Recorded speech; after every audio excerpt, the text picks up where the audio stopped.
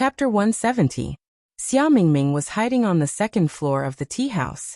When he saw Yushu coaxing her fourth sister out and leading Xia Jiangying over, he quickly retracted his head and sat on pins and needles as he waited upstairs. Yushu bit the bullet and led Xia Jiangying and Ji Xingxuan into the tea house. There weren't many customers on the second floor. When Xia Jiangying entered the private room and saw Xia Jiangmin sitting inside, she realized that she had been tricked. She turned around angrily and was about to leave when Xia Mingming quickly stood up to stop her. Fourth sister, don't go. Listen to me, just a few words, okay? The two of them pulled at the door, and Yushu took a step back. She glanced at Ji Xingxuan, who was also standing at the door, and didn't enter. She listened to what was going on inside. What do you want to say? If you want to talk about those ridiculous dreams of yours, then forget it. Xia Jiangying said coldly. Okay, then let's talk about how I lied to father about you being in danger 3 years ago. Don't be angry and let me finish. At that time, you didn't listen to my explanation and left Shangjing. After that, I didn't have a chance to explain to you. Today, I will tell you everything. Okay, go ahead. I want to hear how you will argue today. Xia Jiangying turned around and lifted the curtain. She didn't forget that there were people outside. Xingxuan, wait for me downstairs. I will go down in a moment. The sisters' private conversation would inevitably involve the family's affairs. It wasn't good for outsiders to hear it. Xia Jiangying was older. Even when she was angry, she was more considerate than Xia Mingming. Okay. Ji Xingxuan turned around and went downstairs to wait. Xia Jiangying wasn't so polite to Yushu. She waved her hand impatiently. There's nothing for you to do here. She treated Yushu as a passerby. Yushu wasn't angry. She said goodbye to Xia Mingming and left. When she walked to the stairs, she turned around and saw that the curtain of the private room was pulled down from the inside. She couldn't hear anything. Yushu went downstairs and found Ji Xingxuan sitting in the corner. She turned around and walked to a tea table a little further away from her. She sat down with her back facing Ji Xingxuan. Ji Xingxuan also saw Yushu. Looking at her back, she felt that this person looked familiar. She had a good memory. And it was impossible that she didn't remember people she had met before. But when she tried to recall carefully, she couldn't find anyone who looked similar. She frowned suspiciously. She picked up the teacup and slowly took a sip. A pleasant yellow color appeared on her snow-white wrist. It flashed and slipped into her sleeve. When Yushu saw Ji Xingxuan today, she couldn't help but think about the people in Yang City. She had been away from Yiyang City for almost 4 months. She didn't know how Zhao Hui was doing. When the merchant ship was in danger, she didn't know how that two-faced Bai Qing would lie to Beijing. She would probably say that she died in the hands of the pirates. Zhao Hui would definitely be sad if she knew. There was also the Ji family. She had ruined the Ji family's reputation in court. Ji Hyotani didn't know how he dealt with it. Did anyone send for her? Did they make things difficult for Beijing? It was still early in the morning. The sun rose high in the sky. Yushu waited for a long time, but Xia Mingming didn't come downstairs. She was about to go upstairs to take a look when she saw someone coming down from the second floor. Xia Mingming and Xia Jiangying walked down the stairs one after the other. Both of their eyes were red and the corners of their eyes were moist. It was obvious that they had just cried. Yushu observed carefully and felt the change in the atmosphere between the two sisters. To be honest, it seemed that they were no longer as incompatible as before. Xia Jiangying's next action proved that Yushu's feeling was right. Xingxuan. Xia Jiangying led Xia Mingming to Ji Xingxuan's table. She actually guided the two of them and introduced them to Xia Mingming. Min, this is the fourth daughter of the Ji family in Yiyang City, Ji Xingxuan. She and I took the Dian examination together and entered Taisher Library together. She is my good friend. Because the two sisters quarreled, Xia Mingming was embarrassed. Miss Ji, I was impolite before. I made a fool of myself. Ji Xingxuan was clever. Seeing the two sisters reconcile, she said gently, no need to be so formal. Sister Ying and I are not strangers. Yes, you are not an outsider. Xia Jiangying took Ji Xingxuan's hand and pointed at Xia Mingming. This is my fifth sister. I mentioned her to you before. At that time, we had some misunderstandings and made you worry. Ji Xingxuan chuckled. If there are any misunderstandings, just make it clear. She then said to Xia Mingming, your sister often told me that there is a sister in your family who has a similar temperament and appearance. Today, I see that it is true. They are both short-tempered and leave quickly. Hearing this teasing, Xia Mingming shyly lowered her head. After a while, she raised it again and said to Xia Jiangying, sister, let me introduce you to someone. I relied on her to get to the capital. Xia Mingming turned to look for Yushu. However, there were only 3 to 5 customers in the tea house. She looked left and right, but Yushu was nowhere to be seen. Wait, where is she? Strange, she was here just a moment ago. How did she disappear in the blink of an eye? Where did she go? Xia Mingming was puzzled. Ji Xingxuan's gaze fell on the seat where Yushu was sitting. She saw that there was only a teacup left. She felt a little strange and was about to ask when she heard Xia Jiangying say, Min Min, I will go back to the library and find a teacher to tell my fortune. You can stay at the Fengyuan Inn on this street. I will look for you when I am done. We can have a good talk then. Xia Jiangying took out her silver pouch and gave it to Xia Mingming. She pinched her shoulder and said, don't run around so that I can't find you, okay? Xia Mingming nodded obediently. Once the gap of many years was cleared, she was behaving like a younger sister. After Xia Jiangying and Ji Xingxuan left, Yushu walked out from the corner of the stairs and patted Xia Mingming, who was looking around for her. Ashu, where did you go just now? I didn't even introduce you to my 4th sister. They went to the toilet. Yushu looked at the door and pulled her to sit in the corner again. What did your 4th sister say? A smile appeared on Xia Mingming's face. It was the first sunny day he had seen in days. My 4th sister said that she would be careful these days. Did you see the young lady who came with her? Of course, Yushu knew who Ji Xingxuan was, but she pretended not to know her in front of Xia Mingming and shook her head. Xia Mingming said, that would be the young miss of your Yiyang City's Ji family, Ji Xingxuan. My 4th sister has a good relationship with her, so she intends to talk to her about switching to her room for the next 2 nights. At night, she'll add 2 female guards to keep watch outside. Yushu said, she will sleep in someone else's room. What about Miss Ji? The old master of the Ji family works for the Celestial Commissioner and has a mansion in the capital. Miss Ji can go home and live there. Yushu was puzzled. Oh, the Ji family has a mansion in the capital. Doesn't your Xia family have one too? Why do you insist on sleeping in the study garden? Since you know that something will happen, isn't it safer to move out? Xia Mingming said helplessly. You don't know. Our Xia family has the reputation of being the leader of the South. There is an endless stream of guests in front of our mansion in the capital.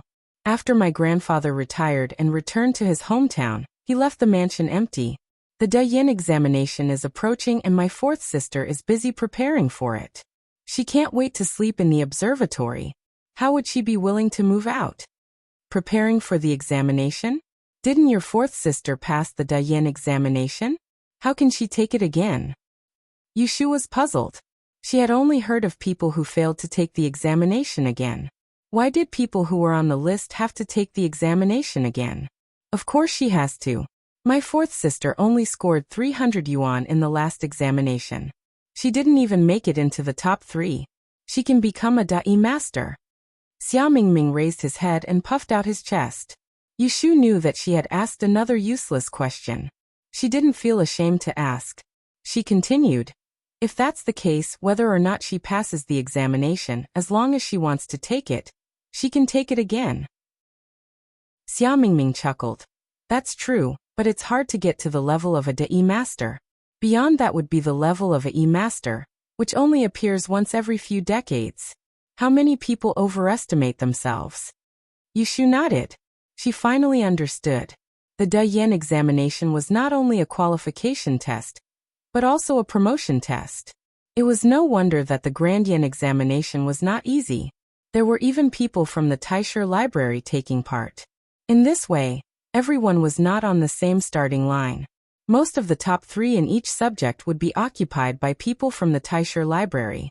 It would be difficult, too difficult, to amaze the world with a single brilliant feat. She remembered the ranking of the Dayan examination. It was Chao Zixin who told her that among the subjects, except for mathematics, those who could make it into the top 100 in a single subject would be a Yi Shi. Those who made it into the top 3 in 2 subjects would be a Da Yi Shi. As for the EZ, only those who made it into the top 3 in 3 subjects could be crowned. Ashu. Xia Mingming hesitated and said to Yushu, "Fourth sister wants me to stay at the nearby Fengyuanan for a few days. I also want to stay close to her when someone from home comes to pick me up." Yushu smiled. "Why do I see that you two have forgiven each other? Didn't you two hate each other so much?" Xia Mingming twirled his hair behind his ear and lowered his head. "Actually, fourth sister isn't a bad person. She's just as straightforward and stubborn as I am. We talked a lot upstairs just now, and we made up. Don't laugh at me." "Why would I laugh at you?" Yushu patted her arm.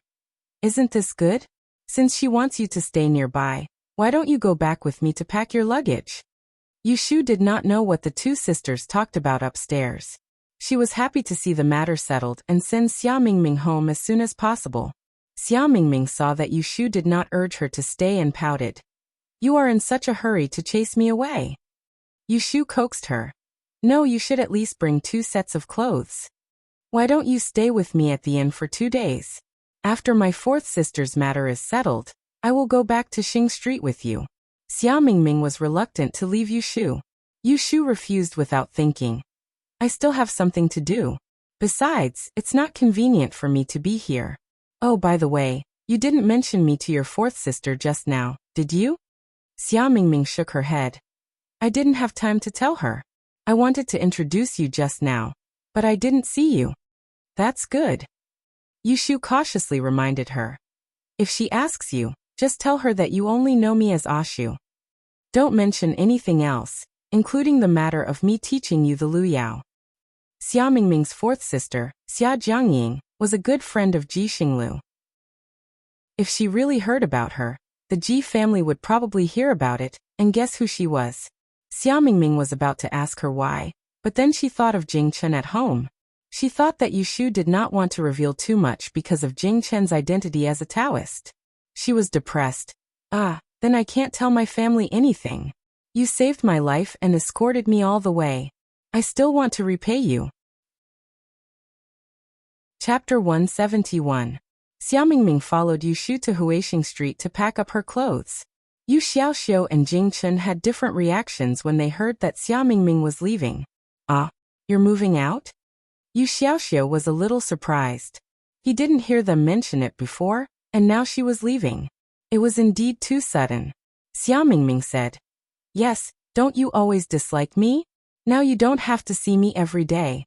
Are you happy?" Yu Xiaoxiu was speechless. Even if he disliked Xia Mingming, they had spent so many days together.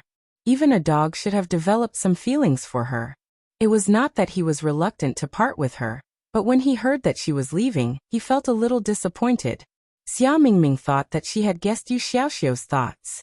She rolled her eyes at him and grabbed Kim Bao, who was next to him. She used her finger to tickle its chin and complained, Kim Bao, I'm leaving.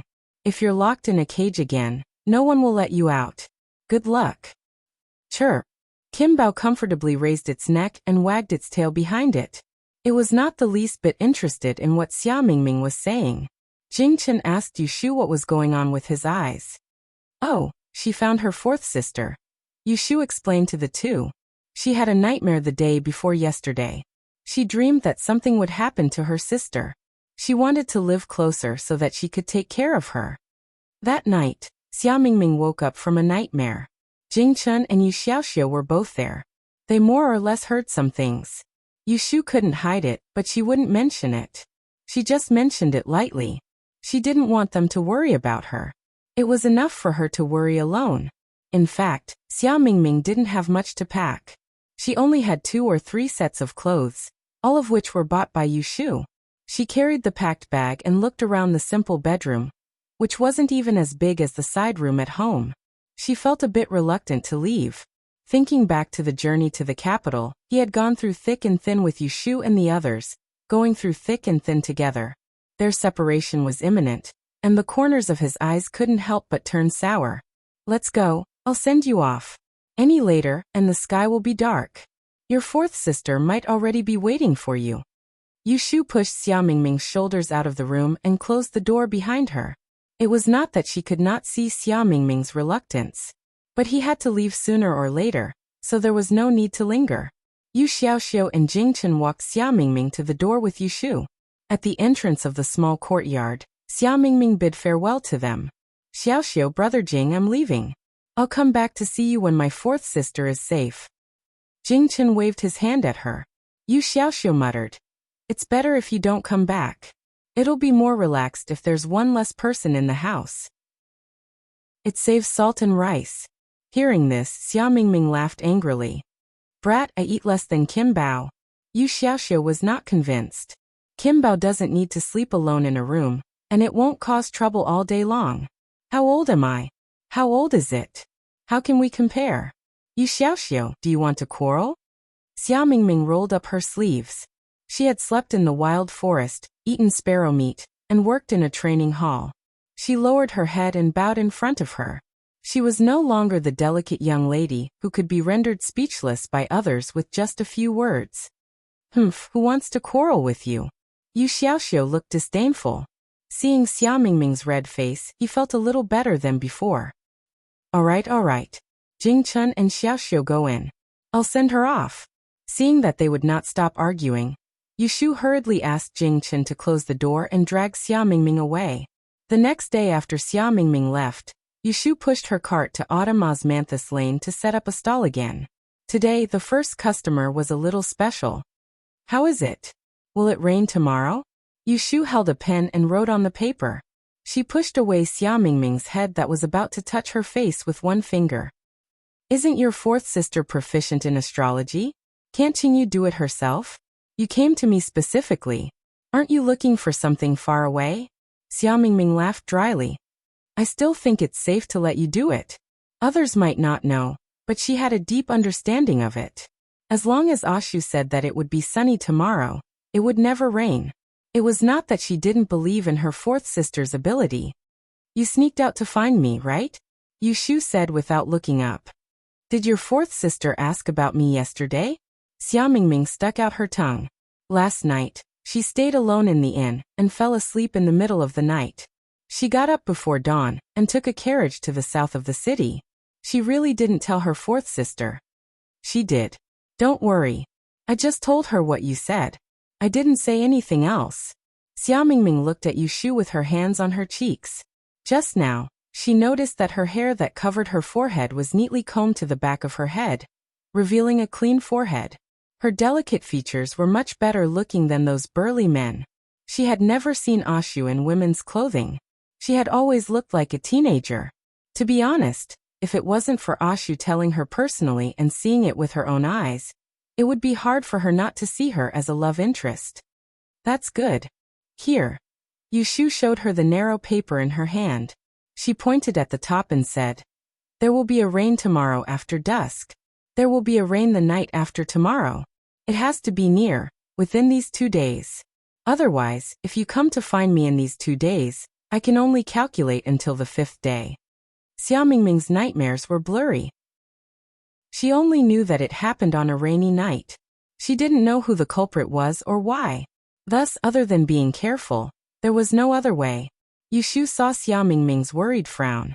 After hesitating, she suggested, In my opinion, you should take this opportunity to find the culprit. Otherwise, even if you hide this time, what if there is a next time? Xia Mingming sighed and said in a low voice, Fourth sister said that she has already written home. No matter who the culprit is, this matter needs to be discussed at length. Wait for my father to come. Our Xiajiang clan is not a small clan. The change of the head of the south is not a joke. The Dian examination is near, and it is also the meeting between the north and the south. There are many eyes on our Xiajiang clan. The slightest trouble will alarm the court. How can we cause trouble? After hearing this, Yushu's impression of Xia Jiangying immediately improved. She was able to consider the stakes first, put the reputation of her family above her own safety, and remained calm. This Xia Zhang's fourth daughter was definitely not a simple young lady. This kind of girl was worthy of admiration. Yushu's fingers tapped on the table a few times. She raised her head and said to Xia Mingming, "Do you know your fourth sister's birthday and horoscope?" Xia Mingming nodded. Yushu handed her a pen and paper. "Write it down." Under her deliberate concealment, Xia Mingming only knew that she knew the occult door, the 6 trigrams technique, and knew a little about astrology. He did not know that she was good at other things. Using the law of time of calamity, he could divine for Xia Jiangying. If she met with a fatal disaster, he could at least determine when it would be. Xia Mingming wrote down Xia Jiangying's birthday and horoscope. Seeing that Yushu was writing again on the abacus, he knew that she was doing it for his fourth sister. He pressed down on Yushu's hand and said, "There is no need to do it. My fourth sister consulted an extremely prestigious old teacher in the library yesterday. She knows what to do." Just as Yushu was about to say something, another fortune teller came to the stall. Xia Mingming saw that she had business, so he stood up to make way for her. Seeing this, Yushu could only focus on the customer in front of her. Xia Mingming got money from Xia Jiangmin and sat with Yushu in Autumn Osmanthus Lane until noon. He then dragged her to a nearby restaurant for a good meal. Yushu could not resist him, so she pushed the stall into the Sun restaurant and asked the waiter to take care of the food. The two of them went to the largest restaurant in Autumn Osmanthus Lane.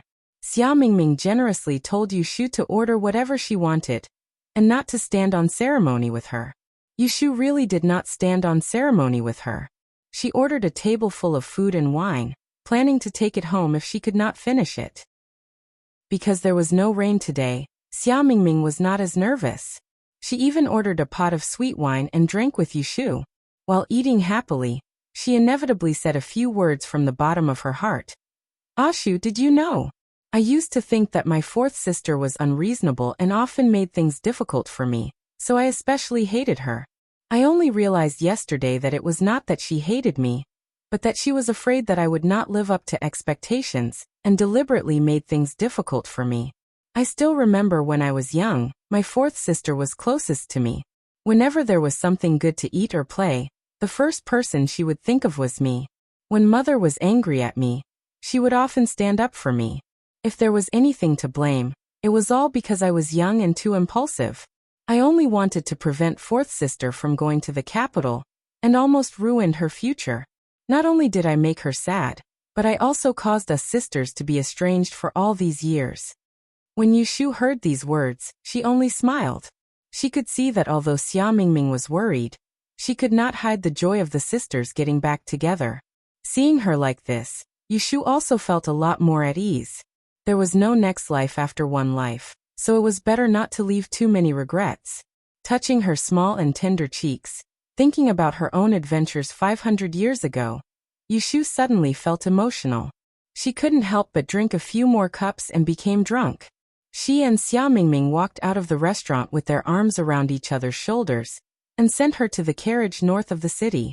Carrying the packed food, they staggered back to Sun's restaurant, thanked the waiter and pushed the cart home early.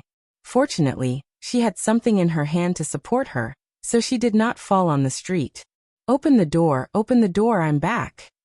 Yushu slapped the door with her tongue hanging out. Yu Xiaoxia was taking an afternoon nap when Jingchen came out to answer the door. Seeing Yushu's drunken appearance, he was surprised for a moment. He took the cart with one hand and used the other hand to help her up the stairs.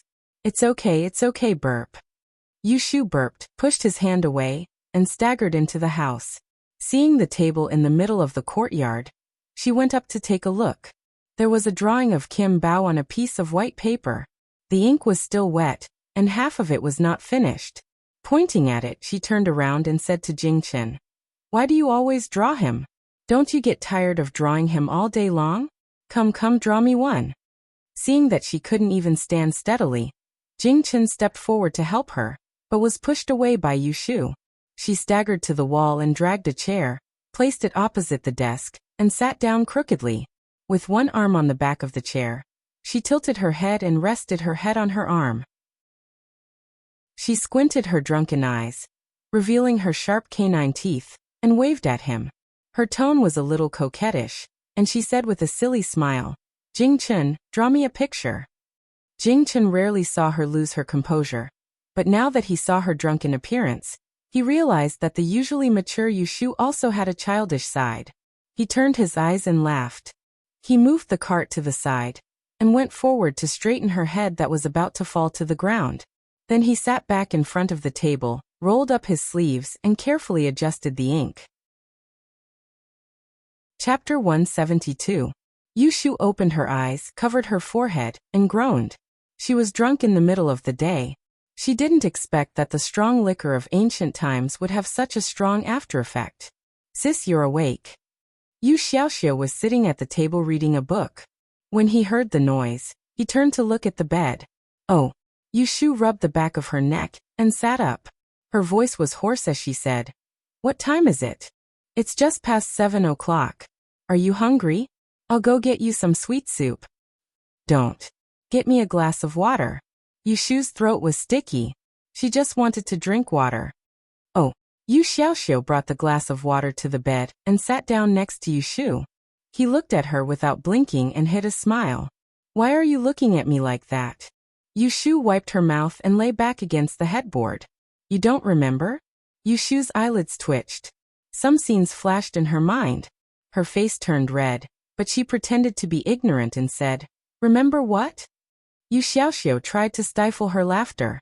"You came back drunk in the afternoon and forced Brother Jing to teach you how to draw.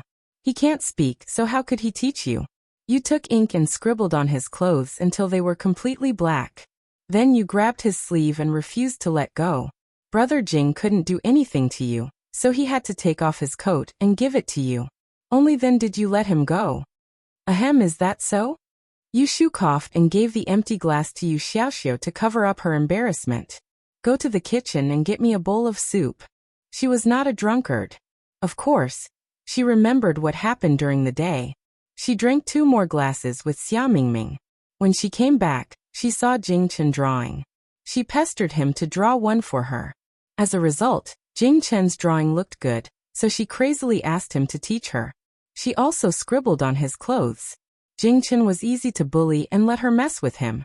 Yushu pinched her nose in frustration. She lifted the quilt and got out of bed. She put on her clothes and wanted to apologize to Jing Chen. But when she reached the door, she gave up. Forget it. She should pretend that she didn't remember such a shameful thing.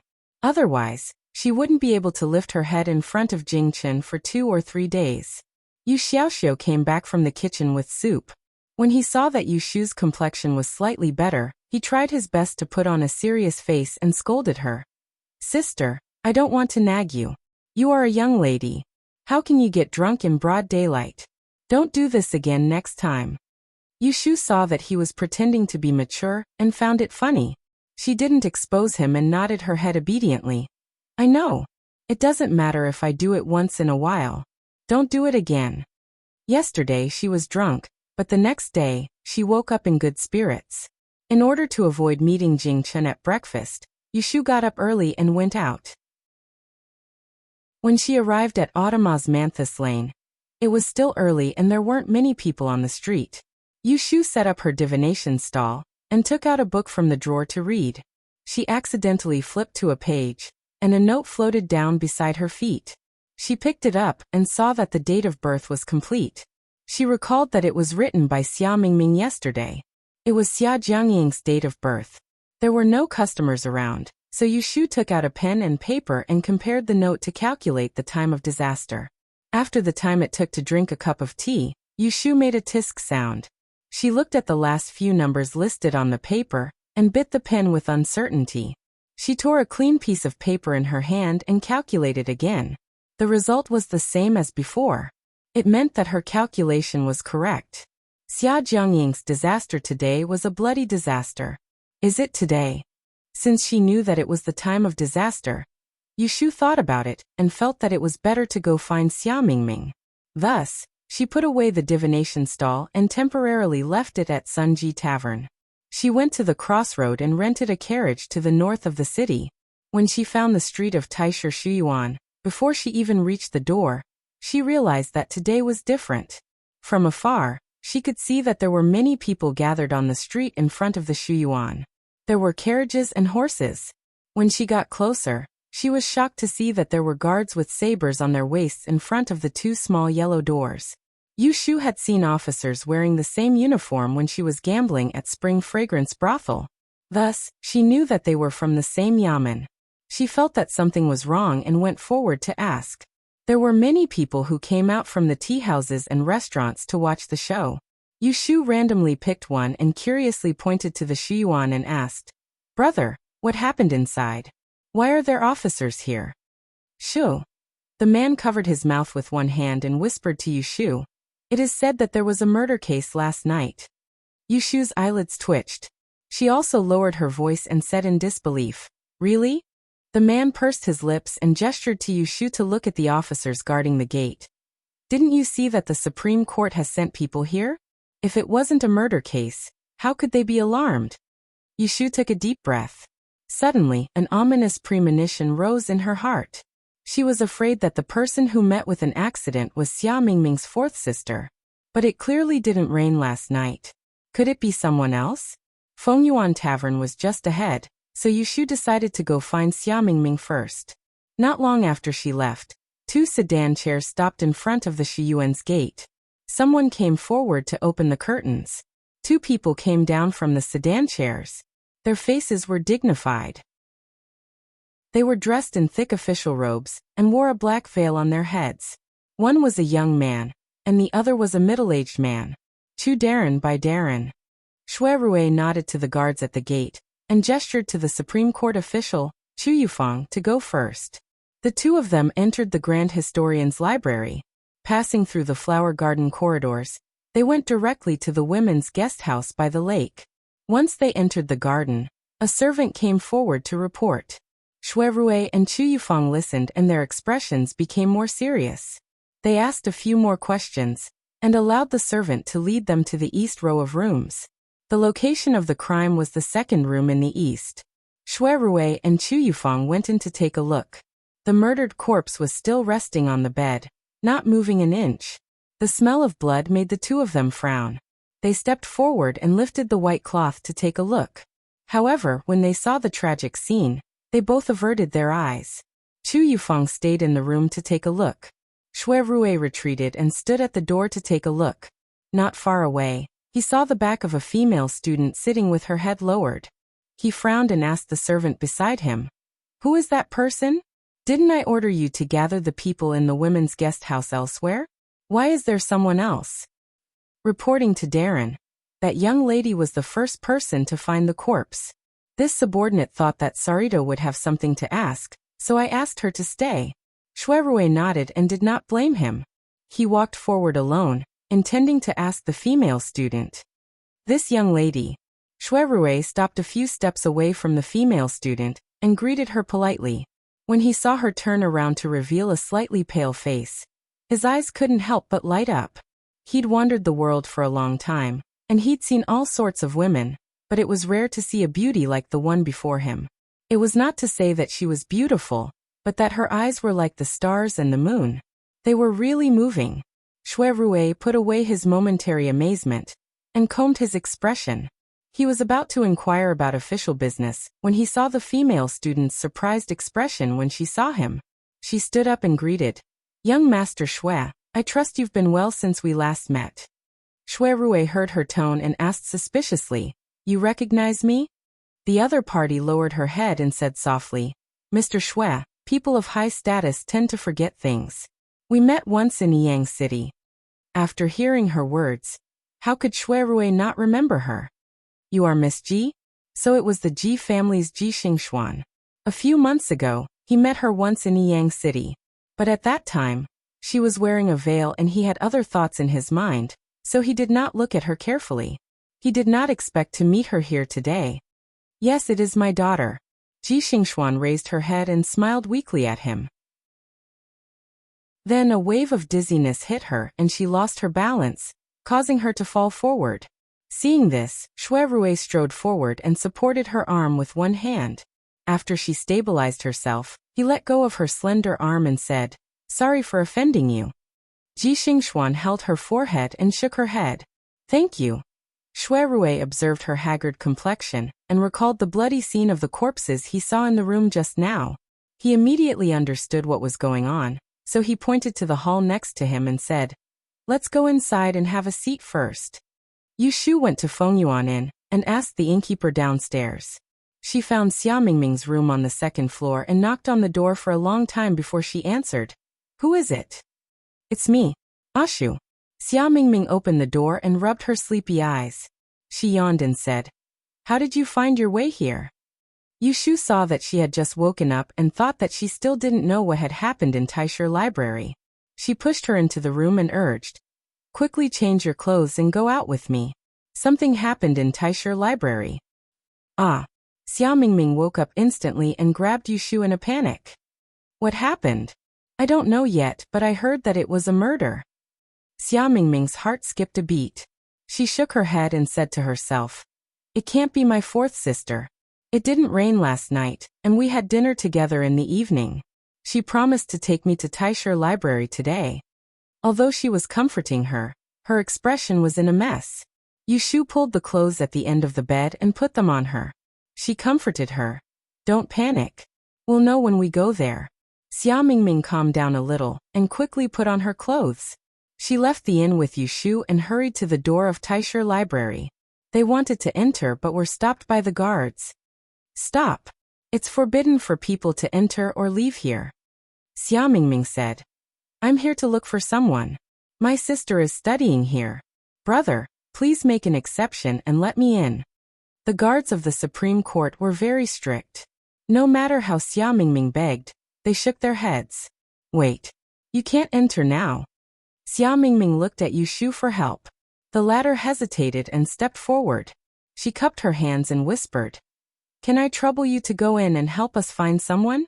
It's the daughter of the Xia family, Xia Jiangying." When the guards heard this, their expressions changed. They looked at each other. The one on the left asked Xia Mingming, "Who are you to Xia Jiangying?" "I'm her sister." Xia Mingming didn't care that she was dressed as a man and blurted out. The two guards in front of the door whispered to each other. The one on the left nodded to Xia Mingming. "Come with me." Chapter 173. Xia Jiangying was dead. She died on the night of the 9th day of October. Just as Xia Mingming had dreamt, someone jumped into her room from the back window and stabbed her in the heart.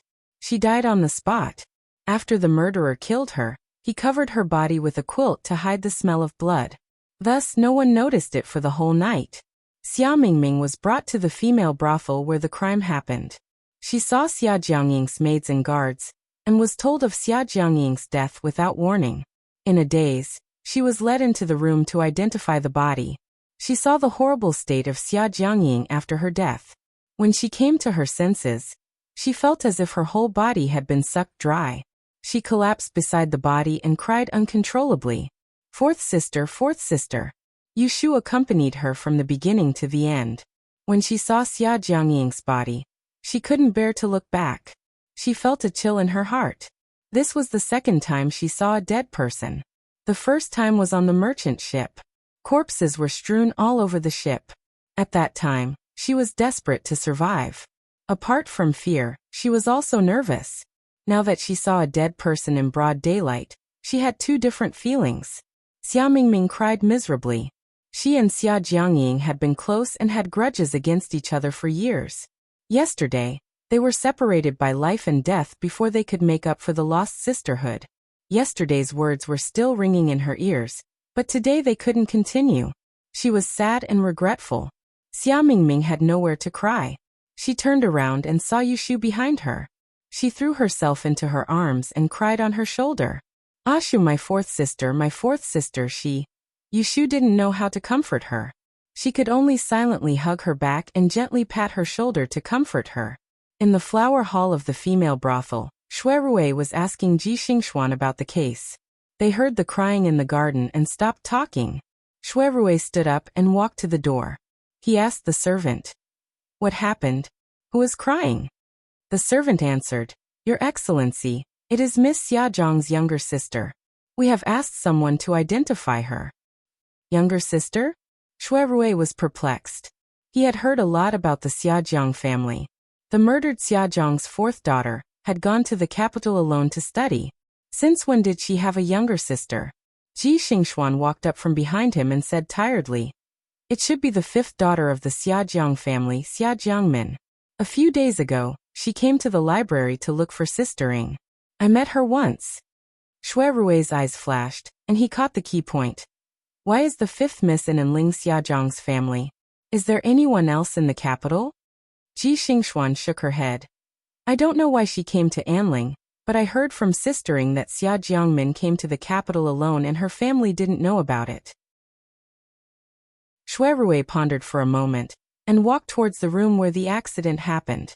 Ji Xingxuan hesitated for a moment before following his footsteps. The Supreme Court's Chancellor, Chu Yufang, went to the front hall to interrogate the female brothel that morning. There was only one official standing guard at the door. As soon as Shui Rui entered the room, he turned his gaze to the inner room. He saw Xia Jiangying's corpse lying on the ground.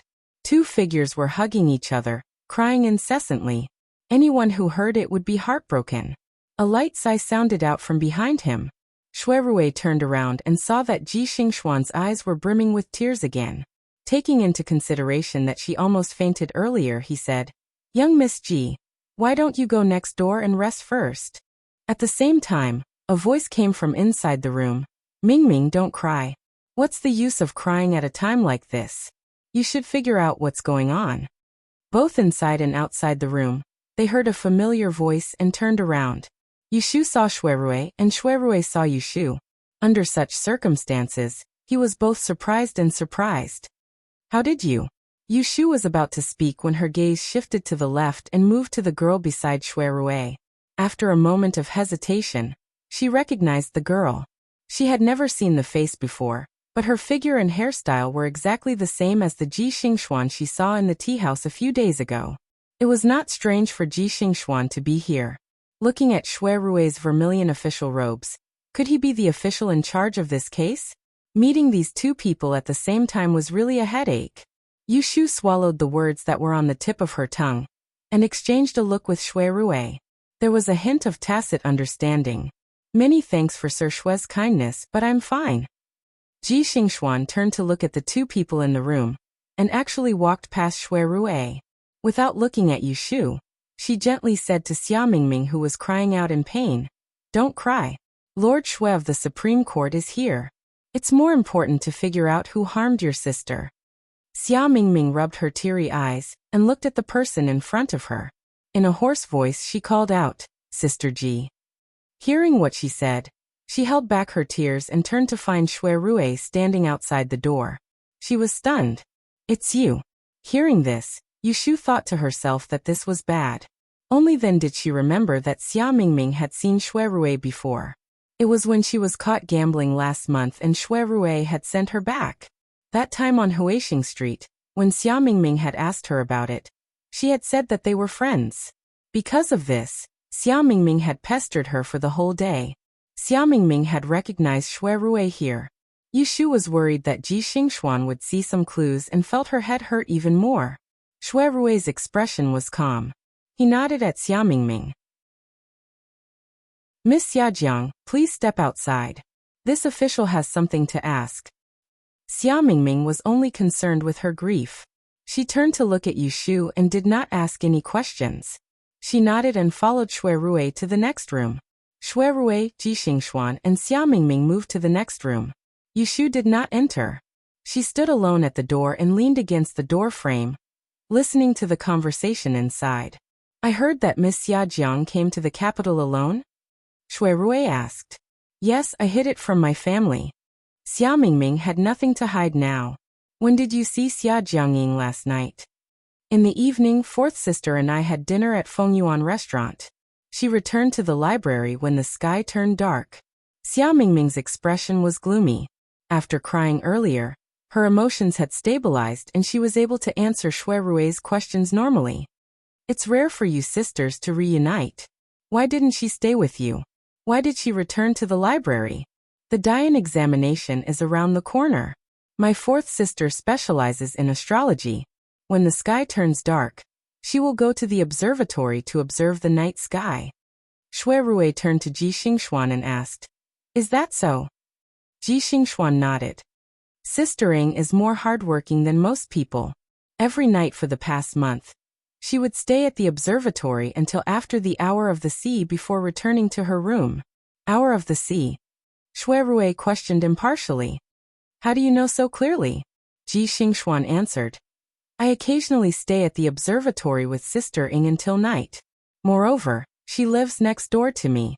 I'm a light sleeper. I can hear her every time she opens and closes the door. Oh, you live next door to her? Ji Xingxuan answered. Yes, Sister Ing lives in the first room in the East Pavilion. I live in the second room. Shui Rui frowned. He had seen the layout of the garden clearly when he came. The room where Xia Jiangying died was clearly the second room from the east. Why did Ji Xingxuan say that she lived in the second room? He voiced his doubts. Ji Xingxuan did not hide anything. She confessed. It's like this. A few days ago, Sister Ing told me that there were rats in her room. She wanted to buy some rat poison and suggested to exchange rooms with me. She stayed in my room while I returned to the mansion. Because I had classes in the morning, I left home before dawn. I wanted to go back to the female library to get 2 books. I knocked on the door, but it didn't open. When the guard at the door realized something was wrong, he knocked the door open. Sister Ing was already. At this point, Ji Xingxuan did not continue because Xia Mingming, who was sitting opposite her, started to cry again. Yushu touched her chin outside the door. It seemed that Xia Jiangying did not tell Ji Xingxuan the inside story. Instead, she found another excuse to exchange rooms with her. Could it be that Xia Jiangying's ability to dream could not be known by others? However, it clearly did not rain last night. Why did Xia Jiangying sleep in Ji Xingxuan's room and still die? Yushu's heart was full of doubts. At this moment, Shui Rui found it strange. Is there a rat in the room? He called in the servant at the door and sent someone to check Xia Jiangying's room. Half a cup of tea later, a servant came back and reported. Reporting to Your Excellency, we did not find any rat poison in Xia Jiangying's room, nor did we find any other suspicious traces.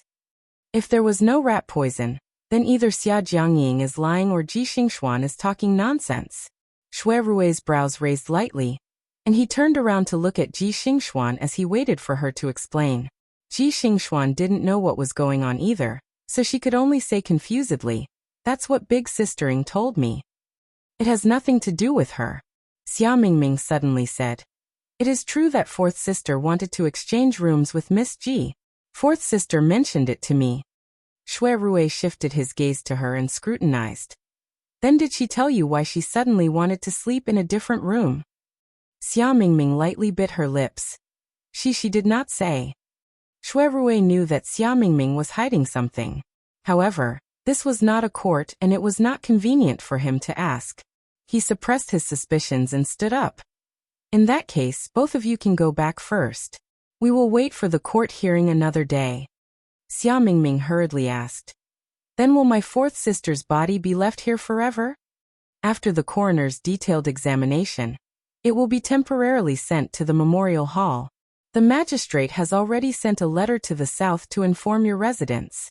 Whether to bury or not, it is up to you. Miss Xiajiang, please restrain your grief." Shui Rui stood up and nodded to Ji Xingxuan before leaving first. Shui Rui walked to the door and turned his head to see Yushu leaning against the door with her arms crossed. He raised his chin at her and gestured for her to follow him. Yushu took a look at Xia Mingming and saw that she was talking to Ji Xingxuan. For the moment, she did not notice her and followed a few steps behind him. After exiting the women's residence, the two came to the side of Mirror Lake. Shui Rui looked around and saw that there was no one around before turning his head and asked, "How did you get to know Miss Xiajiang?" "It's a long story." Yushu did not explain in detail but asked, "Are you working in the Supreme Court? How do you plan to investigate this murder case?" Logically speaking, Shui Rui should not talk about official matters with outsiders. However, he did not have such scruples when it came to Yushu. He even revealed a trace of distress. This case is no small matter. Now that the Dayan examination is just around the corner, Miss Xiajiang of the South has been murdered in the Supreme Historian's library. If this news were to spread, it would cause a commotion. The Ministry of Justice received a report this morning and submitted it to the Supreme Court, because this case is difficult. It would be fine if we can catch the murderer, but if we can't, I'm afraid it will cause suspicion from all sides. At this point he pretended to ask casually, "You are familiar with Xia Jiangmin? Do you know the relationship between her and her sister?" Yu Shu raised her head and looked at him from the corner of her eye. She put on a fake smile. "Are you suspecting Xia Jiangmin?" Being seen through, Shui Rui actually admitted it openly. "I just feel that she is strange. Forgive me for being frank. She happened to appear before the victim was murdered and had contact with the victim. Even if Xia Jiangying's death was not caused by her, she is definitely related to her." Yu Shu was silent for a while and suddenly said in a low voice, "Then why don't you guess that Xia Jiangying stayed in the wrong room and died a violent death?" Shui Rui's expression suddenly changed. He took a step forward and approached Yu Shu. He stared at her. "You mean?" Under Shui Rui's gaze, Yu Shu did not change her expression. She clasped her hands behind her back and stepped back. She shook her head at him. "I didn't say anything. I'm leaving. You guys investigate this case well. I hope you can catch the murderer as soon as possible." Chapter 174. It was all because of her reputation. In order to avoid suspicion, the daughter of Xia Jiangying, the leader of the South, was studying in the capital. She only had 2 guards and a maid with her.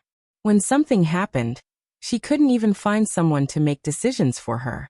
After the female coroner examined the corpse, Xia Jiangying was sent to the memorial hall. Xia Mingming rarely showed her independent side. She arranged for guards to accompany her and personally went to the nearby post house to write a letter home. After everything was done, she returned to the memorial hall with the maid to sort out Xia Jiangying's belongings. The trial was all handed over to the Supreme Court. At this critical moment, Yu Shu certainly wouldn't leave Xia Mingming alone. She accompanied her from beginning to end, and was duty-bound to help if there was anything she could do. Xia Mingming was sad and didn't suspect anything about Xia Jiangying's death. Yu Shu was suspicious about the fact that Xia Jiangying died on a rainy day in her dream, but it didn't rain in reality. She was very suspicious that Xia Jiangying had avoided the death trap predicted in Xia Mingming's dream, and just happened to enter another one. Yu Shu didn't mention these suspicions in front of Xia Mingming. She only reminded Shui Rui and left it to the Supreme Court to worry about. After Xia Jiangying died, Xia Mingming didn't need to live in Fengyuan anymore. She arranged for the maid and guards to live in the North City Inn so that it was convenient to inquire about the progress of the case at any time. In the evening, she hired a carriage to carry some of Xia Jiangying's belongings and returned to her residence on Huixing Street with Yu Shu. Yu Xiaoxiu saw Xia Mingming return after only 2 days, and sensed that the atmosphere wasn't right. He cleverly didn't tease her, but helped Yu Shu carry her luggage into the room. Under Yu Shu's orders, he went to tidy up Xia Mingming's room. After making the bed, Yu Shu pushed the dazed Xia Mingming back into the room to lie down. She closed the door and left her alone. As soon as the door was closed, she heard crying in the room. Yu Shu pursed her lips into a straight line and her face darkened. Jing Chun and Yu Xiaoxiu were waiting for her in the courtyard. As soon as he saw her come out, Yu Xiaoxiu went forward and pointed at the door, asking in a low voice, "What happened to her?" Yu Shu waved at him and led the 2 of them to the kitchen door. They avoided Xia Mingming's window because they didn't want her to hear them. "Fourth sister is clearly dead." "Ah." Jing Chun was stunned. Yu Xiaoxiu opened his mouth wide in shock. How did he die? Didn't you say?" Yu Shu made a shushing gesture at him and interrupted him. She lowered her voice and said, "Well, it's none of your business. Don't ask too much. Go to the kitchen and start a fire. I'll make dinner later." Yu Xiaoxiu scratched his head and looked sympathetically at Xia Mingming's door before obediently entering the kitchen. XXX Yu Shu went back to the room and took a pen and paper as well as a booklet. She took it to the central room, which was not yet covered by the night. She ground the ink and recorded Xia Jiangying's birth date and the date of her death in the booklet. After finishing this, she looked at the booklet, which was specially used to record all kinds of disasters. Xia Jiangying's pale death suddenly appeared in her mind. She rubbed her forehead and felt a little restless. Jing Chun walked in silently and lit the oil lamp on the table. It was already dark outside. Her sight suddenly became bright. Yushu blinked her eyes and turned her head to meet Jing Chen's eyes. She didn't know why, but when she saw the clear and clean eyes which could reflect her figure, her restless heart suddenly calmed down. Jing Chen sat down on the left side of Yushu. Seeing that she had finished her work, he poured a cup of tea and dipped his finger in it. He wrote on the table, "What are you thinking about?" Yushu looked at the transparent water droplets that were slowly dispersing on the table. She was a little distracted and blurted out, "I was thinking if I was a little heartless." When she heard about Xia Mingming's nightmare that day, she didn't think that Xia Jiangying's death had anything to do with her. If it wasn't related to Xia Mingming, she wouldn't even interfere. But this person really died. She saw Xia Jiangying's death with her own eyes and saw Xia Mingming's grief. She felt a little regretful because of sympathy. She even thought that if she didn't treat this matter so carelessly, and didn't have an attitude of looking on coldly, would Xia Jiangying have been able to escape this disaster? Was this kind of thinking after the fact considered a tiger's concern for its pearl and fake compassion? Yushu pursed her lips in a self-deprecating manner. She saw Jing Chen shake his head at her, using a gesture to deny her ridicule towards him. He then used a line of words to refute her doubts towards him. "You're very kind." Yushu stared at the flashing words on the table that were drawn by the dim yellow light. After a moment of silence, she remembered that this person had once said these words to her. She raised her head and stared at the seriousness on Jing Chen's otherworldly face. For a moment, she felt that these words, which used to be unreachable and mocking to her, had become kind and cute. "Thank you," Yushu said softly. She threw away those messy thoughts and swept away the worry on her face. She rested her chin on her hand and said to Jing Chen, "After what you said, I realized that I'm really quite kind. Now that you mention it, I realize that I'm actually quite kind. Look, I saved both your and Mingming's lives. I took care of the two of you along the way, providing money and effort, going out early in the morning to earn money so that you could eat and wear warm clothes. Don't you think I've treated you well?" Although it wasn't right to hear someone praise him like this, Jing Chen still nodded and agreed with her. He didn't remember the people and things before he lost his memory. If only after he lost his memory, she was undoubtedly the person who treated him the best. Yushu saw that he fell into the trap, but she didn't show it on her face. "Then tell me, I'm so good to you. Shouldn't you find a way to repay me in the future?" Jing Chen nodded without hesitation. Yushu secretly laughed at him for being fooled. She quickly got up and went back to the house to get a clean piece of rattan paper. She placed it in front of him and handed him the brush. She arrogantly ordered, "Here I say write."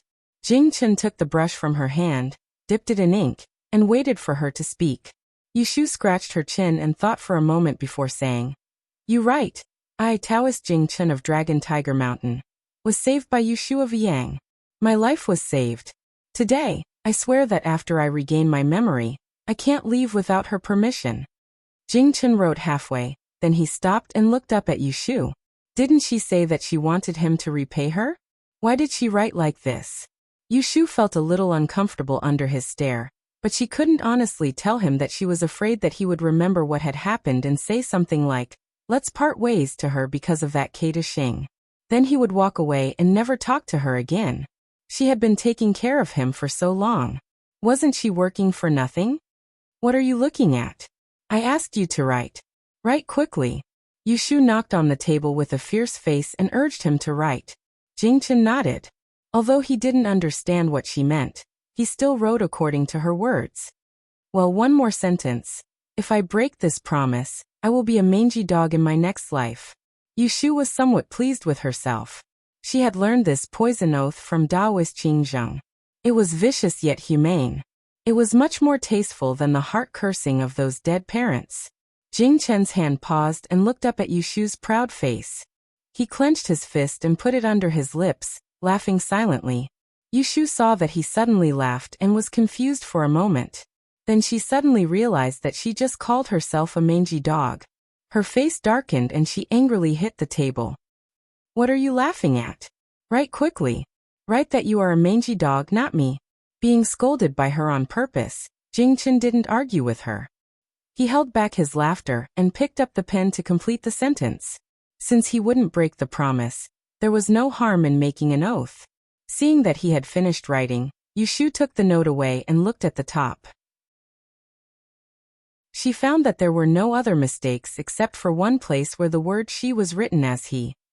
She nodded her head in satisfaction and blew the ink dry. She carefully folded the note twice and went back into the room. She put it at the bottom of the cabinet and put it in a cloth bag with her ancient sword covered in green rust. Jing Chun sat in the central room with his hands clasped together. He calmly watched Yushu's actions with a smile on his face and a little indulgence in his eyes. At this time he still didn't know what he had just made. XXX Xia Mingming hadn't recovered from the shock of her sister's death. She was in a low mood. Yu Xiaoxiu didn't know how to coax her and Jing Chun didn't have anything to say to her. If she was in a bad mood, she wouldn't even have someone to talk to. Yushu was worried about her, so she didn't go to Qiu Fang to set up a stall. She got up early to buy vegetables and cooked a good meal for them at noon. She tried to coax Xia Mingming to eat more. There was no news from the Supreme Court. Maybe there was no progress in the case, so no one mentioned that Xia Mingming went to the court to interrogate her. Yushu took advantage of the free time at home to help Yu Xiaoxiu with his homework for 2 days. She directly jumped from simple addition, subtraction, multiplication and division to equations with unknown numbers. Yu Xiaoxiu didn't know that this was knowledge from 500 years later. He learned whatever Yushu taught him. He made full use of his hard work and didn't complain about Yushu's harsh requirements. During this period, there was another thing that gave Yushu a headache. Brother Jing, how do you write the character vat in the water tank? Write it for me. Yushu put a few calculation problems in Yu Xiaoxiu's hand, put down the pen, walked to the window, and looked into the yard. She was sitting opposite Jing Chun, holding a pen and paper to ask him for advice. Auntie Su's niece, Zhou Fangfang, had stayed on Huixing Street yesterday. Yushu had gone out to buy groceries yesterday and met her. The little girl had followed behind her and entered the house. She was not shy at all and generously asked Jing Chun to teach her how to write. No matter how Yushu hinted that it was inconvenient, she insisted on staying at their house. She came yesterday and came again today. Yushu had no choice but to let Jing Chun deal with her. She didn't want to hurt the relationship between neighbors, so she asked Jing Chun to deal with her. At night, she would calculate Zhou Fangfang's horoscope to prevent her from being unlucky at home. As usual, Jing Chun was sitting in the courtyard, basking in the sun and drawing. Although he felt uncomfortable that there was another person in front of him, and that his ink drawing time had been disturbed, because of Yushu's orders, he could only give up his habit of sitting quietly by himself and divert some of his attention to guide Miss Zhou in her calligraphy. So this is how to write the character vat. I thought it would look like a water tank. It doesn't look like it at all. Huh. As the daughter of a butcher, Zhou Fangfang's personality was very cheerful.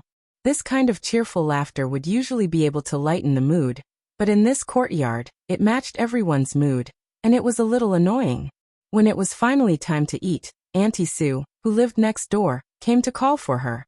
Zhou Fangfang reluctantly packed up the papers, took away the words Jing Chun had written, and went home with Auntie Su to eat. As soon as she left, the 3 people in and out of the yard breathed a sigh of relief at the same time. One was tired, the other 2 were annoyed. Only Xia Mingming's room did not make any noise. Yu Xiaoxiu said to Yushu impatiently, "She won't come back in the afternoon, will she?" Yushu patted his head. "Bear with it. I heard from Aunt Su that she'll leave the day after tomorrow." Yu Xiaoxiu curled his lips and looked at Jing Chun in the yard. He whispered, "It's all Brother Jing's fault." Chapter 175. Yushu stayed at home for 3 days. When she saw that Xia Mingming's spirit had improved, she went back to the Osmanthus Lane to set up her fortune-telling stall. These days, she had been eating and drinking well. There was fish and meat, but her expenses had increased dramatically. In the blink of an eye, it's going to be winter. Seeing that the weather is getting colder and colder, she doesn't even have a coat to keep warm. Yushu arrived in front of the Sunji Tavern. Just as she set up her cart, someone from the Fuan escort agency came with a few pairs of 8 characters.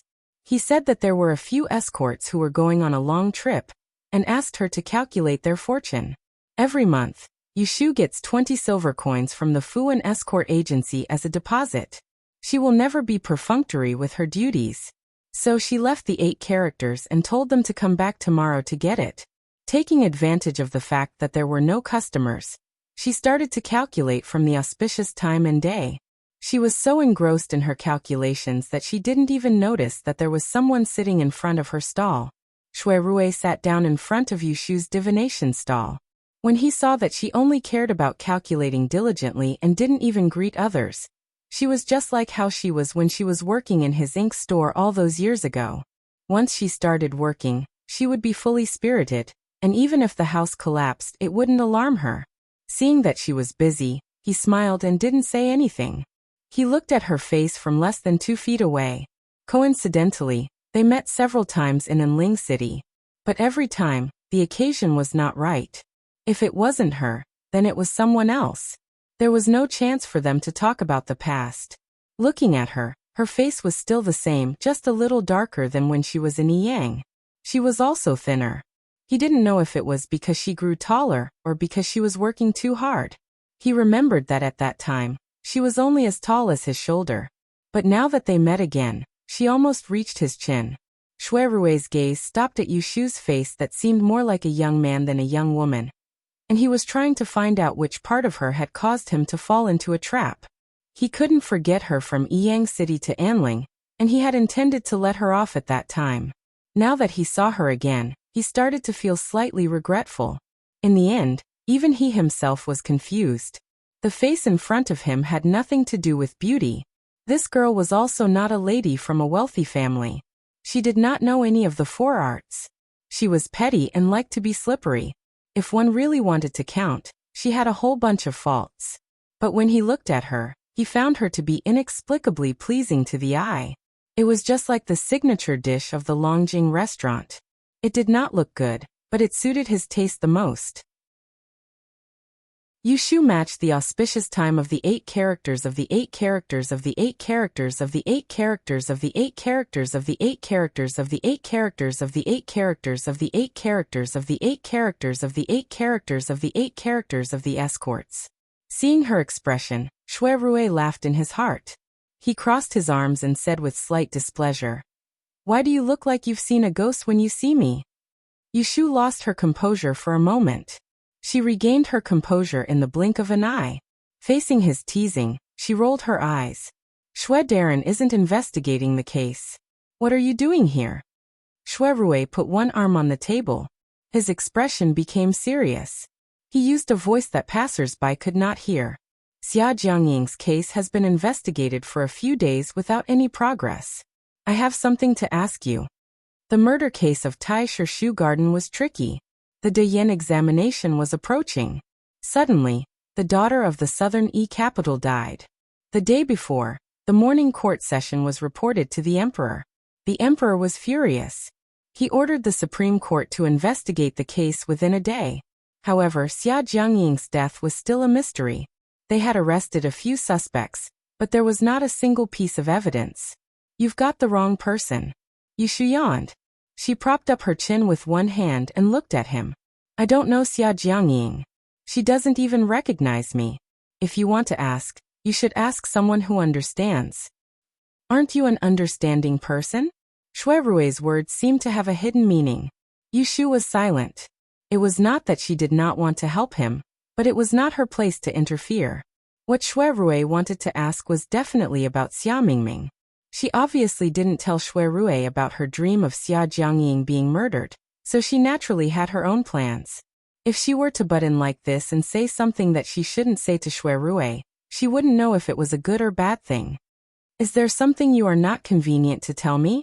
Shuirue observed Yushu's expression and saw that she was in a difficult position. He thought it was a pity. He was anxious about this case, but he did not want to force her. Yushu hesitated for a moment and said, What do you want to ask? Shuirue said, Forget it. You don't have to say it if it is not convenient. I asked you to ask. Why are you wasting time? She might not answer him anyway. Rui couldn't help but laugh in his heart when he saw her impatient temper. He cleared his throat and stared at her face as he asked with a serious expression. How about this? You just have to answer one question of mine. Why would Xia Jiangying move into the room of the Ji clan's fourth young miss for no reason? Yushu guessed that he was going to ask this. She sighed and shook her hand. I can't say this. Is there anything else you want to ask? Rui's eyes flashed. He sat up straight and shook his head with a smile. No, thank you. Yushu felt strange and said, Why are you thanking me? I didn't. She suddenly stopped halfway. She looked at the smile on Rui's face. She thought for a moment, and suddenly realized what she had just revealed to him. She looked angry. Are you trying to trick me? This guy didn't want to find out the reason why Xia Jiangying changed rooms from her. He was obviously testing whether she knew the reason or not. She said, I can't say it, which clearly told him that she knew the inside story. She was not related to Xia Jiangying, so she must have learned it from Xia Mingming. She knew the inside story but refused to say it. It was equivalent to telling him that Xia Jiangying's death had something to do with Xia Mingming.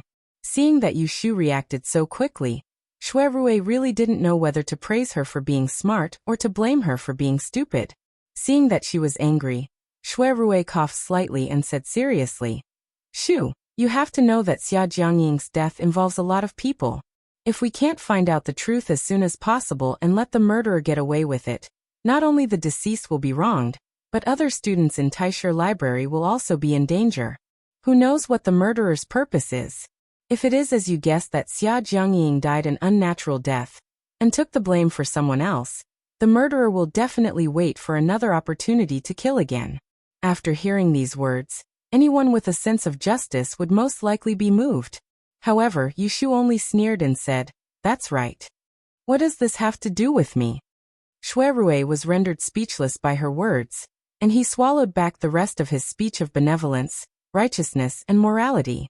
He only felt that he had wasted half a day's effort in saying so much to her earlier. How could he forget that this girl was a ruthless person who could endure dozens of beatings and go to court to vent her anger? Wasn't he playing the lute to a cow by saying this to her? They didn't have anything to say, so both of them went silent at the same time, and the atmosphere was slightly awkward. Right when Rui intended to apologize for his actions of trying to worm information out of Yushu, Yushu spoke first. Sorry, I was too impulsive just now.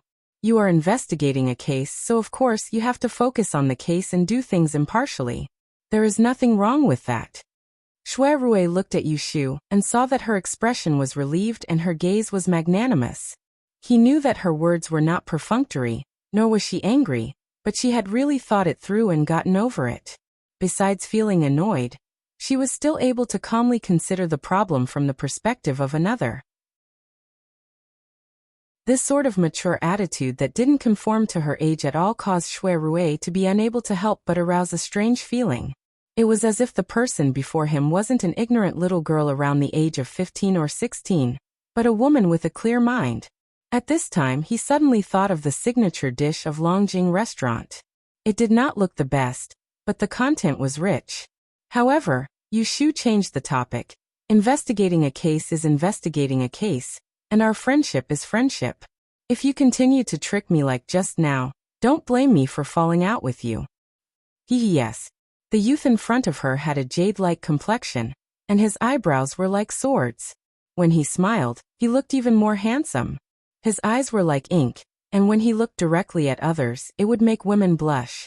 Yushu had developed an immunity to Jingchen at home every day. She generously glanced at Rui, then lowered her head to tidy up the table without any obsession. She did not even raise her head and said, How much did you spend on buying shoes for me last time? I will give it to you later. It was not that she was calculative, but there was a difference between men and women. It was not right for a girl to wear shoes bought by a man for free.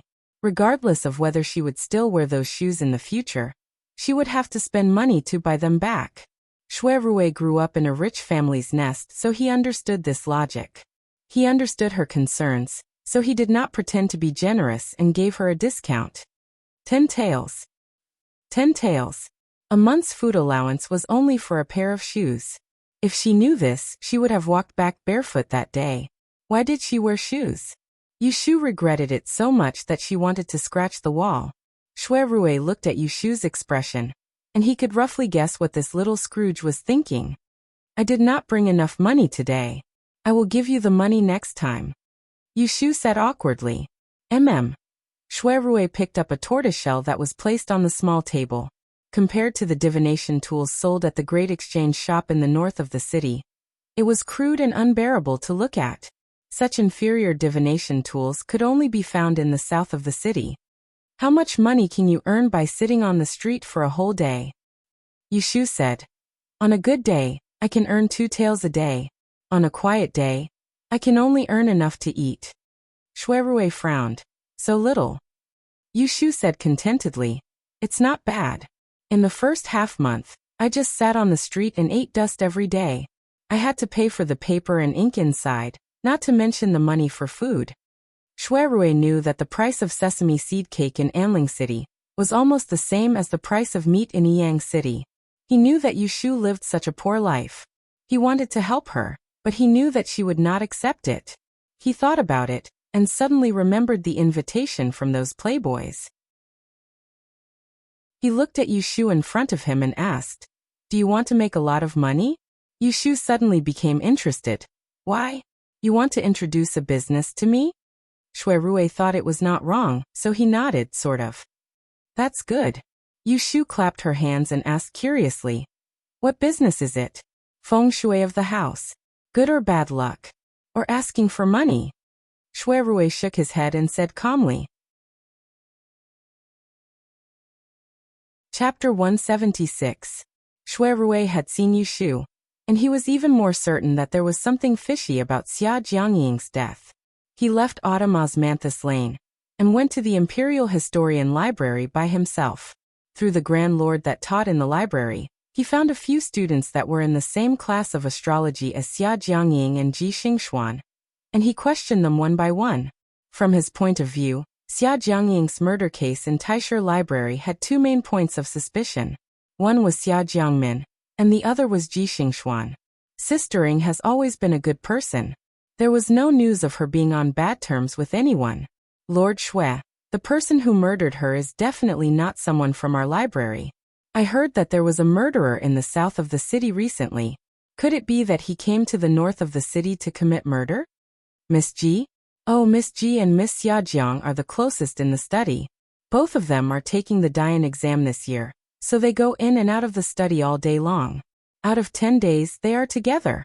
Lord Xingxuan, are you suspecting that the murderer is Miss Ji? Xingxuan? Let me think. There doesn't seem to be anything special happening recently. Oh yes, there is something strange. Shui Rui perked up and asked a few people.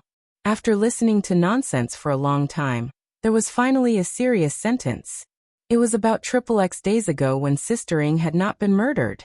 One afternoon, Xingxuan came back from outside and suddenly asked us to go to a shop near Qianyuan Street to find a book for her. I went with Sister Ing. Shui Rui frowned in disappointment. This matter seemed to have nothing to do with the case. What's so strange about this? Of course it's strange. Xingxuan didn't have any lessons that day but asked Sister Ing and me to run errands for her. She rarely troubled others like this. Alas, Sister Ing and I went there for nothing. In the end, we didn't even find the book. Shui Rui's eyes narrowed slightly, and he pursued closely. Which trading shop? What books? It's the Shanghai store. The name of the book it's been so many days, and the name of the book is so long, I can't remember it. Why don't you ask Xingxuan? Shui Rui gently clenched his fist and restrained his expression. He shook his head and said, There's no need. This matter has nothing to do with the case. Thank you for telling me this. Lord Shui, you're too polite. As long as you can catch Sister Ying's murderer as soon as possible, feel free to ask me any questions. After the female student left, Shui Rui sat by himself in the Sun Pavilion of the Imperial Historian's Library for a while and sorted out the case. He noticed helplessly that the more he investigated this case, the more puzzling it became. It was as if there was a ball of fog that enveloped Xia Jiangying's death.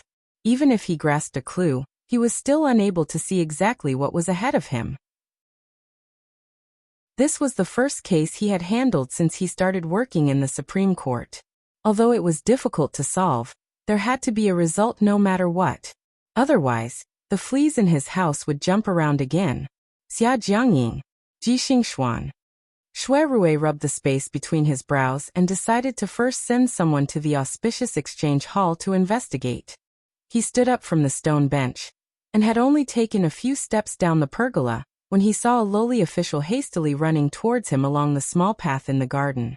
Lord, bad news. A group of people from the south heard about the murder of Miss Xia Jiangying, and claimed that it was done by the northerners. They gathered dozens of people at the human training hall. Shui Rui's face darkened. What he was afraid of had come true. Let's go and have a look. XXX on the 14th day of the 10th month of the Yin calendar. There was a big mess at the human training hall where the people from all over the city gathered. The matter was instigated by the people from the south, and they had a dispute with the people from the north. More than 100 people fought in broad daylight. In the end, the local government sent out patrols to arrest a few of the people who led the fight. Only then did the storm temporarily calm down. It was the third day that Yushu heard about the matter at Autumn Osmanthus Square. The cause of the incident also came out. She was not surprised that it was caused by Xia Jiangying's murder in Taisher Library. Yushu was still thinking about whether to tell Xia Mingming or not. Then she heard from Yu Xiaoxiu that the guards of Xia Jiangying's family had already come to deliver the news in the morning. Xia Mingming had gone out with the guards who came to report, but they had not returned yet. Did she say where she was going? Yushu asked worriedly. Yes, I asked.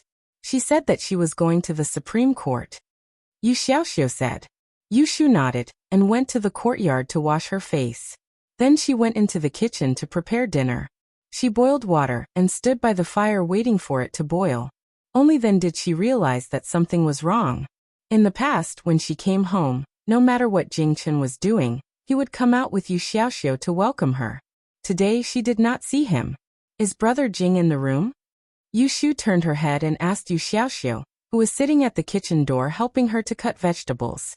Yes, Brother Jing seems to be not feeling well today. He has been lying in the room for the whole afternoon. Not feeling well? Yushu asked worriedly. Did he take the medicine today? The dinner hasn't been cooked yet. Yushu put down the lid of the pot in her hand. Put the vegetables away and go boil the medicine. I will go check on him. At this time, the sun had set. Jing Chen's door was ajar. Through the crack of the door, she could not see what was going on inside. Yushu knocked on the door. Jing Chen, are you sleeping? After knocking a few times, there was no response from inside. Yushu pushed the door open and went in. There was no cover in the room, only a screen for changing clothes. Yushu saw Jing Chen lying on the bed. Taking 2 steps forward, she could clearly see that his hair was disheveled and his head was covered in sweat. His face was flushed and his eyes were tightly closed. His curly eyelashes were stained with tiny beads of sweat. His body seemed to be struggling in a nightmare. His lips opened and closed as if he was talking in his sleep. But because he could not make a sound, he could only pant pitifully. Jing Chen. Yushu was scared and rushed to the bed. She held his shoulder and shook it, trying to wake him up. However, Jing Chen was deep in his dream and could not hear her. No matter how she shook him, he did not wake up. Jing Chen, wake up, Jing Chen. Jing Chen's body couldn't stop trembling.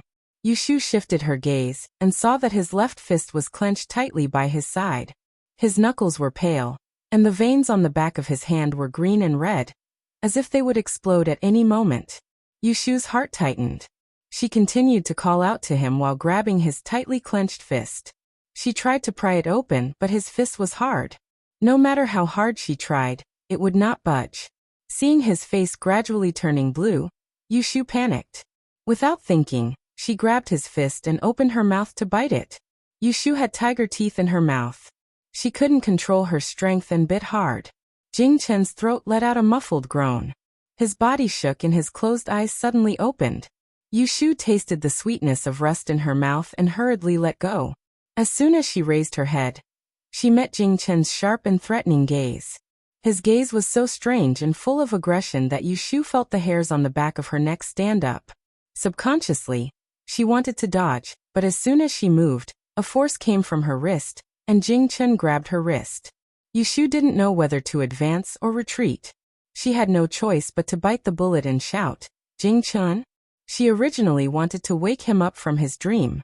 She didn't expect him to respond. Unexpectedly, he was in a trance for a moment. He probably recognized Yushu in front of him. The sharpness in his eyes quickly faded, and he gently moved his lips twice. The tip of her ears twitched. Yushu's eyes widened. She leaned forward and stared at Jing Chen's mouth to confirm that it was not an illusion. Jing Chen? Jing Chen blinked and supported his body to sit up from the bed. He slowly raised his other hand and touched his throat. Under Yushu's anxious gaze, he moved his lips uncertainly. This voice was almost inaudible, but Yushu and Jing Chen didn't miss it. Jing Chen was stunned, and Yushu almost jumped up in surprise. She grabbed Jing Chen's hand and shook it. She was so excited that her cheeks were red. "You can speak. Huh? You can speak. That's great. That's great." Yushu's ecstasy was expressed through a series of "that's great"s. On the other hand, Jing Chen, the person involved, saw her face that was so excited that it was glowing. Only then did he realize that he was happy and smile with her. Being able to speak like a normal person was probably the best thing that had happened to him since he lost his memory. Being able to speak again, did this mean that in the near future, he would be able to remember everything that he had forgotten? Those important things that he wanted to remember, but could not. Jing Chen couldn't help but hope that Yushu was even happier than him. His heart was filled with joy, as if he had found an outlet. Without thinking too much, he followed his heart and leaned forward, bringing her into his arms with one hand and hugging her slender back with the other. He buried his sweaty forehead on her shoulder.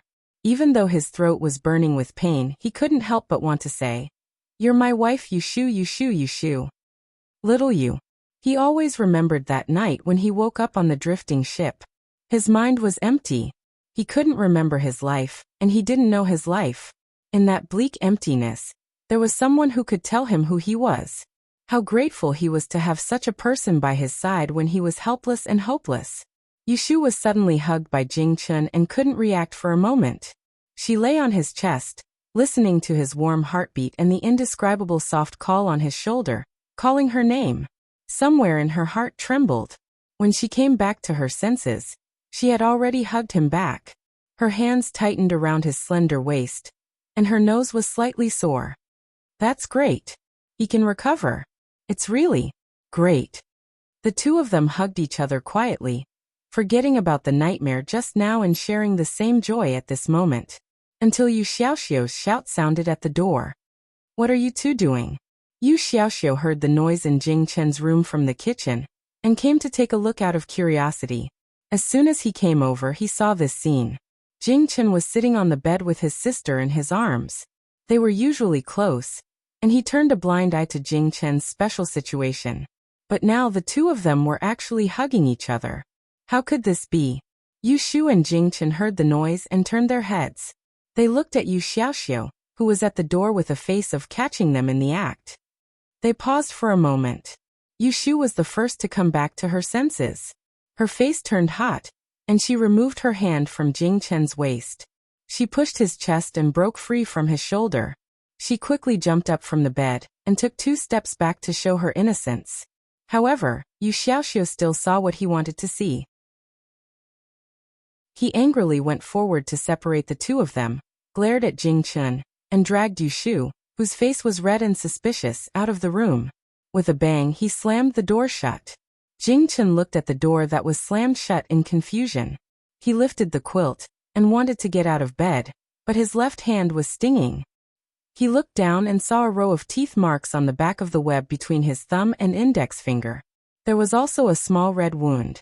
He raised his hand to lick the blood off, but just as he put it to his mouth, he stopped and took his hand away. He stared at the row of small teeth marks, and the sharp canine teeth at the corner of Yushu's mouth when she smiled flashed in his mind. He smiled and gently pressed his thumb against the web between his thumb and index finger. Then he put down his hand and got out of bed. Chapter 177. Yu Xiaoxiu pulled Yu Shu into the big room and closed the door, intending to teach her about etiquette, righteousness, honor and shame. But before he could start, he heard Jing Chen knocking on the door from outside. He threw Yushu aside, turned around and opened the door. He said in a bad mood, "We brothers have something to talk about. Brother Jing, you go back to your room and rest first." Then he was about to close the door again. Jing Chen glanced at Yu Xiaoxiu, who was secretly waving at Yushu and winking at him. He blocked the door with one hand, cleared his throat, and said word by word, "Xiaoji." Halfway through his words, Yu Xiaoxiu's expression suddenly froze. He stared blankly at Jing Chen, who had just called out to him. "Jing, brother Jing, did you just talk to me?" Yushu patted his shoulder from behind and said proudly, "Your brother Jing can speak. Are you happy?" Yu Xiaoxiu nodded in surprise. This sudden good news had rushed into his mind, and for a moment, he forgot that the two of them were hugging in the room. "Then why are you still standing there?" Yushu pushed his shoulder. "Go and see if the water on the stove is boiling. There is chrysanthemum tea I bought the day before yesterday in the cupboard. Make a pot for your brother Jing to moisten his throat." "Oh, okay."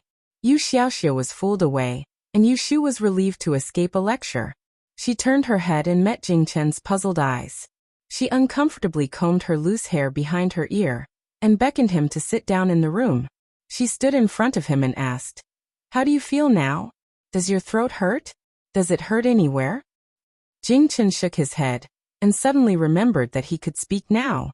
He opened his mouth and said in a somewhat obscure way, "It's not hard." "Really?" Yushu did not believe him, mainly because he had too many criminal records. She lit the oil lamp and brought it closer to him. "Open your mouth and let me see." Jing Chen obediently opened his mouth. With the help of the light, Yushu could see that his throat was red behind the coating of his tongue. She frowned and muttered to herself, "I have to invite a doctor over tomorrow." Putting down the oil lamp, Yushu went out to get a basin of water, wrung a handkerchief, and handed it to Jing Chen to wipe his sweat. She sat down opposite him. She wanted to ask him what nightmare he just had, but she was afraid that his throat would be hurt if he spoke too much since he had just regained the ability to speak, so she suppressed her curiosity. Jing Chen covered his face with the handkerchief and recalled the fragments of the dream. He took a deep breath, took off the handkerchief, and turned to look at Yu Shu, and said slowly, I dreamt, you Chen and Chen Yu Shu I you. Chen and you and said you too. Chen, do you know who caused you to be like that?" She could still remember Jing Chen's half-dead appearance when he was picked up on the boat. He was a martial artist, and to be able to injure him like that, the culprit was definitely not someone easy to deal with. Jing Chen shook his head and said with a disappointed expression, "Only I dreamt there was a group of people chasing me." "Oh," Yu Shu sat back down in disappointment, and looked at his forehead and ears, which were wet with sweat, and said gently, "Don't think too much. After boiling some water, go wash and change your clothes, take your medicine, and rest early." Jing Chen nodded, and stood up with the help of the table. Yu Shu followed behind him, and watched him return to his room. She looked up at the moon in the sky, and stood alone in the courtyard for a while. Because of the gloominess brought about by Xia Jiangying's death, it was diluted by the joy of Jing Chen recovering his voice. She took a deep breath, and even took a few breaths, and her mood became much more relaxed. There was a knock on the courtyard door, but there was no call. Yu Shu thought that Xia Mingming had returned, and went to open the door. Sure enough, she saw Xia Mingming standing outside alone. "Why did you come back so late? You are alone, and you didn't let Fei Wei see you off." The sky was dark, and she couldn't see Xia Mingming's expression clearly. After Yu Shu finished speaking, she waited for a while, but she didn't hear a reply, and also didn't see her enter the door. She thought that something was wrong, and wanted to pull her in, but just as she stretched out her hand, Xia Mingming walked forward and hugged her. "Ashu!" The impact made Yu Shu take a step back, and the wet and warm feeling on her neck let her know that Xia Mingming was crying. After a slight hesitation, she patted her back and asked in a low voice, "Why are you crying again? I heard from Xiaoxiu that you went to the Supreme Court, right?" "Yes, I killed fourth sister." Xia Mingming's words were shocking, and Yu Shu's expression changed. She pulled her in with one hand, closed the courtyard door with the other, and pulled her back to the room. When they passed by the kitchen door, Yu Xiaoxiu, who rushed out to see what was going on, waved his hand and asked him to wait outside. After closing the door, Yu Shu pressed Xia Mingming to sit on her bed, put the lamp on the bedside, turned around and said with a serious expression, "What did you mean by what you said just now? What did you mean by you killed your fourth sister?" Xia Mingming lowered her head, took a deep breath, and hugged her shoulders, shivering, and said with red eyes, "Today, when I went to the Supreme Court to inquire about the progress of the case, I overheard Magistrate Chu talking to his subordinates. He said that the murderer could enter and leave the Imperial Historian's library without leaving a trace, so he must be familiar with the inner court.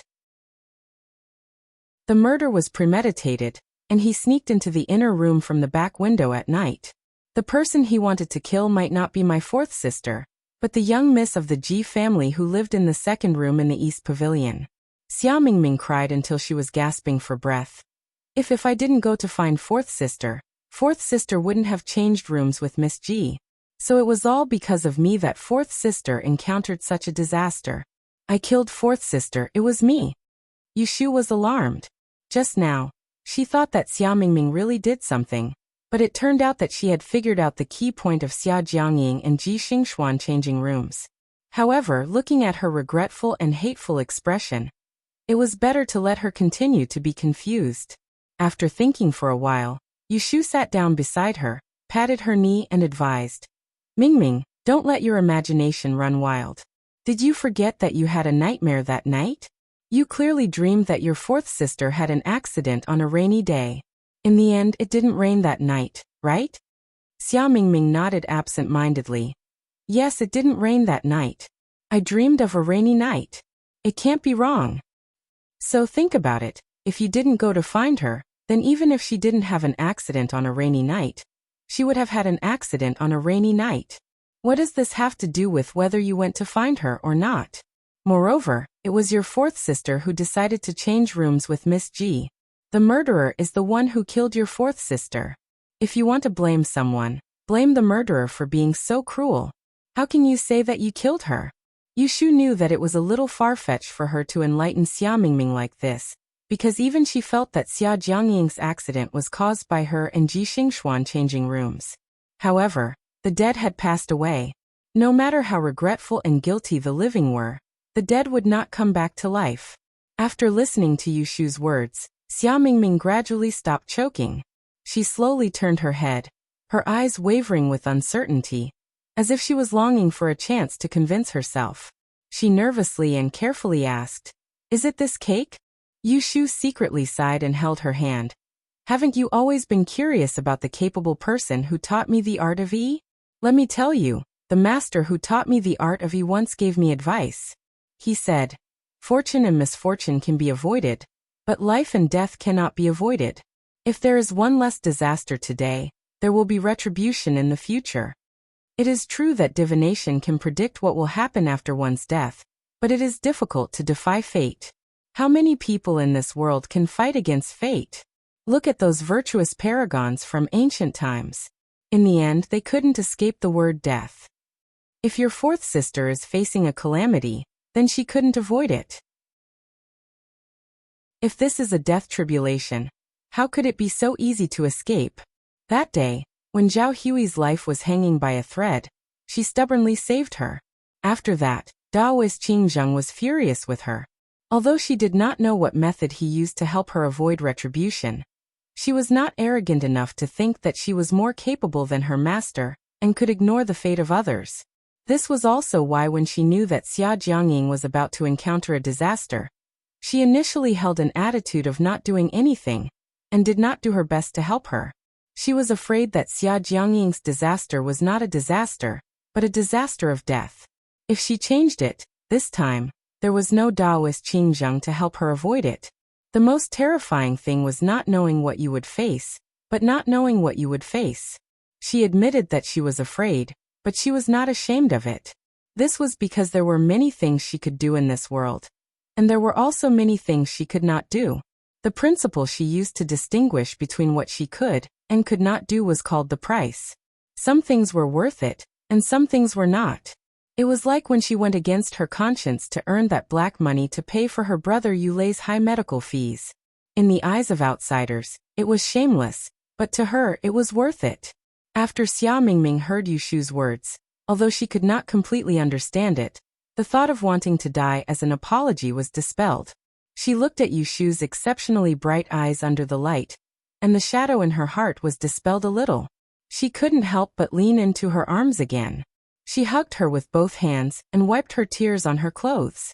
She said in a nasal voice, "Thank you. Ashu, it's so good to meet you." Yushu patted her head in a doting manner. She liked the feeling of being trusted, and it made her think of her brother Yulei, that child who always had her worry about everything, no matter how old he was, no matter if he was responsible or not. This was the second time she thought of Yulei today. Previously, she was busy making a living, so she almost did not have time to think about her family who was 500 years away from her. Unknowingly, half a year had passed. She did not know how they were now, and whether they had already walked away from the sadness of her passing. She hoped that they were all well. Dong dong. The sound of knocking on the door brought Yushu back from her thoughts. She could hear Yu Xiaoxiu's voice outside the door. "Brother Jing's medicine is ready. Are you done talking? Let's make dinner quickly." "Got it. I'm coming," Yushu responded. She patted Xia Mingming and signaled her to let go of her. "Wipe your tears and sit alone. I'll go cook. I'll tell you something good later." "Okay." Xia Mingming nodded. She stood up and went to the wash basin. She scooped up some water and splashed it on her face. After waking up, she raised her head and looked at the shaking face in the mirror. She closed her eyes and silently said, "Fourth sister, I swear that I will never let those who hurt you go." As soon as Yushu opened the door, she heard Yu Xiaoxiu's stomach growl. She couldn't help but laugh. "Oh." Yu Xiaoxiu rubbed his stomach and scratched his face in embarrassment. "Let's go. I'll go cook for you now. Come help me." Yushu pressed his shoulder and intimately pushed him to the kitchen. She looked up at the moon in the night sky. Chapter 178. Because of the trouble in the parent training hall, Shui Rui didn't have time to visit the Xianghe Barter Hall until the next day. It was rare for the young ladies of Taisher Library to come here. The Barters and assistants in the Barter Hall all remembered them. It was not difficult for Shui Rui to find out that Xia Jiangying did come here to look for books a few days before the accident. On the surface, this matter seemed to be unrelated to Xia Jiangying's death. Yet Shui Rui smelled something fishy. When he returned at noon on the same day, he made another trip to the Imperial Historian's Library. And this time, he'd specially gone there to look for Ji Xingxuan. Shui Rui sat in the flower hall and waited.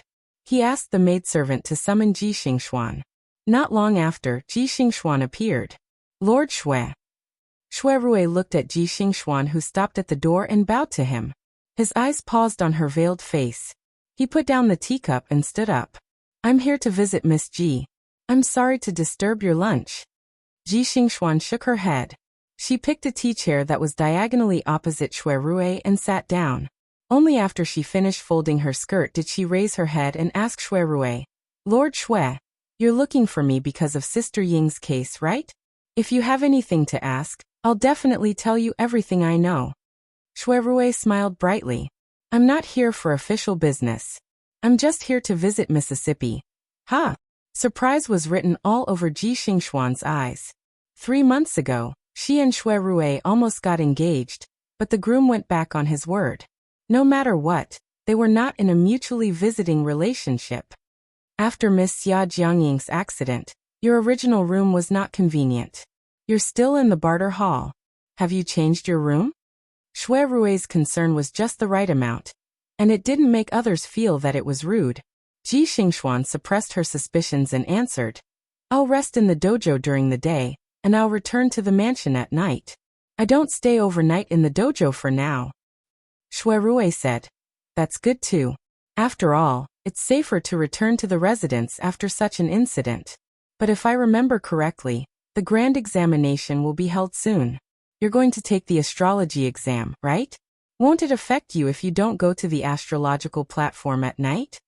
He mentioned the subject he specialized in. The expression in Ji Xingxuan's eyes clearly changed. She smiled at him and said confidently, "Chant more scriptures." There's no need to cram at the last minute. Shui Rui was a talkative person, and he was experienced and knowledgeable. Intentionally or unintentionally, he picked out topics that Ji Xingxuan was interested in. The two of them chatted like this until the servant came in to change the tea. Only then did they realize that an hour had passed. Only then did Shui Rui stop the topic. He stood up and bade her farewell. It's getting late, I still have to return to the Supreme Court. Sorry to disturb you today. I hope you won't think that I'm a chatterbox. Ji Xingxuan also stood up. As she walked him to the door, she said, What do you mean by chatterbox? After today's meeting, I feel that the rumors are not credible. Shui Rui stopped at the door and turned to ask, Oh, what rumors? Ji Xingxuan's eyes flashed. She lowered her head and said with embarrassment, Everyone says that young master is a playboy. He likes to drink and have fun outside. He doesn't think about business. Ah! Shui Rui laughed heartily. He did not comment on these rumors. He cupped his hands towards Ji Xingxuan and strode away. Ji Xingxuan leaned against the door and watched him leave. She whispered to herself, This person's appearance doesn't match his personality. He's also an outstanding talent. I just don't know if he's good or bad for me. As soon as Shui Rui left the female hostel, he restrained his expression. If he was suspicious before, now he was 80% sure that there was something wrong with this Ji Xingxuan. He had previously asked the students of the Imperial Historian's Library about her. He believed that the rumors had already reached her ears. However, when this woman met him today, not only did she not mention anything, she also handled the conversation with ease and did not have the slightest bit of guilt. It was this kind of calmness that lacked the fear that a good friend with whom she had been with day and night would have died. She revealed a different kind of guilt. Perhaps before Xia Jiangying's death, she had already discovered that someone wanted to harm her. He just did not know whether she and Xia Jiangying exchanged rooms on purpose, or if it was an accident. At this point in the investigation of this headless case, there was finally a breakthrough, and Shui Rui believed that if he followed along this clue that was Ji Xingxuan and followed the vine to the melon, then he would surely be able to gain something. Leaving the main gate of the Imperial Historian's Library, Shui Rui planned to go to Osmanthus Lane in the south of the city, to see if he could find Xia Mingming through Yushu. However, he was stopped at the door. Eldest young master, Laoi asked this lowly one to find you. Shui Rui glanced at the sky that was still early in the morning, and he had a hesitant expression as he asked the servant that led the horse over. What happened in the clan? His grandfather was a strict person, and was even more meticulous in his work.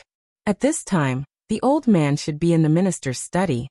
Nothing happened at home. Laoi only asked eldest young master to return to the Fu as soon as possible. Shui Rui had to put aside the matter of looking for Yushu. He got on the carriage and asked the coachman to turn around and go home. The Shui residence was located on Ningle Street in the north of the city, only half a mile away from the Jade Ditch in the Imperial City. The two streets in front and behind the Shui residence were occupied by the mansions of the nobles, which was enough to show their power. When Shui Rui returned home, he heard the servant say that Minister Shui was in the study, so he went to find him. Grandfather. Shui Rui stopped outside the study and knocked on the door. After 2 knocks, a steady and deep voice came from inside. Come in. Shui Rui closed the door behind him and passed through the curtain into the inner hall. At first glance, he saw an old man whose back was facing him as he stood under the yellow pearwood bookshelf and rummaged through the books. The old man was still wearing his court attire, and the conspicuous purple color was the symbol of a high-ranking official in the imperial court. Even though he was almost 60 years old, his back was already arched, and his sideburns were grizzled. A mere set of clothes was enough to make others feel reverence. Grandfather, are you looking for your grandson? Are you investigating the case of Taisher Shu Garden? Shui Rui answered. Yes, grandson and Chu Yufeng are handling the case. How is the investigation going? According to what I know, there's something fishy about this case. Grandfather, do you still remember the Ji clan that discussed marriage with me? That Xiajiang clan's young miss who passed away might have died unjustly in place of the Ji clan's 4th young Mississippi. I just don't know what kind of enemy the Ji clan has. Shui Rui didn't conceal anything in front of the old man. The room was quiet. The old man put the book in his hand back on the bookshelf and said lightly, "That's it. You don't have to deal with this case anymore.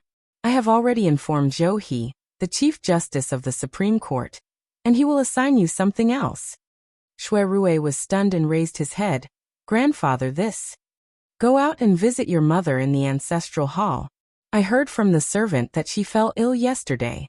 She will probably want to see you." Shui Rui's expression was dazed for a moment, and he swallowed the doubts that were at the tip of his tongue. He looked at the old man's back and left. On the 19th of the 10th month, 10 days had passed since Xia Jiangying was killed. As Xia Mingming waited anxiously, the case finally came to a conclusion. That morning, Yushu was preparing to go out with her stall as usual. At the entrance of the alley, she met two officials sent by the prefectural government. She followed them home and opened the door to call Xia Mingming out. "Are you Miss Xia Jiang?" the official asked impartially. "Yes, it's me." Xia Mingming was still dressed in men's clothing. When he saw the officials, he perked up. "Miss Xia Jiang, please come with us to the Supreme Court for a hearing. The murderer of your sister has been arrested." Faced with this sudden good news, Xia Mingming grabbed the other party excitedly and asked, "You've caught it? Who is it?" The two officials looked at each other, and the one grabbed by Xia Mingming said, "It's a murderer who committed crimes in the south of the city not long ago. This person has killed 4 people in half a year, and is insane. He was arrested in the north of the city the night before." Xia Mingming gritted his teeth. "Why did this villain want to harm my 4th sister?" The official shook his head and said, "We don't know the details. Miss Xia Jiang, please come to the court for a hearing." Xia Mingming clenched his fists and turned to Yushu. "Ashu, will you come with me?" Yushu nodded. She also wanted to see what was going on. Xia Mingming was so anxious that he didn't even change his clothes and left with the officials. Yushu told Yu Xiaoxiu to look after the house, and went to the Supreme Court with her. When they arrived at the court, the case had just begun. Yushu stood at the door of the court, and didn't go in.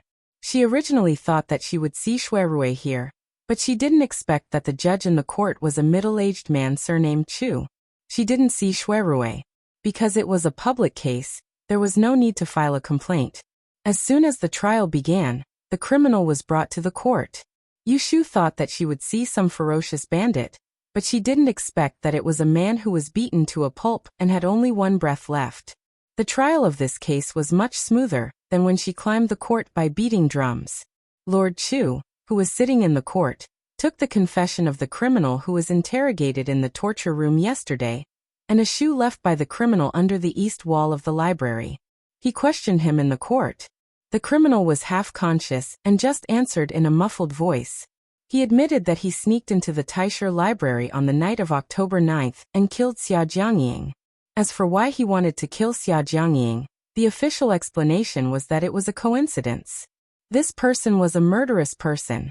Because he used to do odd jobs in the Taisher library, he knew the layout of the inner courtyard. That night, he sneaked into the women's library to commit murder, and happened to jump out of Xia Jiangying's back window. When he was discovered by her, he killed her. At that time, Yushu became suspicious and always felt that something was wrong.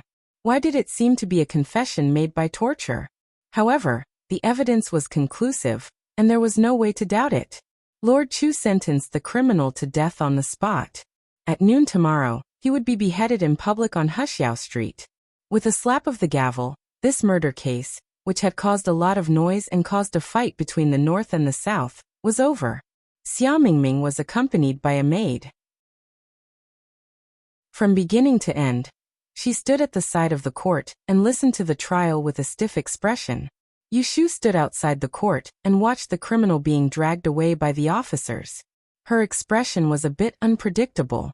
She turned her head and looked at the crowd at the entrance of the yamen. She was not surprised to see several students in the uniforms of the Taisher library. Among them there was Ji Xingxuan, whose face was covered with a green veil but was very eye-catching. Strange. Yushu murmured to herself. Strange about what? Yushu suddenly heard a response from behind her. She turned around and saw Shui Rui, who was standing behind her without her noticing. Perhaps she was used to him popping his head out from time to time. She did not lose her composure in shock like she did the previous few times. Instead, she asked in a low voice, "Why are you here? Wasn't he the judge of this case?" Chapter 179.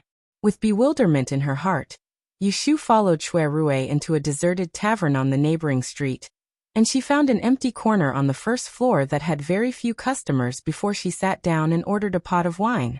Yushu thought that Shui Rui had something to say to her, but when the wine was served, he drank one cup after another. Yushu stared at him for a long time, but he didn't say anything. After 2 pots of wine, he continued to drink without any expression. He didn't seem to care about her at all. She finally realized that this person called her here to drink with him. Yushu was happy. It was rare to see this person being troubled. She rolled her eyes and took a pair of chopsticks from the bamboo basket. She knocked on the chopsticks in front of Shui Rui, trying to get his attention. "You're in a bad mood? Do you want me to guess why?" Today Shui Rui didn't show up in court. She was puzzled at that time. He was the one investigating the case, so he shouldn't be sitting here drinking in casual clothes. Shui Rui's expression didn't change as he continued to pour wine. "What about you? What were you so strange about outside the yamen?" Yushu twirled the chopsticks in her hand and said with a double meaning, "Isn't my strange matter the reason why you're in a bad mood?" The wine cup stopped by his mouth. Shui Rui looked at her deeply and said, "No matter what, Xia Jiangying's case has been closed. It has nothing to do with you. Don't be too curious about it." Xia Jiangying's case was closed in a hurry. Sure enough, there must be something hidden. Yushu thought. "Do I look like the kind of person who would look for trouble?" Yushu answered with a question. She took an upside-down wine cup from the table, and took the wine jug by Shui Rui's hand to pour it. She was just about to raise it up, and take a sip to quench her thirst when a hand grabbed it away. "I'm trying to drown my sorrows in alcohol. What are you trying to do?" Shui Rui raised his eyebrows as he held a small, round porcelain cup in his hand. "You're the only one who has worries, but I can't? Give it to me." Yushu scoffed. She would do whatever she wanted to do, and she did not need others to make decisions for her. She pressed one hand on the table and stood up. Then, she extended her arm to snatch the wine glass from Shui Rui's hand. Shui Rui retracted his hand and dodged the attack. He raised his head and poured the wine into his mouth. Yushu pounced on empty air. "In for a penny, in for a pound, in for a pound, in for a pound." However, Shui Rui was one step ahead of her. With a sweep of his arm on the table, the wine pot fell into his hand. He put down the wine glass and raised the wine pot. He tilted his head back and poured half of the wine into his mouth. At the same time, he deliberately looked sideways at Yushu with a smile. As the wine flowed down his throat, his heart suddenly felt carefree. Yushu's eyes narrowed when she saw Shui Rui's teasing gaze, and the corners of her mouth curled into a wisp of a naughty smile. She suddenly leaned forward and held onto Shui Rui's wrist before fiercely pouring the remaining half jug of wine into his mouth. Shui Rui was caught off guard and choked. Quite a lot of wine spilled out. He hurriedly pressed her hand down to stop her. He coughed and laughed. "Ahem, ha ha. All right. Stop messing around.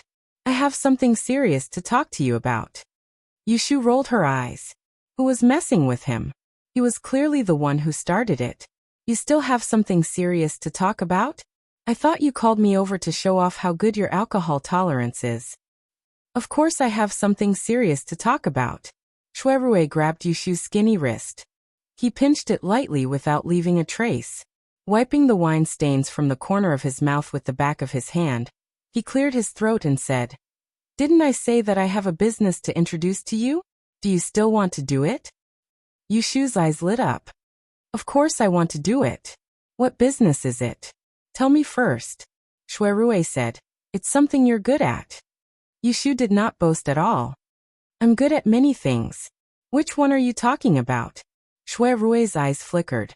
Unhurriedly, he spat out 2 words. "Gambling." The smile on Yushu's face froze. Vigilance rose in her heart. Sitting back on the stool, she pretended to be ignorant to Shui Rui. "How come I don't know that I'm good at gambling? Is it because you caught me gambling at Spring Fragrance Brothel?" Chao Zixin's understanding of her mathematical ability was limited to the level of an accountant. Even the Ji family was confused about her sweeping the Baron Casino in Yiyang City. How could he know that she was good at this? Shui Rui played with the empty wine cup on the table. Since you remember being caught by me, don't you know that I was the one who investigated that matter? I know exactly what happened during that period. You probably don't know who came up with the 2 problems that you solved that were worth 100 taels of silver. So it was here that she gave herself away. Yushu still felt depressed when she recalled what happened that day. That time, she stood up for Xia Mingming and wanted to earn money from him. In the end, she was tricked by him instead. She watched as the 200 taels of silver flew away. She had been excited for nothing. Didn't you say that the problems were set by the banker? It should be someone hired by the Evergreen Gang. If the Evergreen Gang could hire such a helper, they wouldn't just be able to occupy Automosmanthus Lane in the south of the city. Shui Rui said. Those problems were leaked from Taisher Library. The person who came up with them was Sir Han Wenguang from the mathematics department. They were supposed to be students' homework. Yushu rubbed her chin. It's a teacher from Taisher Library. No wonder those problems were so difficult and took me so long. Shui Rui asked with a strange expression. You've actually never heard of old Sir Han from Taisher Library? Why? Is he famous? In the 10 years of the Grand Yen examination, 3 generations of the great mathematicians were all his direct disciples. Do you think he's famous? Shui Rui asked calmly. Yushu's mouth fell open in shock. Monopolizing the first place in the Grand Yen examination for 10 years in a row, this old man was really amazing. Fortunately, she did not pretend to solve all 4 problems that day. Otherwise, it would have been too suspicious. Even the students under his tutelage would often have a headache for a few days before they would be able to come up with an answer for the questions he set. You were able to solve 2 questions within an hour, so is it wrong for me to say that you're skilled in this Tao? Shui Rui looked at Yushu with a gaze of bewilderment, and he said doubtfully, truthfully speaking, I'm truly curious sometimes. Where did you learn your ability from? The Ji clan's study of changes is a strange sect, so why are you so outstanding in the study of mathematics? If it's just self-study, then you're too talented. Yushu sneered. Just think of it as me being exceptionally talented. She couldn't tell him that she came from 500 years in the future, and that her mathematical skills were centuries ahead of the ancients. Fortunately, Shui Rui did not take it seriously, and did not continue to probe. Instead, he returned to the previous topic. What do you think of my suggestion? Do you want to accept my business? Yushu sat up straight. What do you mean by that? Is it your business again? Shui Rui explained. There are many rich and idle people in the north of the city. Naturally, there are many ways to have fun. Every month, there will be 1 or 2 people who will set up a place to gamble. It's funny to say that most of these people don't know anything about Yishui. It's just that they have customers in their residences. I've only been back in the capital for 2 months, and I've already received 4 or 5 invitations. I can't avoid them and let them talk behind my back. There's a bet at the end of this month. Are you willing to go with me to see the world and broaden your horizons? Not to mention other things, there are at least 7 or 8 DE masters here. I'll introduce 1 or 2 of them to you, so that you can visit them in the future. These words made Yushu quite excited. The level of Yishui in the south and the north of the city was completely different. It was indeed a good thing for her to have the opportunity to mix into the circle of Yishui in the north. She couldn't always set up a stall in Automosmanthus Lane. Sooner or later, she had to climb up. She understood Shui Rui's good intention. Although he said it as if he was asking her for help, how could the Shui family not be able to find a customer to act as a facade? She had to make up the number. What made her hesitate was whether she should accept his kindness, or should she accept it in person. The more she owed, the harder it was to return it. When the favor accumulated to a certain extent, it was also a kind of burden. Shui Rui saw that Yushu couldn't make up her mind at this moment. He more or less guessed what she was worried about. He tapped his neatly trimmed fingers on the table and asked a completely irrelevant question. How is Xiaoxiu now? Yushu didn't understand why he asked this question, but she still answered. He's staying at home. He's alive and kicking. I remember that when he was in Yang City, he learned in the study room of the Kong, Ji, and Lu family, right? Yushu nodded. If I'm not wrong, you usually teach him some things and let him continue to learn. I do teach him some arithmetic. Shui Rui said. Have you ever thought about finding another place for him to enter the school? Yushu was stunned. She really didn't think about this. After the new year, Xiaoxiu will be 12 years old. A boy at this age should be in contact with others. You can teach him, but isn't it better to let him experience the outside world? Yushu's expression changed and she quickly took this matter seriously.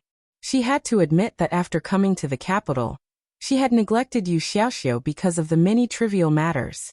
But this didn't mean that she didn't care about his growth. It was just that the child was too worry-free, and unconsciously, she didn't worry about him anymore.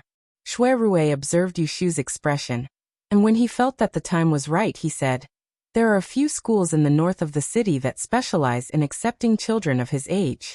They have a good reputation, and the teachers are all famous Yishishir who used to be on the Dian examination. With my help, it won't be difficult for you to enter the school. Why don't you consider changing the environment for Xiaoxiu? After all, you only have one younger brother, and he is probably the only branch left of the Yu family. There was almost no need to consider this matter. Yushu was a modern person who had received 9 years of compulsory education and 7 years of higher education. Of course, she knew the importance of school for a growing child. It seems that I will owe you another favor. Yushu pinched her forehead and said, indirectly accepting his suggestion. Shui Rui laughed. It's not a favor. I'm just helping to say a few words. As for the tuition fees, you will have to pay them yourself. Tuition fees? Shui Rui nodded. Yushu carefully asked, how much can it cost? Shui Rui's smile became more and more amiable. A miscellaneous amount. After 1 month, 50 taels of silver will not be able to escape. Cough cough 50 taels a month. Oh my, he might as well take her life. At this time, if Yushu still didn't understand why Shui Rui suddenly mentioned Yu Xiaoxiu, then she really was several years older than him for nothing. This guy was obviously younger than her, but how could he be several times more cunning than her? I'll do the business you said before. But let's make it clear first, I don't have the capital to gamble, so you have to pay for me first. Also, if I win, I want to split the money, at least 30 to 70. I'll take 30 and you take 70. At this point, she might as well be thick-skinned to the end. Yushu fearlessly raised her request. Chapter 180. Yushu and Shui Rui made an appointment to go to Autumn Osmanthus Lane to find her. The two parted in front of the tavern. She and Shui Rui had been out for half a day and did not know how Xia Mingming was doing. When she returned to the yamen, the commoners outside the door had already dispersed. A guard from the Xiajiang family was waiting for her at the door. Teacher Yu, our young miss went to the memorial hall. She asked this lowly one to stay and tell you that if you come back, you should go home first. Because the Xiajiang family far away in Jiangnan did not come and Xia Jiangying died in a foreign place, it was not convenient to bury her. Her body had been placed in the memorial hall. Although the weather had turned cold, it was not a good idea to continue like this. Yushu knew that Xia Mingming had ordered a coffin a few days ago. Now that the case was over, Xia Mingming must have gone to the memorial hall to collect the body. Speaking of which, Xia Mingming was a delicate girl. It was difficult for her to handle these matters personally. Yushu thought for a moment and said to the guard, I will go to the memorial hall to take a look. You can return to the inn first. Yushu walked to the memorial hall in the suburbs north of the city. When she arrived, Xia Jiangying was already in the coffin. She could hear the servant girls crying from outside the fence. When Yushu entered the memorial hall, she saw a brownish-red coffin under the porch not far away. Xia Mingming was holding the coffin and crying. A yellow-robed woman was handing her a handkerchief to comfort her. It was Ji Xingxuan, who had appeared outside the yamen before. Yushu stood in front of the door and did not walk up. Instead, she took 2 steps back and leaned against the door, listening to the faint voices in the courtyard. Ji Xingxuan patted Xia Mingming's shoulder and softly comforted, "Don't be sad. Do you know how happy she was when you two sisters were reconciled? Even when she was watching the stars, she would mention you. I believe that older sister Ying's spirit in heaven would not want to see you sad for her." Xingxuan Jiejie, Xia Mingming turned and leaned on Ji Xingxuan's shoulder. She hugged her and sobbed. Why was it my fourth sister who encountered this kind of disaster? Why her? In order to restore the reputation of the Xiajiang clan, she worked harder than anyone else. She didn't do anything bad. Why was she the one who died? Why? Ji Xingxuan sighed silently. Life and death are fated. Who can say for sure? Outside the coffin home, Yushu rested her elbow on her hand. Stroking his chin, he turned around and left, his eyes filled with suspicion. Was life and death decreed by fate? Under the persuasion of the servant girls and Ji Xingxuan, Xia Mingming managed to suppress his sadness and ordered the porters to carry the coffin to the cold cave behind the memorial hall. When the matter was settled, Ji Xingxuan took her leave and boarded the sedan. Xia Mingming stood alone in the courtyard of the memorial hall, looking at her back in the robes of the Taisher library. She raised her hand and wiped the tears from the corner of her eyes. She lowered her head and looked at the white silk handkerchief that had fallen by her feet. She lifted her foot and stepped on it. The tip of his foot slowly moved. Not far away, Ji Xingxuan sat in the sedan. She raised 2 fingers to press on her right eye, which was twitching slightly. She put her hand down and looked at her sleeve. She touched the round protrusion on her left wrist and calmed down again. Jingchen, you will encounter a great disaster when you leave the mountain this time. Your life is at risk, and I can't help you resolve it. You must be careful and remember not to trust others easily. Remember this. Jingchen, you must keep the adversity blocking stone second uncle gave you. You must not give it to someone who is not kind-hearted. There are many capable people in this world, but there are some who recognize this thing. If it is used for other purposes, it might bring about bad karma. You must take it back as soon as possible. Jingchen. Jingchen suddenly sat up from the bed. The back of his shirt was soaked with sweat, revealing the lines of his spine. He raised his hand to hold his aching forehead and let out a low moan. His breathing gradually calmed down. He turned his head and looked out of the window. It was nighttime. He had almost lost count of the number of times he had woken up from his dream. Since he could speak, he had been having dreams repeatedly. In his dreams, he could always hear people saying some inexplicable words to him. The content was different, but he could not understand what they were saying. Putting on his coat, Jingchen got off the bed and went to the table to pour himself a cup of cold tea. His chest was moving restlessly, as if there was something he wanted to vent out. He got up and opened the door.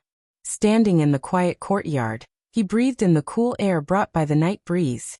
With the help of the faint moonlight, he searched the courtyard. He picked up a branch by the wall and swung it left and right.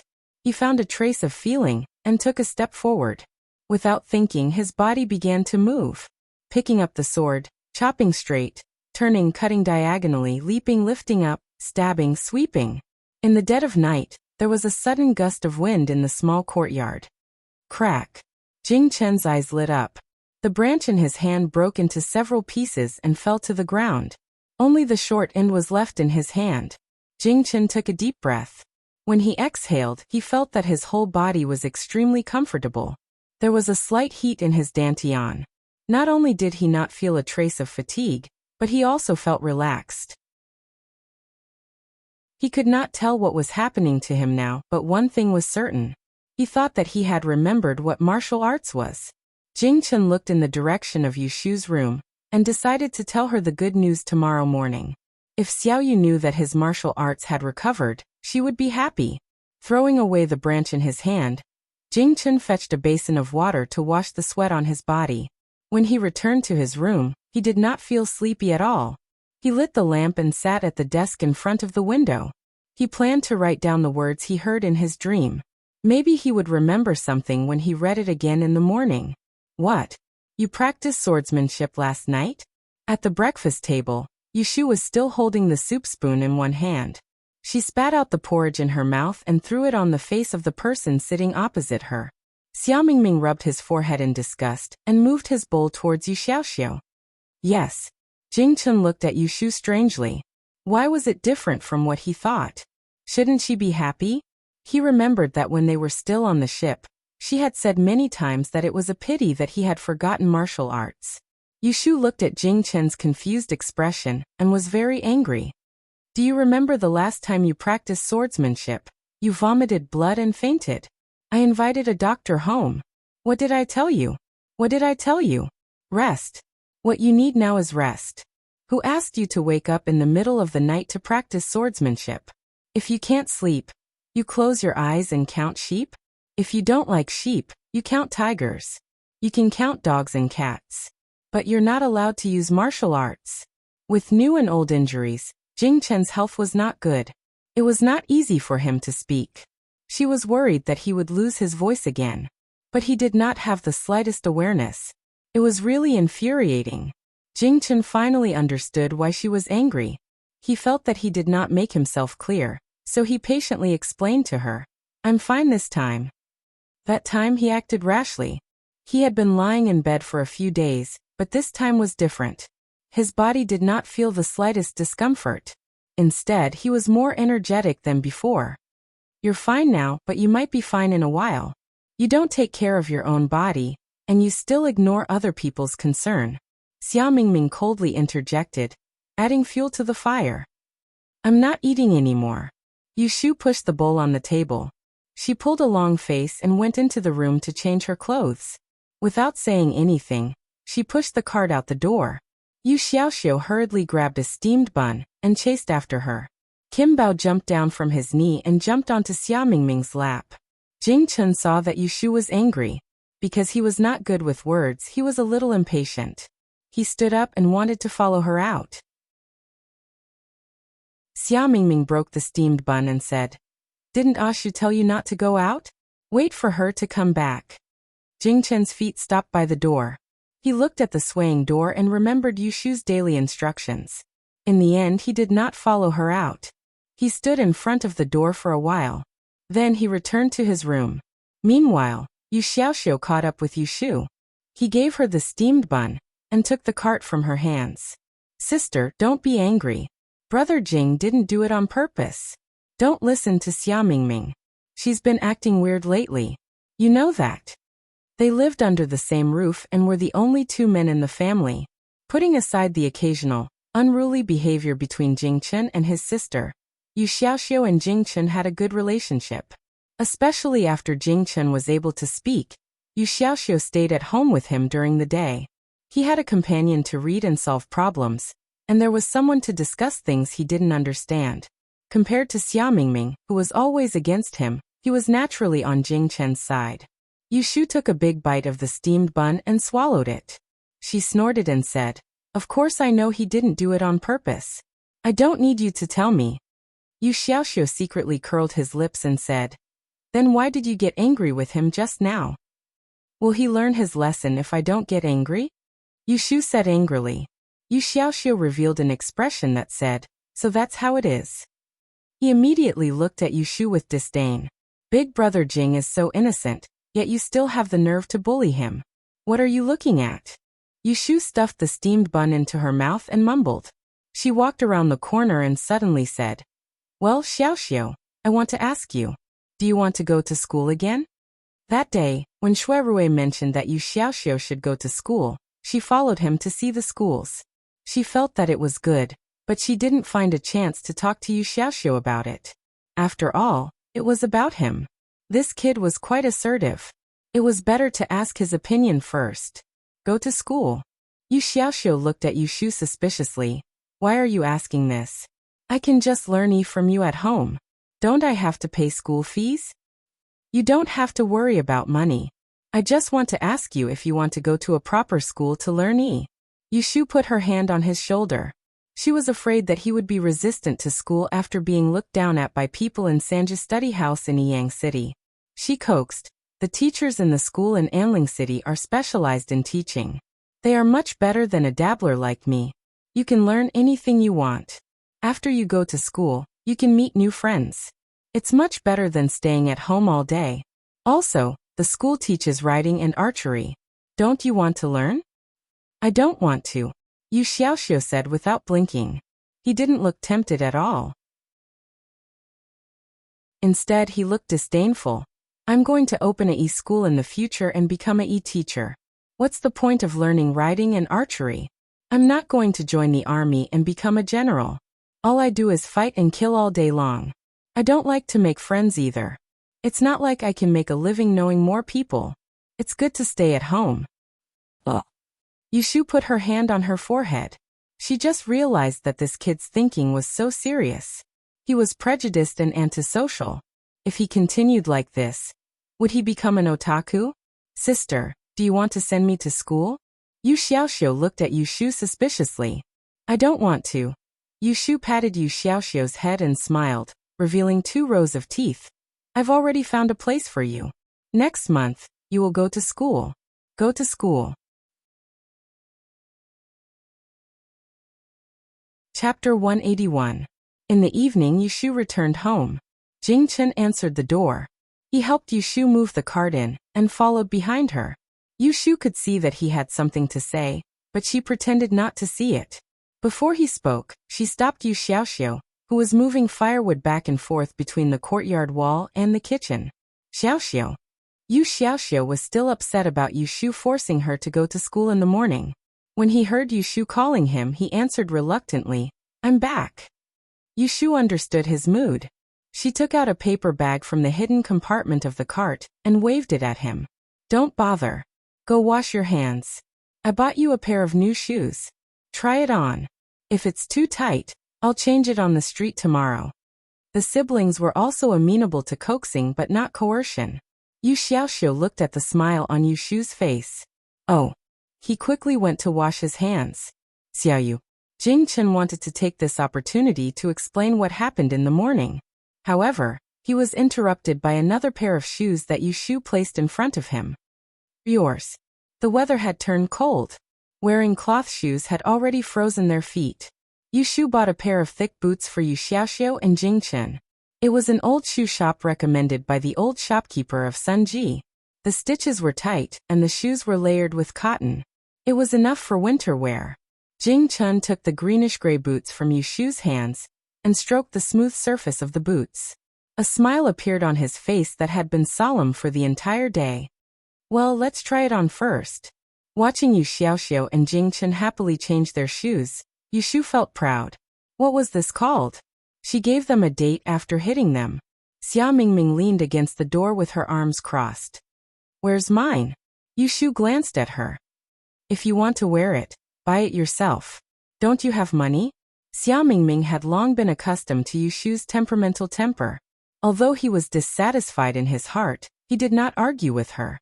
She did have some money with her, but it was all left behind by Xia Jiangying. She had spent most of it before. Because he still needed to provide for a few servants, he did not dare to use them recklessly before the Xiajiang clan arrived. She lived with Yushu because she knew that money was important. She would not be as indifferent as before. The new shoes fit her feet very well. Yushu bought all the clothes in the family, so it would be strange if she bought the wrong one. Yu Xiaoxiu excitedly paced back and forth in the room in his new shoes. He had long forgotten about his quarrel with Yushu in the morning. Looking at Yushu's expression, Jingchen knew that she was no longer angry, so he did not bring up the topic of martial arts again. He didn't want her to be unhappy. Anyway, he practiced swordsmanship at night, so she wouldn't know if she slept soundly. It would not be too late to tell her after a while when his body was better. During dinner, Yushu once again brought up the matter of Yu Xiaoxiu going to school. Yu Xiaoxiu only hesitated for a moment, then obediently nodded and obeyed Yushu's intention. She then said to Jingchen, If I go to school during the day, won't Brother Jing be alone at home? What about lunch? The school that Yushu had her eyes on, which provided lunch and a place for students to rest, was located in the north of the city. It was far from home, so it was inconvenient to come back at noon. Jingchen shook his head. His expression was normal. Just as he was about to answer, Xia Mingming knocked on the edge of the bowl with his chopsticks and said to Yu Xiaoxiu in a bad mood, What do you mean by alone? Don't you still have me? Yu Xiaoxiu said disdainfully. You only know how to eat. When have I seen you cook? Having you is equivalent to not having you. You are not even as good as Brother Jing. At least he can cook noodles. Xia Mingming, Jing Chen said. Don't worry, I can take care of myself. Then he looked at Yu Shu. This sentence was clearly meant for her. Yu Shu put a mouthful of food into Xia Mingming's bowl to comfort her hurt little heart. She said to Jing Chen, when Xiaoxiu goes to school, I will be back at noon. From Huixing Street to Qiuguifang, it was not close but not far either. It was less than an hour's journey. Yu Shu did not go home before because the business was bad. Now everything was better, and there were a few regular customers. It would not be a problem for her to go home at noon. Since the head of the family, Yu Shu said so, the matter was settled. After dinner, everyone was busy with their own things. When the night was dark, they washed up and went to bed. The sister and brother whispered through the screen. Xiaoxiu, are you angry that your sister insisted that you go to school? No. Why would I be angry with you? Haha, that's true. Well, you can go for a few days first. If you are really not used to it, we can come back, okay? Okay. Sister, go to bed early. You must be tired after a day. Okay, I'm going to bed. It was so good to have a caring brother. Yu Shu rubbed on the pillow and hugged the quilt to close her eyes. Tomorrow, she had an appointment with Shuirui to gamble in the north of the city. She wanted to sleep well tonight and make a lot of money to save for Xiaoxiu's tuition. 10 taels, 20 taels, 30 taels. Yu Shu counted silently and soon fell asleep. Before Yu Shu went out, she deliberately used the 6 lines of divination to make a complete hexagram. What made her happy was that she had finally seen good fortune in the past few days. Judging from the hexagram, her trip would be smooth. I'm leaving. I may be late at night. Don't wait for me. Eat first. Yu Shu used the excuse of going to the north of the city to copy books and left without pushing the cart. She had a good rest last night and was full of energy. She ran out of the alley as if she was flying. Just as she was looking for a carriage to the north of the city, she saw a carriage coming from the street and stopping in front of her. The curtain of the carriage was lifted, and she saw Shuirui with one hand on the windowsill. He smiled at her and said, Little brother, where are you going? Do you want to hitch a ride? Yu Shu suppressed the smile on her face and cupped her hands at him. Following his words, she pretended to ask, I'm going to Qianyuan Street in the north of the city. Is it on the way? Shuirui crooked his finger at her. Get in the carriage. Thank you, young master. Yu Shu lifted the curtain and climbed into the carriage. She sat opposite him. The two looked at each other and laughed at the same time. Haha. Didn't we agree to meet on Qianyuan Street? Why did you come to pick me up? Yu Shu asked. I woke up early, so I drove here. I'll take you to change your appearance.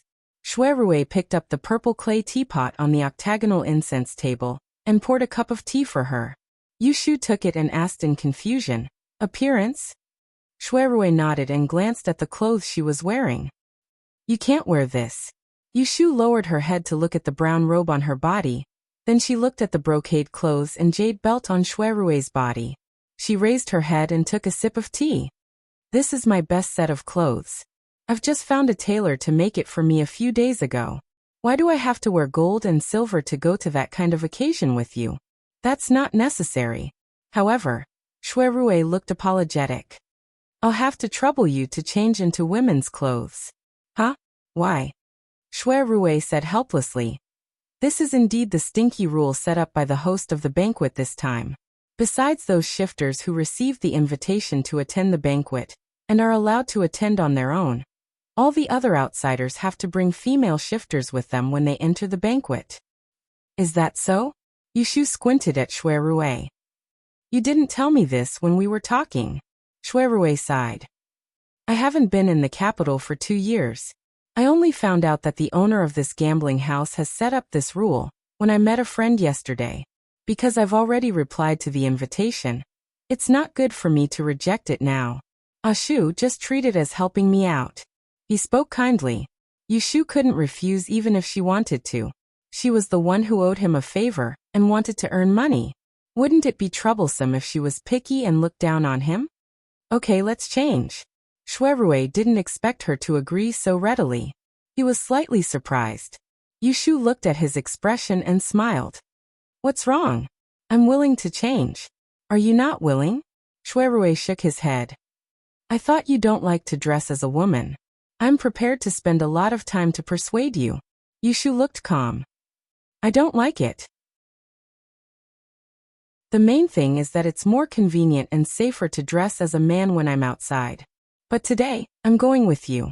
You're the young master of the Shui family. It won't matter if I'm a man or a woman when it's my turn, right? It was rare for Shuirui to hear Yushu tell him frankly instead of guarding against him like before. His mood was a little strange. He felt that the relationship between them was getting closer. He couldn't help but feel happy. He smiled and said, Of course.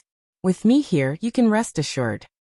Yushu lowered her head to sip her tea again, a smile hidden in her eyes. It seemed that this guy with the surname Shui was not as difficult to deal with as she had imagined. Now that he was her sugar daddy, a few words could make him happy, so why not? This tea is good. It's sweet. Yushu took the teapot and filled it with water. Shuirui said, If you like it, I'll give you a caddy later. Originally, he didn't drink much scented tea. He liked it slightly bitter. Today's tea was specially prepared for Yushu by the servants yesterday. This jasmine tea was the favorite taste of the noble ladies in the north of the city.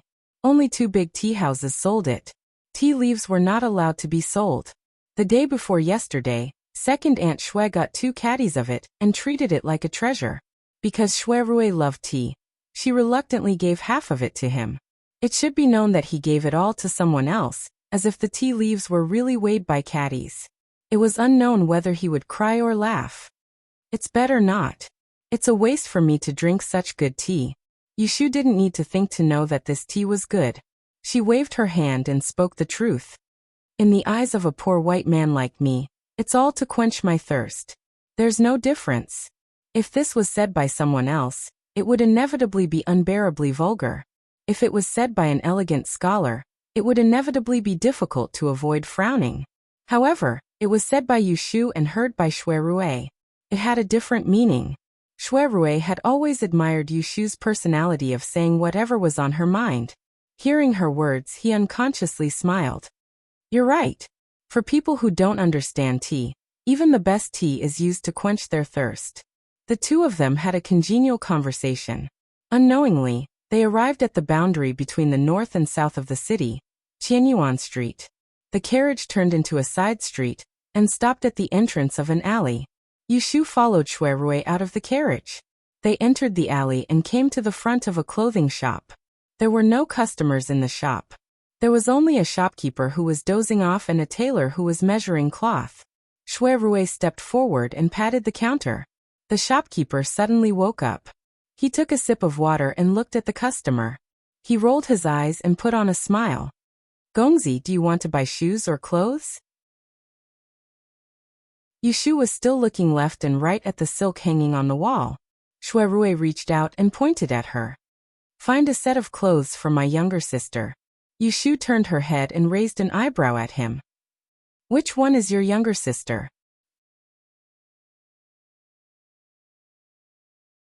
Chapter 182.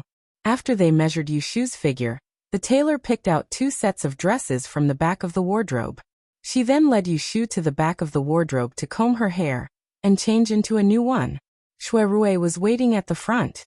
The shopkeeper went to serve him hot tea and said in a low voice, Master, have some tea. Shuirui took the cup and blew on the tea. He asked, Is there any news from Parent Hall today? The shopkeeper replied, I heard that the traders from the north and south are quieter than before. I think it is because Xiaozhang's family is small. The truth of my sister's murder case has been investigated. The troublemakers can't find a reason and have settled down. Shuirui nodded and did not say anything. The shopkeeper did not stand in front of him either. He returned to the back of the counter and flipped through the account book. From time to time, he turned his head and secretly yawned. About an hour later, Yushu came out from the back with the tailor. Shuirui heard the noise and turned his head. His fingers paused and he took a sip of tea. The first thing he saw was a refreshing green lake. Her black hair was tied into thousands of knots. Layers of makeup wrapped around her waist. Fresh lotus flowers bloomed at the waist of her dress, accentuating the girl's beauty. Her face was like the reflection of a lake and her cheeks were pink. She swept her eyebrows and brushed the willow branches. In the blink of an eye, she looked like a lotus. Hidden behind the fragrance of the lotus, the dew of the green roamed through the summer. The corners of Shui Rui's mouth curled into a smile, and he lightly muttered. This shade of green that could be either thick or light really suited her to the extreme. Yushu did not hear him talking to himself. She was still fiddling with her new dress. She frowned and asked the tailor, "Isn't this dress too long? It's going to drag on the floor." The tailor shook her head and said, "Miss, this dress is not long at all. Haven't you seen the latest fashion in the capital? It's going to drag on the floor. If you don't believe me, you can ask this young master." Yushu turned her head toward Shuirue. The latter had already restrained his gaze a little before she turned around to look at him. He nodded very politely. "It's not long, it's very suitable." She stood up and walked to the counter. "This shop also sells hairpins, rings, and jewelry. I picked out a few pieces while I was waiting for you. You can change into them." Yushu has put on women's clothes. Of course, she can't comb her hair into a man's bun. Just now, when she was changing her clothes inside, the tailor helped her tidy her hair. She combed it into a lady's style, but she didn't wear any hairpins. Shuirue took the tray from the shopkeeper's hand and handed it to the tailor to Yushu. She lowered her head and saw that the tray was covered with red silk. There were a dozen or so items neatly arranged. From hairpins and pearls to earrings and bracelets, not a single item was missing. Just by looking at the quality and workmanship, one could tell that the price was not cheap. "How much does this cost?" Yushu suddenly raised her head and asked the shopkeeper. "Ah." The shopkeeper turned his head and looked at Shuirue. He didn't see the latter's expression. He hesitantly smiled and said, "Young master and young lady are the first customers today. I'll make it a round figure of 50 taels." Yushu smiled. She often came to the exchange shop and knew the price of gold and jade. She glanced at the calm Shuirue and didn't expose him. She brushed her hand across the tray and picked up a dragonfly necklace carved from jade. She put it on her hair and took the mirror that the tailor handed to her. She looked at herself and said to Shuirue, "I'll take this one. If I wear it too much, I'll have a headache and it will affect my thinking." Shuirue knew not to overdo it and didn't force her on the details. He took out some banknotes and placed them on the table. The tailor went to the back to retrieve the clothes that Yushu had changed out of, and wrapped them into a bundle for her. Yushu carried it and followed Shuirue out of the shop one after the other. When they got on the horse carriage, Yushu tried to lift her legs twice because she was wearing a skirt that hindered her feet. Shuirue snickered behind her and reached out his hand to support her at the right time, but she ignored him. She directly lifted her skirt above her knees and climbed onto the horse carriage. Secretly sighing a pity, Shuirue withdrew his hand and followed her onto the carriage. "To Dingbua Hall."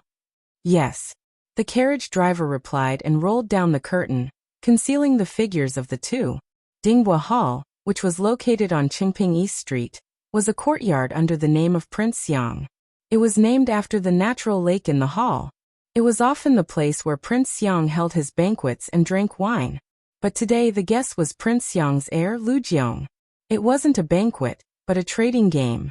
The younger brother of the current emperor, Prince Xiang, did not pay much attention to the court affairs.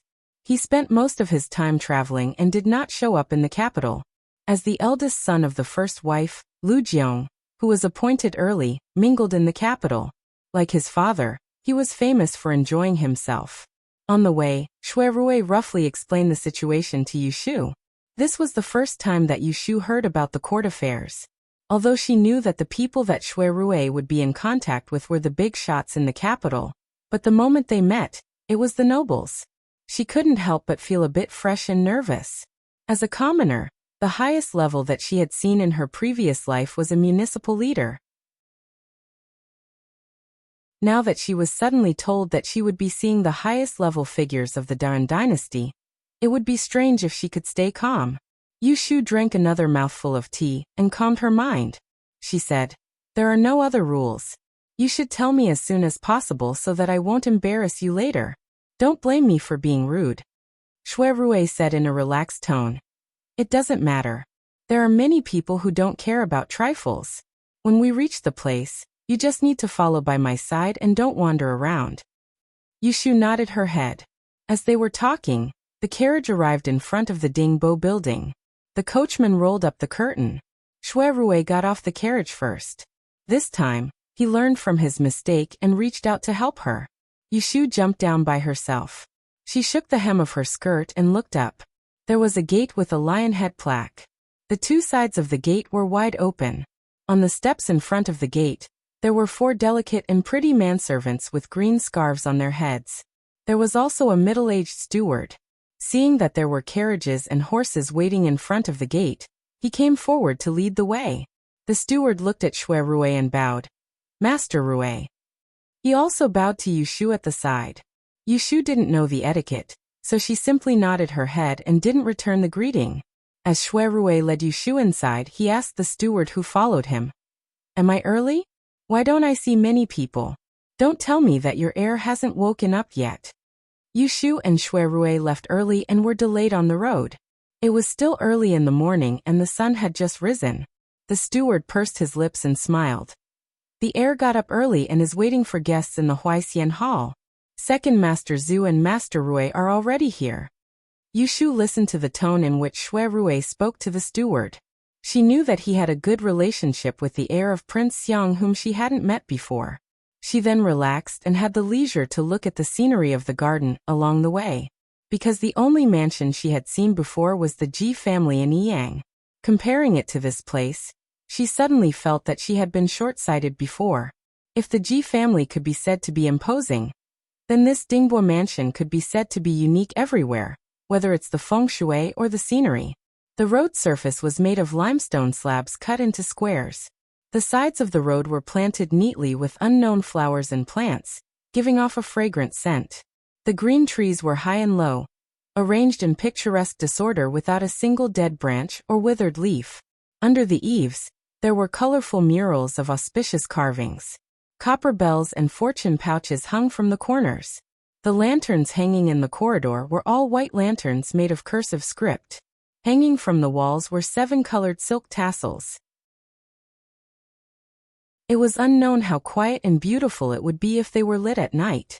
Shui Rui saw that Yushu was looking left and right with curiosity in her eyes. He slowed down by 2 steps and retreated to her side. He tilted his head and whispered, "There are more interesting places in the capital than here. I'll bring you to see them one by one another day."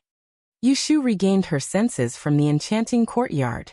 Hearing Shui Rui's suggestion, she did not reject or welcome it. She only replied nonchalantly, "If there's a chance." Since Shui Rui was aware of her temperament, he did not pursue the fact that her words were somewhat perfunctory. The two of them followed the steward through the corridor and exited through an arched door. Not more than 50 steps later, they saw a hall with a door of 8 blessings for good fortune. On the 2 pillars in front of the door hung a pair of chiseled couplets. The first couplet read, "Do not hide anything in your heart." The second couplet was, "Do not stop even half a step in front of the door."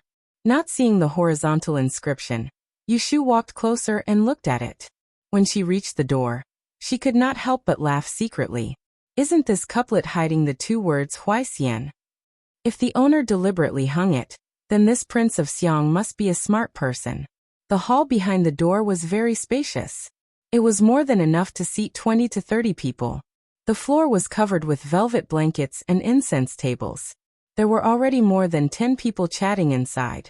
When they saw Shui Rui and Yushu coming in, one of them who was staring at the door clapped his hands and laughed. He's here. Who is the one who said that Brother Rui will be absent again? Punish yourself by drinking 3 cups of wine." Yushu looked inside.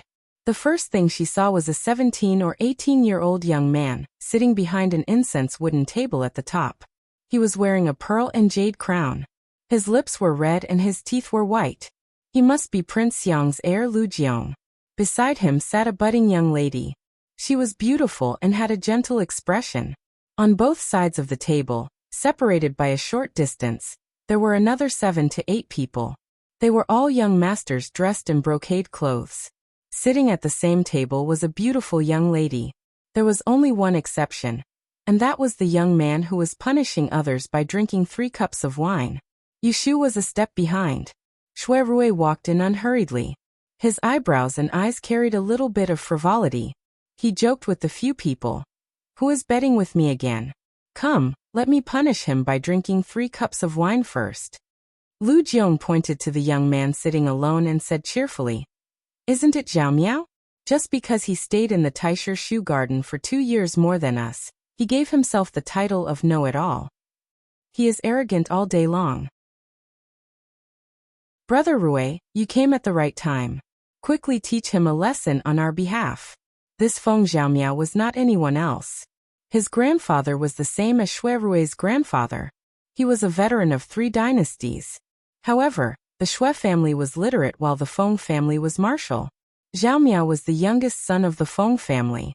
Unlike his grandfather and father, he did not have a son to inherit his father's business. Zhao Miao was reported by Lu Jiong, but he still had a righteous look on his face. Brother Rui, after you returned to the capital, you went to the Supreme Court and did not play with us. I said that if you don't come this time, I will find a few third-class guards to tie you up. Shui Rui said, Well, it seems that I have to visit the old master at the general's residence tomorrow and tell him about his good grandson who got drunk and smashed someone's shop. In the end, he wanted me to bring him out of the yamen. Let the old master tie you up and lock you up for 10 days to half a month first. Feng Zhaomiao immediately lost his confidence and begged for mercy with a sad face. Don't, I was just joking with you. Shui Rui said pleasantly, I was also joking with you. A wave of roaring laughter resounded in the hall. Lu Jiong teased Feng Zhaomiao, and Feng Zhaomiao's face became slightly hot from his words. She anxiously changed the topic, and her gaze flickered when she noticed Yushu who was behind Shui Rui. She raised her voice to suppress everyone and asked Shui Rui curiously, Brother Rui, you haven't introduced the guest you brought today. Who is this young lady? Chapter 183. This is Miss Lianfeng. Yushu turned to look at Shui Rui and raised her eyebrows slightly. When did she change her name? Why didn't she know? Shui Rui responded to her with a look to calm down. He pointed to the people in the hall and introduced them one by one on her behalf. This is Prince Xiang's heir. This is the youngest son of General Feng. This is the second son of Grand Secretary Qi of Hanlin Academy. And this is the only son of Earl of Loyalty and Bravery. Yushu followed Shui Rui to get to know everyone. Even though she herself was a nobody, out of respect for Shui Rui, the group of spoiled brats present here agreed amiably and didn't make things difficult for her. However, Feng Zhaomiao seemed to be very interested in Yushu, and he kept on chatting with her. Miss Lianfeng is also a student of the Imperial Historian's Library? Why haven't I seen you before? Did you enter through a special examination? Yushu saw that Shui Rui did not intend to help her explain, so she answered honestly, I am not a student of Taisher Library. The seating arrangement in this banquet was very spacious. Shui Rui led Yushu to sit behind a table that was close to them. Even though it was a neighboring table, they weren't on the same banquet. When she looked at the young masters and young mistresses in the hall, their actions were all natural and dignified, and they were well-mannered. Since you are not a student of Taisher Library, you must be a disciple of a master. May I ask who your master is? In Feng Zhaomiao's view, the female guest brought by Shui Rui must have some background. Yushu said, I do have a Shifu, but he's a very simple person and doesn't have a name. Feng Zhaomiao was a little surprised. She turned her head and bumped Shui Rui's arm. She asked anxiously in a low voice, Brother Rui, where did you find this person to make up the number? Why didn't you invite the sisters from Taisher Library? Didn't I send someone to inform them yesterday? The Crown Prince and the others are waiting to catch you today and take advantage of you. Shui Rui looked over his shoulder at Yushu and said with a smile, It's hard to say who will be the butcher. Yushu's ears are very sharp. She heard young Master Feng and Shui Rui's mutterings. She did not feel unhappy about being looked down upon. Having lived to her age, she would not be easily angered by a few words. Zhaoqing, what are you two whispering about? Tell us so that we can all hear it. Lu Jiong patted the table, and Feng Xiaoqing immediately sat up straight. What else can I say? I haven't seen Brother Rui for many days. Speaking of which, Crown Prince, who else did you invite today? It's already so late, and they still haven't come yet. They're making us sit here and wait. They're really putting on airs. As soon as he finished speaking, they heard a loud laugh coming through the door. I'm just a little late, and I already heard Jiao Miao complaining. If I come any later, will I be rejected? The room was quiet. Yu Shu turned her head and saw several figures entering the door one after another. The young man at the front looked about 20 years old. He was wearing a smoky purple robe with a gold and jade hook on his head and a green longevity bead around his neck. His chest was bunched up and his eyebrows were raised, making him look like a jade tree. Just as Yu Shu was curious about this person's identity, her gaze shifted and fell on the graceful woman behind him with a green veil covering her face. She was slightly stunned for a moment before she subconsciously turned her head around and winked at Xue Rui, who was sitting at the next table. Why was Ji Xingxuan here? However, Xue Rui did not receive her question at the moment. He looked at the few people who came to the door. The smile on his face just now disappeared in an instant. At this time, everyone in the hall had come back to their senses. They all stood up and greeted. Greetings to the seventh prince. Yu Shu was shocked when she heard this. She quickly stood up and greeted the others. The seventh prince? Why did the crown prince come? Lu Hao waved his hand and said casually, Why are you so reserved? I'm here to play with you today. Are you treating me like an outsider? Sit down. He then turned his head and looked at Xue Rui. He smiled and said in an exceptionally kind voice, Cheng Bai, I've finally caught you. Cheng Bai? He's calling me so affectionately. Yu Shu silently thought. She turned her head and glanced at the expressionless Xue Rui. Is this his name or nickname? Yes, big brother. I haven't seen you since you returned to the capital. His Highness has invited you several times. If I didn't know that you were busy with official business, I would have thought that you were hiding from us. Hearing this voice, Yu Shu noticed that there were other people standing on the right side of the seventh prince. The one who spoke was a young man of 16 or 17 years old. He was of medium height, had white skin, slender eyes, and an overly affectionate smile on his face. She didn't know why, but it made Yu Shu a little uncomfortable. He called Xue Rui big brother? Is he also a young master of the Xue family? Yu Shu was right. This young man was another young master of the Xue family. His name was Xue Guangxiu. He was the third son of Shangshu Xue. He was also the only son of the third branch. He was only younger than Xue Rui. These people that arrived abruptly caused the relaxed and cheerful atmosphere from before to imperceptibly become slightly tense. And the person with the most brilliant expression on his face was Feng Xiaomiao, who sat by Xue Rui's side. He looked at this and that, and he was at a loss for what to do, causing his face to flush slightly red. Yu Shu wasn't sure if Ji Xingxuan would recognize her because she was dressed as a woman, so she stood with her back facing Ji Xingxuan. On the contrary, she was facing Xue Rui, so she could clearly see the expression on his face. But when she saw his unusually silent appearance, she suddenly became suspicious. Why did he look a little strange? These people who were late suddenly made the scene awkward. Everyone seemed to be waiting for Xue Rui to speak. Yu Shu did not know what entanglement these people had. When she was thinking about how to get through today, she heard Xue Rui say, Your Highness, I forgot that I have something to deal with in the yamen. I won't stay for long today. At this moment, even Yu Shu was able to discern that Xue Rui didn't get along with the seventh prince and the other young master Xue. Could it be that he didn't know that these people would come today? After Xue Rui finished speaking, he did not stay any longer. He waved his hand to Yu Shu and was about to leave with her. The crown prince Lu Jiong was anxious and shouted behind him, Brother Rui, don't leave in such a hurry. When someone shouted from behind, there was naturally someone in front of him to stop him. Xue Rui looked at Lu Hao's arm in front of him and stopped walking. He tilted his head to look at him with a bit of mockery in his eyes. When he was looked at like this, Lu Hao felt helpless. Cheng Bai, do you really want to die with me? That day was... There is no need to mention the matter of that day. Shui Rui frowned as he interrupted Chen Shi. And then he turned around to say coldly to Lu Jiong, who'd caught up to him. Heir's arrangements today have truly taken great pains. Yet I've never had the magnanimity to help others achieve their goals. I've made you waste your efforts. When Lu Jiong heard this, he knew that it was bad. Shui Rui had fallen out with him. In his heart, he suddenly regretted agreeing to Lu Hao and meddling in other people's business. What did the grudges between them have to do with him? When Yushu saw Shui Rui putting on a sour face in front of the Crown Prince and the Crown Prince, she secretly broke into a cold sweat for him. She was even more puzzled. This surnamed Shui has always been smooth in handling matters. Why is his temper so bad now? It is as if he has changed into a different person. Lu Jiong no longer persuaded, but it did not mean that Lu Hao was willing to let them go. He blocked in front of Shui Rui with his hand and did not move. However, the smile on his face was gone.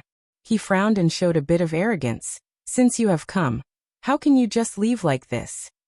Yushu secretly clicked her tongue. Since the soft approach did not work, he wanted to use the hard approach? Shui Rui turned around and faced Lu Hao. Your Highness, what do you want? Lu Hao's eyes flickered. Today we are here to gamble. Why don't we make a bet?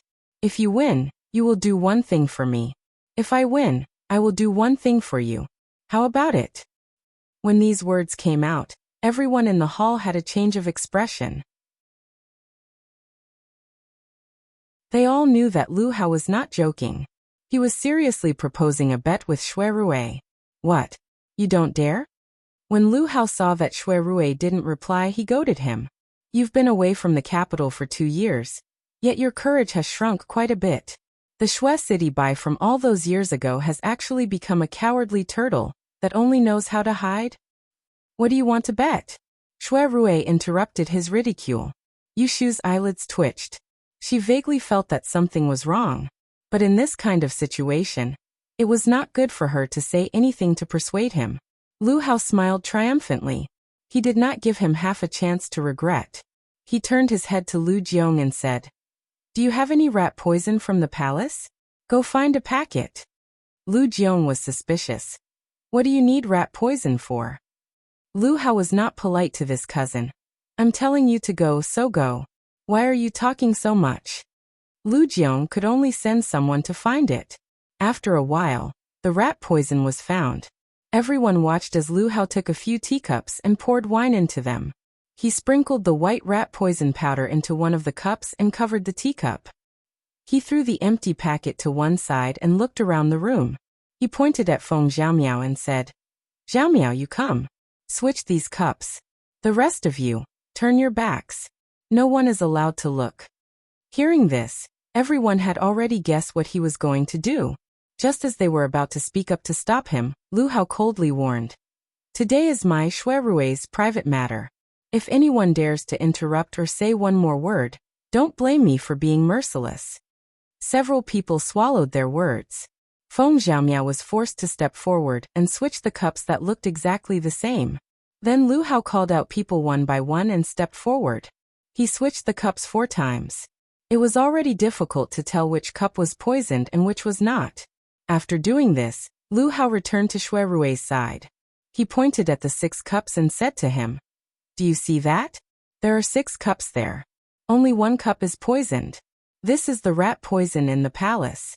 You should know that although it won't kill you, if you mistakenly take it, you will be poisoned and will injure your body. It is inevitable that there will be side effects. Now you and I will each choose 3 cups. Whoever drinks the poison cup will lose.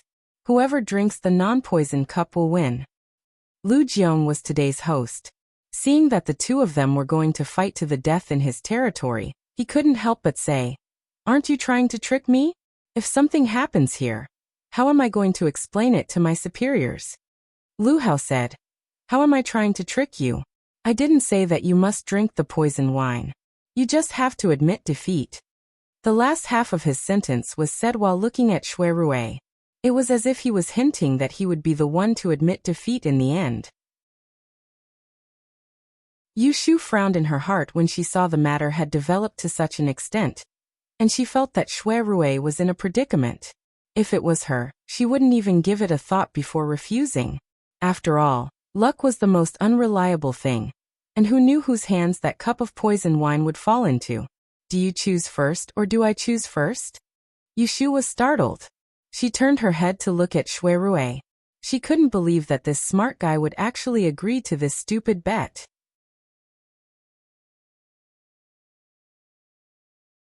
Chapter 184.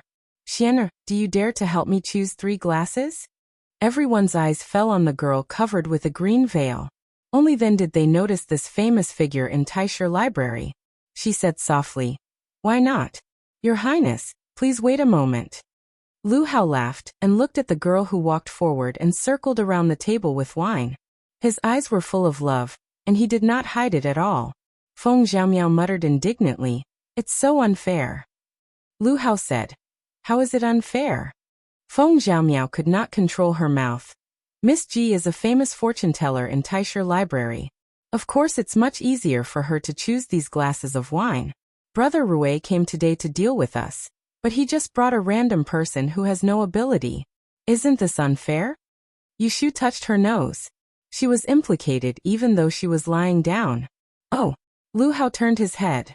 Since he entered the door, this was the first time he looked at Yushu. His gaze swept past her and returned to Shui Rui. "Qingbai, what do you say?" "Since it's a gamble, there's nothing to say." Shui Rui turned around and whispered in a volume that only the two of them could hear. "I'm sorry for getting you involved." Yushu shook her head.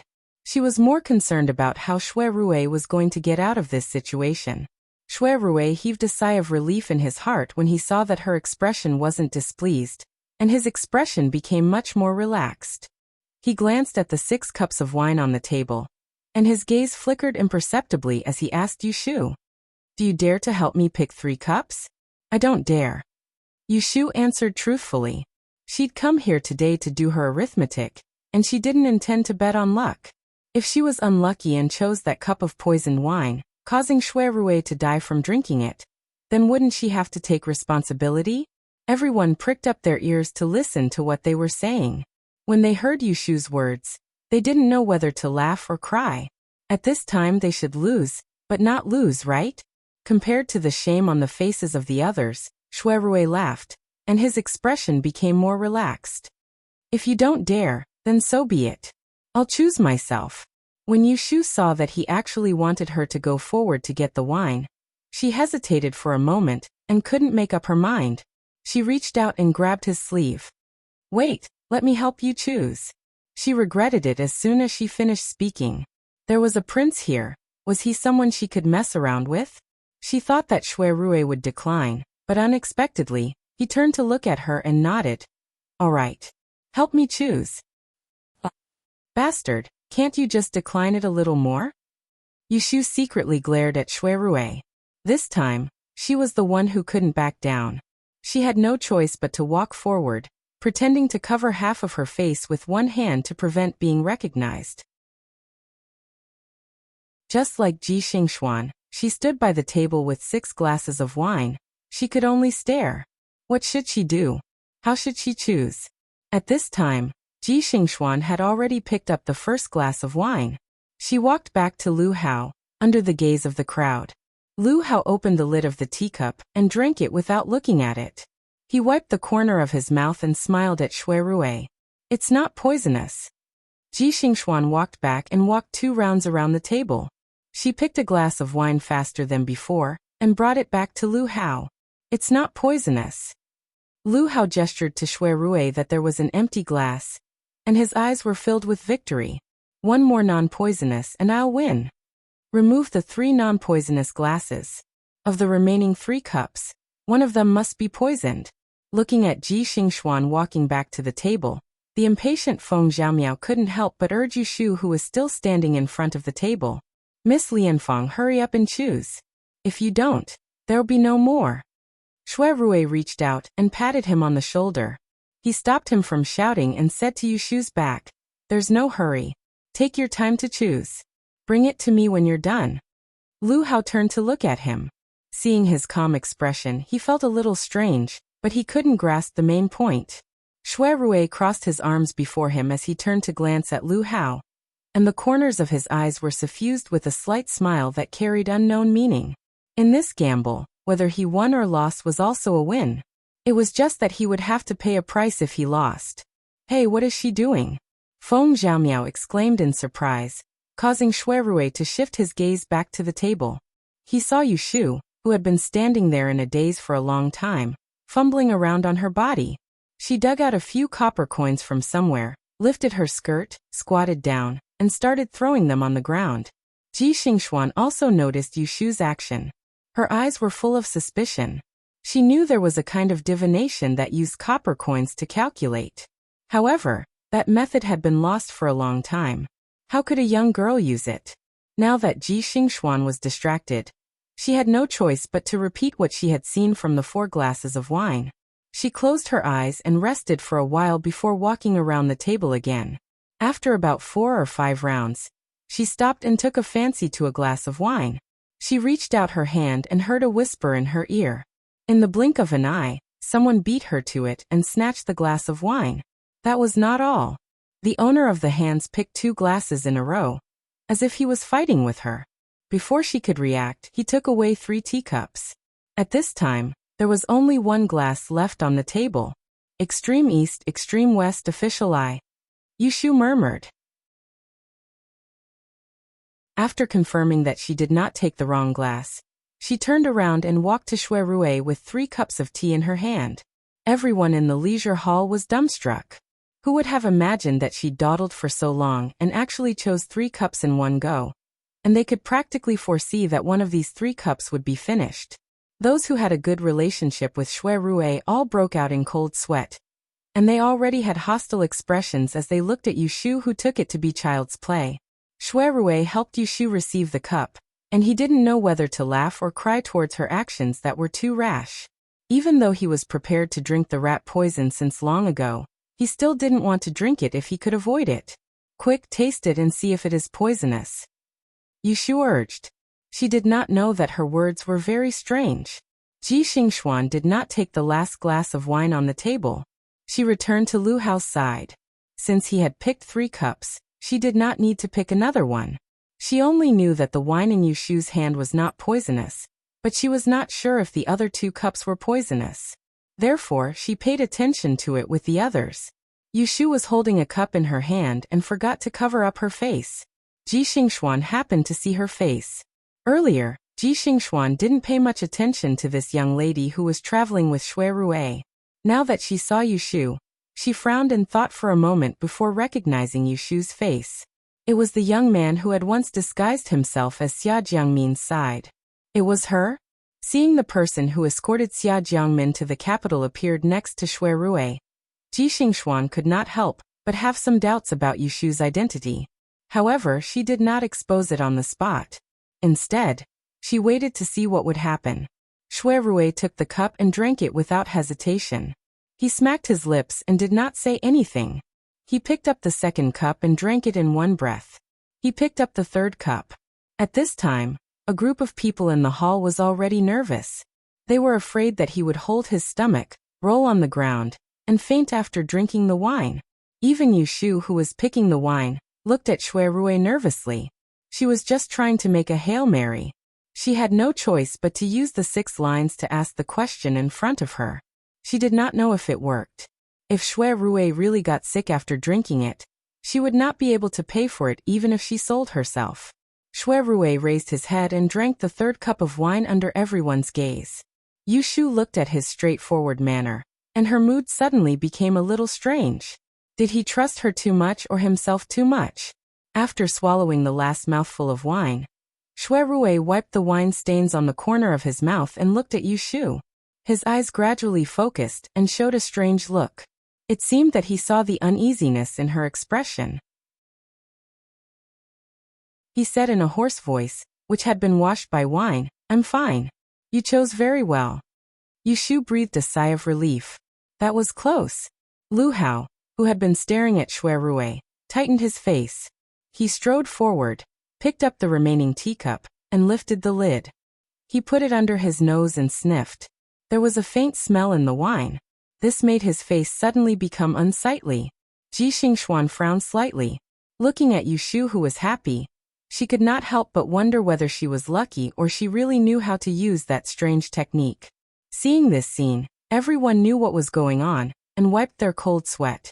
Xue Guangxiu, who came with Lu Hao, secretly clenched his fists. Feng Zhaomiao stuttered and grabbed Xue Rui's arm. "Rui, brother Rui, are you okay?" Xue Rui shook his head and looked at the back of the seventh prince in front of him. He asked, "Your Highness, there is still 1 cup of wine left. Do you want to admit defeat now, or do you want to test it yourself?" Lu Hao turned his face back to the people behind him. When he turned around again, his face had returned to normal. "Cheng Bai, what do you want?" This sentence was a disguised admission of defeat, and accepted the bet at the beginning. Xue Rui said, "I just want to be quiet and don't pester me anymore." This sentence was said to save face for Lu Hao, but those who knew the situation at the scene could not hear the severance in Xue Rui's words. 2 years ago, everyone in Anling City knew that the eldest young master of the Xue family and the seventh prince were on the same side. Now it was gone just like that. Outsiders could not even figure out the reason, which made people sigh and sigh. Okay. Lu Hao smiled and loosened his fingers. The cup with rat poison fell to the ground and splashed 3 feet of wine. Everyone was nervous, afraid that he would attack it this time. However, Lu Hao did not lose his composure. He just looked at Xue Rui deeply and left. Ji Xingxuan looked at Yushu again, and left without saying a word. "Your Highness," Xue Guangxiu shouted and turned his head to say to Xue Rui, "This time you have completely offended the seventh prince. Are you happy now?"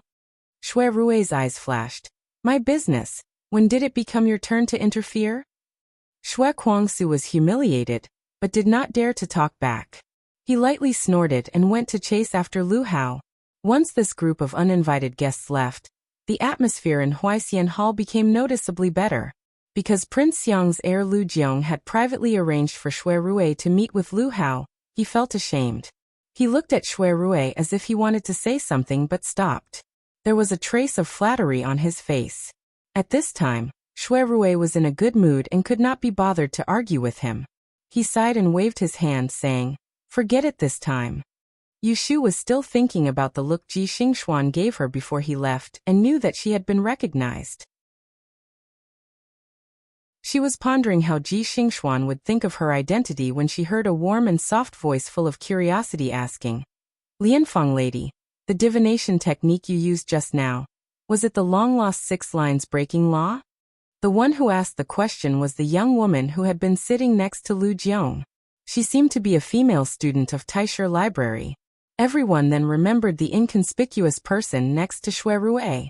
To be honest, in the bet just now, not only did the seventh prince lose, that Ji Xingxuan also lost. She was not as good as this unknown Lianfeng lady in front of them. Thinking of this, it made people overflowing with interest. Yes, what method did you use just now?" Feng Zhaomiao came up excitedly and said carelessly, "Just by throwing a copper coin, you know the cause and effect. Isn't it a trick in Jianghu?" In the face of everyone's inquiry, Yushu smiled but did not say anything. She did not hide or respond to the 6 lines breaking law. In fact, she could not tell whether the 3 cups of wine just now were due to luck or the effect of the 6 lines breaking law. After all, she had never used it on such things. Xue Rui glared at Feng Zhaomiao and said to Yushu, "Don't bother with this naughty boy. If you get entangled with him, you will have a headache." Then he sneered at Lu Jiong. "Today, I came to introduce her to a few grandee masters. Because of your interference, I came here for nothing." After listening to his words, Lu Jiong first smiled at Yushu and then said, "It's not a big deal. Which grandee master do you want to meet? I will write a recommendation letter for you. Just go to their door and find them." Yushu was happy and did not hesitate. She gave a few names on the spot. They were the famous masters in Anling City that she heard in Autumn Osmanthus Lane recently. Lu Jiong did not say it out of politeness. He turned around and asked his servant to find the letters and wrote them to Yushu one by one, so that she could visit them at any time. In this way, it was noon. The crowd had long lost the mood to gamble. They did not eat lunch and left Dingbua House. After saying goodbye in front of the door, they went to their own carriages and sedan chairs. In the carriage, Shuai looked at Yushu happily holding the recommendation letters, but he did not ask about the grudge between him and Lu Hao. Although it was what he wanted, he felt a little disappointed because of her indifference. After putting away the recommendation letters, Yushu thought of another thing. She put on a straight face and said to Shuai, "This is bad. I didn't get any money from gambling. How can I pay for Xiaoxiu's tuition fees?" Shuai took out a few banknotes from his pocket and gave 2 to her. Yushu looked at the denomination of 200 taels. She was very surprised. "Lend me?" Shuai gave the banknotes to her and said in a light tone, "No, it's a reward. A reward for not letting him drink the cup of rat poison. Today's trip was not in vain. Everything that should be solved was solved. Lu Jiong did not send them off. He took the female student from Taisher Shuyuan to the back garden. After dismissing the servants, he took her hand and put her on his lap. He wrapped his arms around her waist and said in a lazy voice, "Meow meow, don't you think Xiaowang is doing a strenuous and unrewarding job?" Xie Miaoyan touched his cheek and said softly, "Shitzi has good intentions. I don't know what grudge young Master Shui has with the 7th prince that is so hard to resolve." Lu Jiong kissed her fingers. "I don't know about their matters. I heard it was because of a woman. Who knows if it's true or not?" Xie Miaoyan did not ask in detail and turned to care about something else. "The 7th prince brought Ji Xingxuan here today. Is it true that the Ji family has a chance to climb up to the emperor's side?" In the past it was hard to say, but now it's not certain. "And? What do you mean?" "There's no harm in telling you, just don't tell outsiders." Lu Jiong lowered his voice. "I heard Fuang say before that the emperor intends to give the 7th prince the 4 daughters of the Xiajiang family as his concubines. The decree has already been drafted, but Xia Jiangying was killed not long ago, so this matter was left unsettled. Looking at cousin's appearance today, he seems to be more interested in this Ji Xingxuan. If you have the heart, you should get closer to her." Xie Miaoyan nodded and sat back. "I'm curious about that Lotus Room girl. Where did young Master Shui find such a person? I've never heard of her before." Lu Jiong said, "What's there to be curious about? From what I can see, she picked the wine cup out of luck. What can she know by throwing a few copper coins?"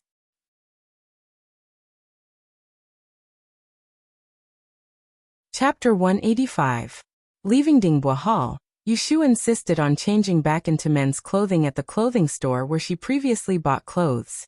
Shuai watched her take off her green dress and return to her plain appearance of a young man. He felt it was a pity, but he didn't go overboard and make her wear women's clothing again. After all, they had met today and there was still time. "What should we do with this dress?" Yushu asked Shuai as she held the dress she had changed out of. "Of course you keep it. Do you want me to take it back?" Yushu thought about it and agreed. It wasn't good to return the clothes she had worn, even though she didn't wear this dress on many occasions. After they changed their clothes, Shuai acted as the host, and the 2 of them found a restaurant in the south of the city to have a meal.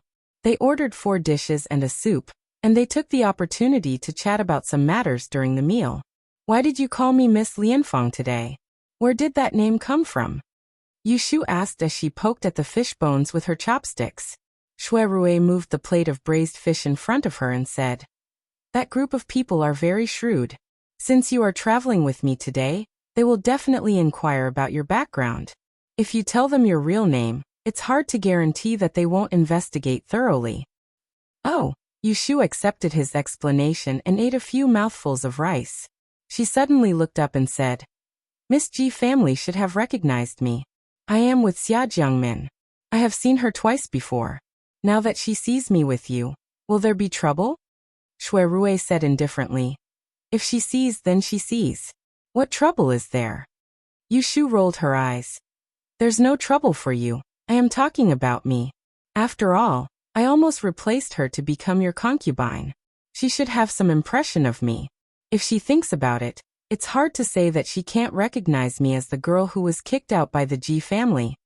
Because they were brought out of prison by Shuai, the 2 of them talked about the past in Yang clearly. Now that the matter of taking in a concubine was mentioned, the 2 of them didn't feel awkward. In fact, one of them pretended to be confused. One was pretending to be confused. Yushu thought that Shui Rui didn't know that she had offended the Ji family by helping Zhao Hui with the lawsuit. However, Shui Rui had seen it outside the yamen that day, so he heard her say this. Knowing what she was worried about, he put down his chopsticks and said to her, "You don't have to worry about that." The Ji family was one of the top families in Yiyang, but it was nothing in Enling City. If one of them gives you a hard time, just come and find me. I'll get rid of them for you. What Yushu wanted was this promise from Shui Rui. Hearing him say this, she was relieved.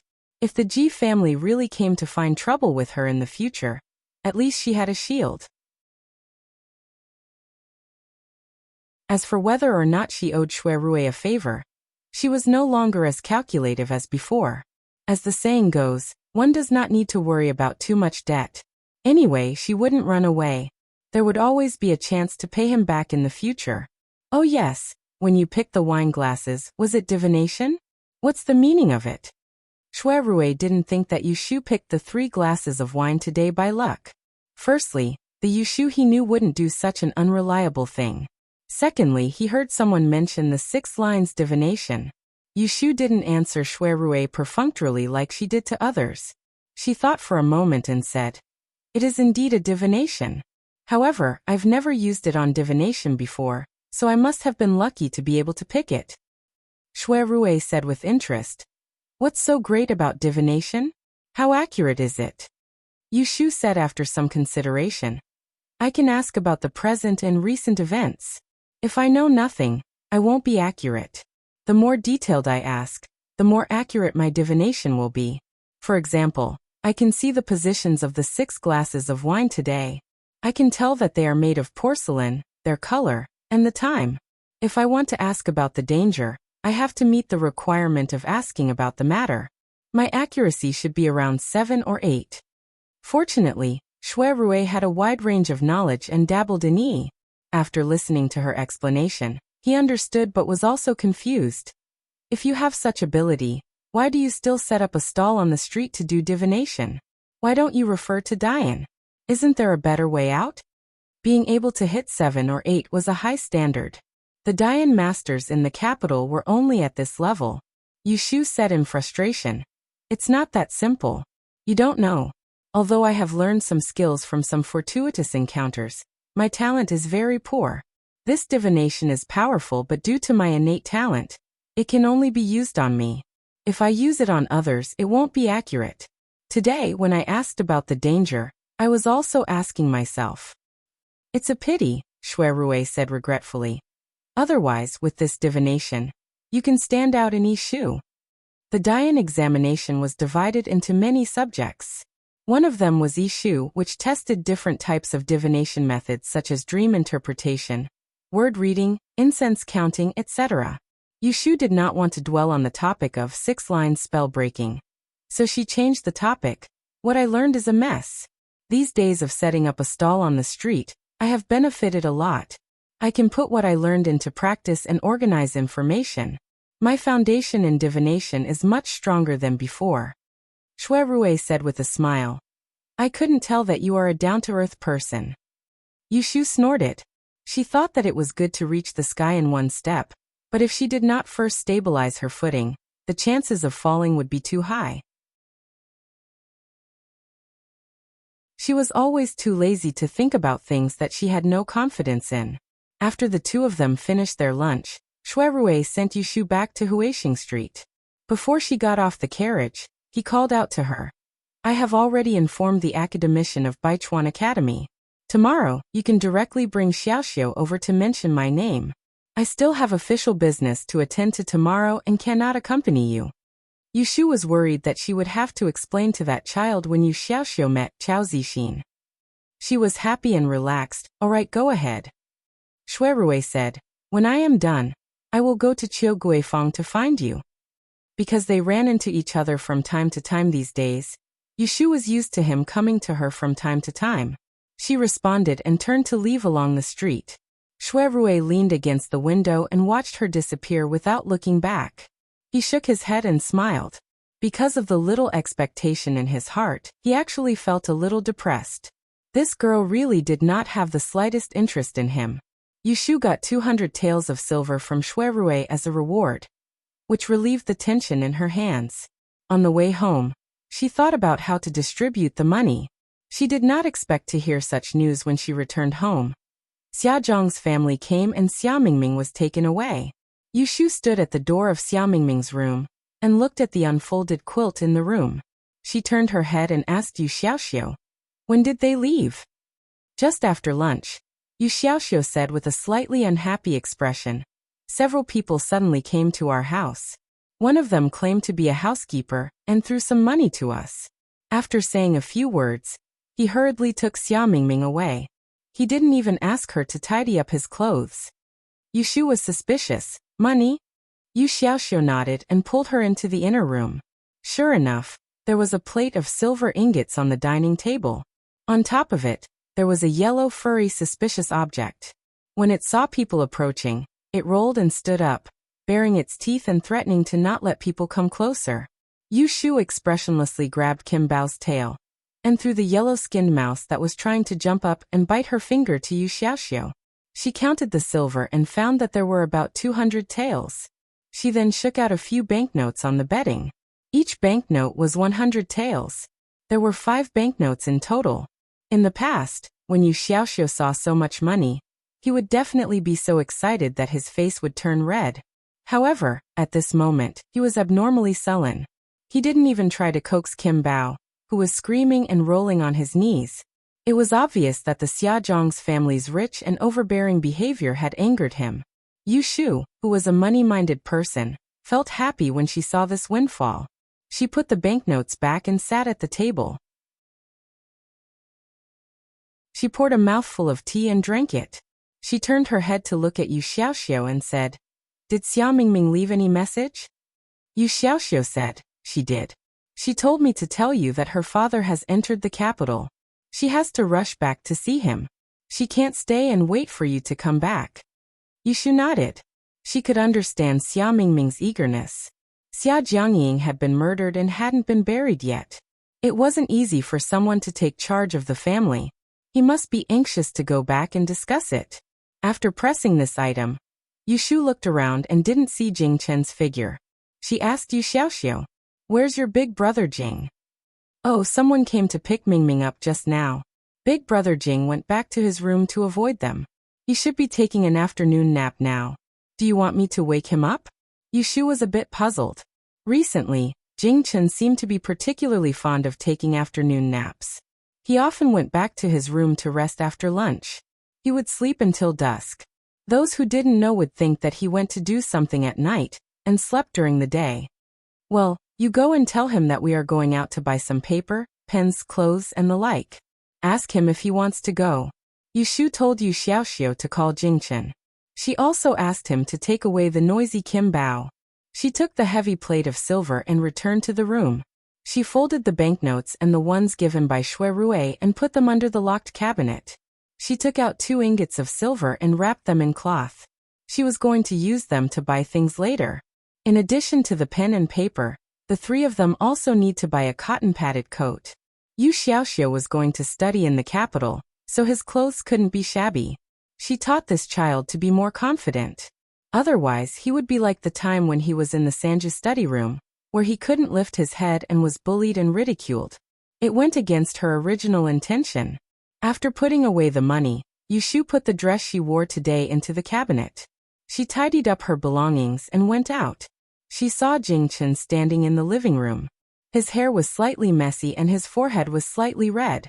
He looked like he just woke up. "Are you going out?" Jingchen asked. Yushu nodded her head. "Do you want to go out for a walk?" Although it was risky to take Jingchen out, it was unreasonable to always let him stay at home. She had to be careful to watch him. She planned to go out, but who would have thought that Jingchen shook his head. "I'm not going." "Ah, you're not going? Are you not feeling well?" "No." Jingchen didn't know how to lie, but he couldn't tell Yushu that he wanted to practice swordsmanship at home while they were out. He thought about it and reluctantly found a reason. "I don't want to go out." Yushu had a strange expression on her face. Why did Jingchen have the same problem as Yu Xiaoxiu? He didn't want to go out and liked to stay at home to draw. This was a sign of a nerd. Not good. Such a chivalrous person was almost turned into a nerd by her. Wasn't it bad for her? Then you stay at home today. After I send Xiaoxiu to school tomorrow, I'll take you to the Taoist temple in the city the day after tomorrow to see if you can remember anything.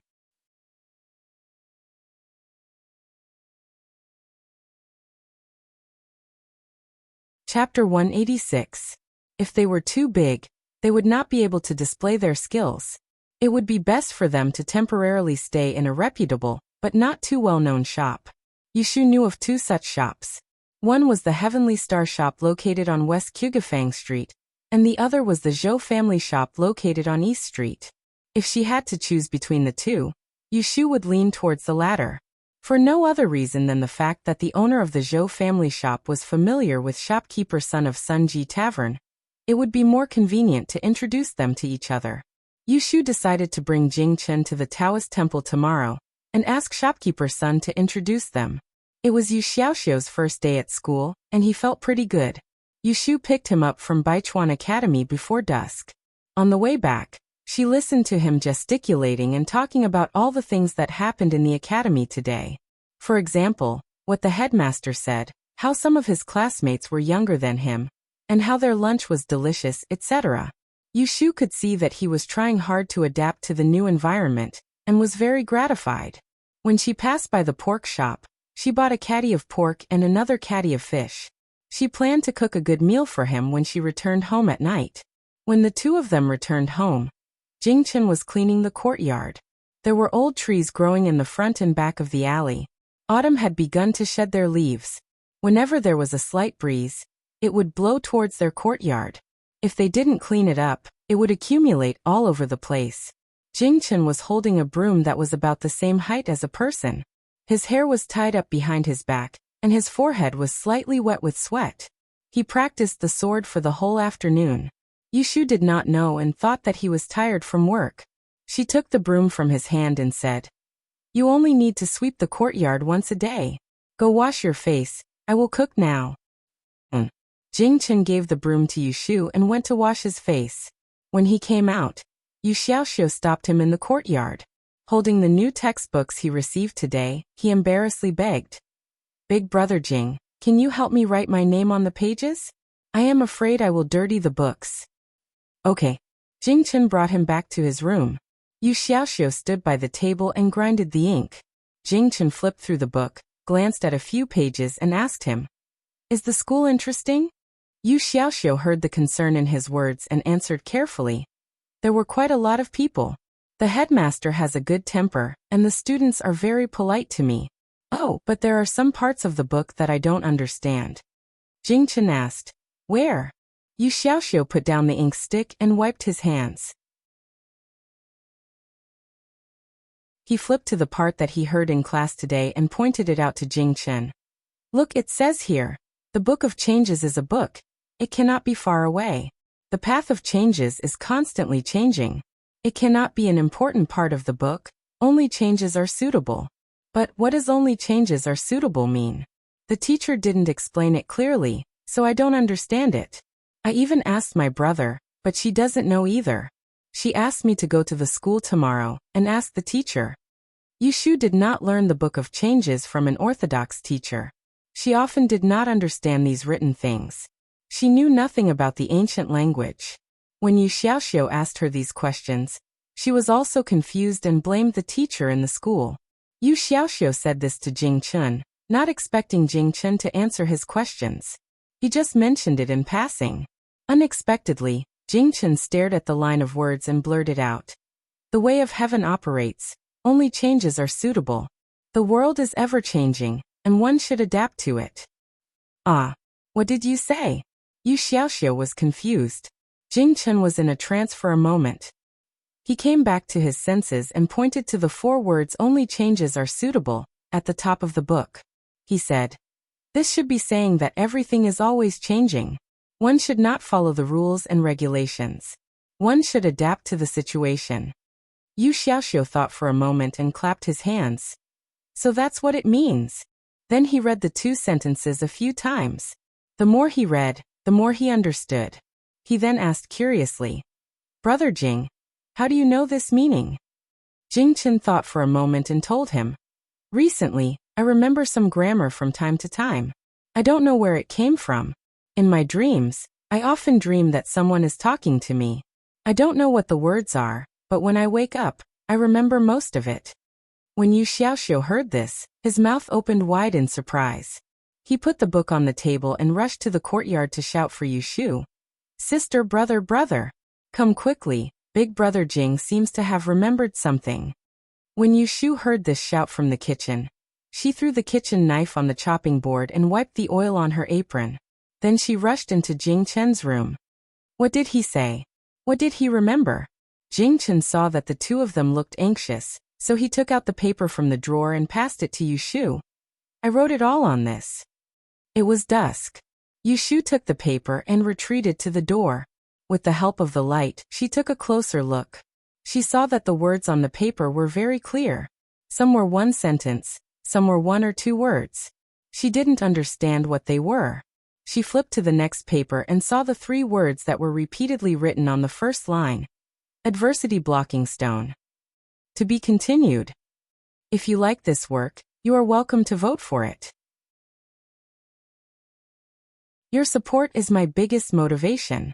Thank you. Ruiyu Yanran Xiaoxia Siege 26 Infinity, Shiyu 1008, 511, 8974, Acme, Vimua, Bright River 1 Himmouth, HTNH Cricket, Lily Winter, Xiao Xiaoqian, Song Yi, Don't Surf the Internet, Orange Who Likes Reading, Steam 21. Yu Shu took Yu Xiaoxiu out to the familiar autumn osmanthus square. They went to a few shops and found a place to buy ready-made clothes for Yu Xiaoxiu. She picked a set of clothes for him to wear to school tomorrow. Then she went to the silk shop to find a tailor to make other clothes. Yu Xiaoxiu didn't want to spend money.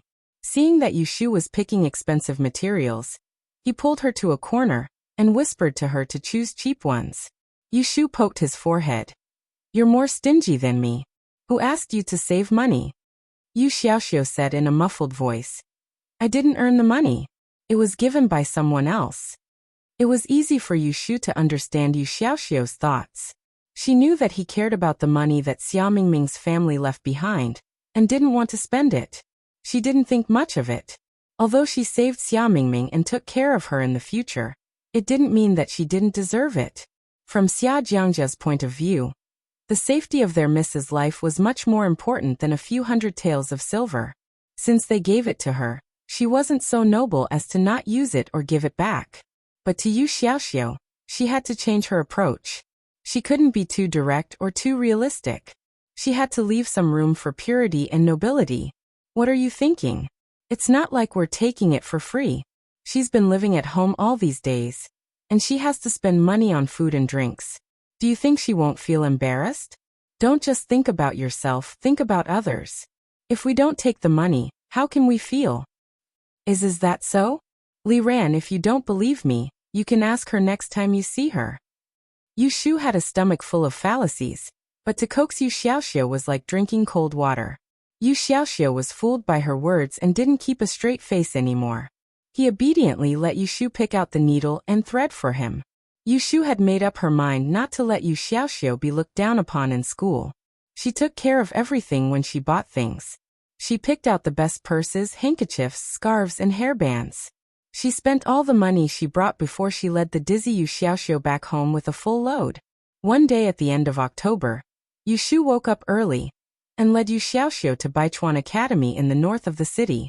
She brought some gifts and paid a visit to Academician Song, who was over 50 years old. She mentioned Shui Rui's name and quickly helped Yu Xiaoxiu complete the admission procedures and pay 2 months' tuition fees. Academician Song very responsibly tested Yu Xiaoxiu on a few questions about learning. After estimating his level, he arranged for him to be enrolled in the 3rd class. He also asked his page boy to go to the library to get a few textbooks for him. Then he led Yu Xiaoxiu to the back courtyard, where the teachers rested, and personally gave him a few words of advice. Yu Xiaoxiu was very shy in front of strangers and didn't say much. But his well-behaved manner was liked by the elders. When the teachers saw that it was the academician who personally led them, and that he was dressed well and had a fair face, they decided to take care of him in the future. There were 5 lecture halls in Baichuan Academy with a spacious garden, and a small shooting range that could accommodate 30 to 50 people. Although the scale was only average in the north of the city, it was many times better than the Sanju study house in Jinyang. After all, Yu Xiaoxiu was still a child and was very curious about the new environment. After being led around the academy by academician Song, his previous remaining resistance also disappeared. Mr. Yu, does your younger brother plan to listen to the lecture today or come tomorrow? Academician Song asked. Yu Shu said, since he's here, let him go to class. I'll come pick him up in the afternoon. All right. Academician Song then led them to the 3rd class lecture hall. Yu Shu and Yu Xiaoxiu walked behind and softly told him, lunch is in the back hall. If you don't know the place, just ask someone. You've paid for the meal. Wait for me at the door after class in the afternoon. Today is the first day. I'll come pick you up and let you know the way. Next time you'll be able to walk by yourself. Yu Xiaoxiu nodded and looked left and right, looking at the banners that could be seen at regular intervals along the corridor. After escorting Yu Xiaoxiu to the entrance of the lecture hall, academician Song led the others inside. Yu Shu stood outside and peeked in through the half-open window. She saw that there was enough space for 20 people to sit inside. The windows were bright and the tables were clean. There were more than a dozen children in their teenage years. Each of them had a desk and a short chair. Their faces were filled with childish innocence. When they saw the new students, they all looked at them curiously. Seeing that Yu Xiaoxiu was arranged to sit in an empty seat in the 2nd row, Yu Shu turned her head and left with academician Song after the teacher signaled for him to take out his textbook and listen to the lecture with the other children. After sending Yu Xiaoxiu to school, Yu Shu walked out of Baichuan Academy and aimlessly on the street for a while. After the beginning of winter, the weather turned cold. The leaves on the streets were all withered. The only green that could be seen were some evergreen pines and cypresses that grew out of the eaves of some houses. It was a rare sight to see green everywhere like the Dingbua Hall he visited yesterday. It was as if it was spring all year round. The sun was hidden in the clouds, and the weather was a bit gloomy. It looked like rain was about to fall, but Yu Shu knew that the rain would be delayed until the evening of the day after tomorrow. It was rare to have such free time to wander around. Yu Shu calmed herself down and sorted out the recent situation, making plans for the future. Xia Mingming left and Xiaoxiu entered the school smoothly. Her fortune-telling stall in Osmanthus Lane was doing well, and had a little reputation on the street. She didn't have to worry about money for the time being. Next, she considered finding a barter shop to be a barter customer. On one hand, she could get in touch with higher-level customers, and on the other hand, she could accumulate some experience for opening her own shop in the future.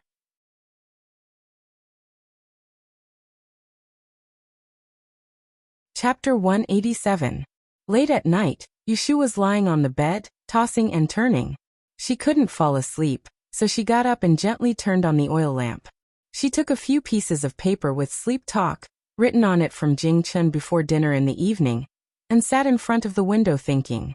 It was a good sign that Jing Chen could dream about the past. Although he still couldn't remember anything, there were some clues to find. The bad thing was that some of the things he dreamed were not good news for Yu Shu. Speaking of which, it had to be traced back to half a year ago when she and Jing Chen had met in Yang. He had given her a stone called Yellow Frost, which she had accidentally lost. Before this, she had only felt that it was a pity, but now it seemed that the small yellow stone was actually not an ordinary item. If it had fallen into the hands of someone else, it would have instead become a bad thing. That yellow frost stone was also known as the adversity blocking stone. It was the treasure of Jing Chen's sect. It was mainly used to block disasters for people close to him, so that they wouldn't be harmed by the Keita star. As for what other uses it had, Yu Shu didn't know. She didn't tell Jing Chen that the stone was used to block him. She only mentioned that he gave it to her, but she lost it. At this time, it was too late to complain that Jing Chen casually gave such an important thing to her. She was the one who lost the adversity blocking stone, so she had to take the main responsibility. But it had been so long, to find it was like looking for a needle in a haystack. It was just a small stone. Who knew where it was lost? She took out the booklet that was pressed on the corner of the table and flipped through it. It was densely packed, and it was all about the big and small disasters that she had predicted for the people around her these days. Counting the days, the time of Jing Chen's K-to-Stars attack should be coming soon. In the next few days, there would be trouble one after another.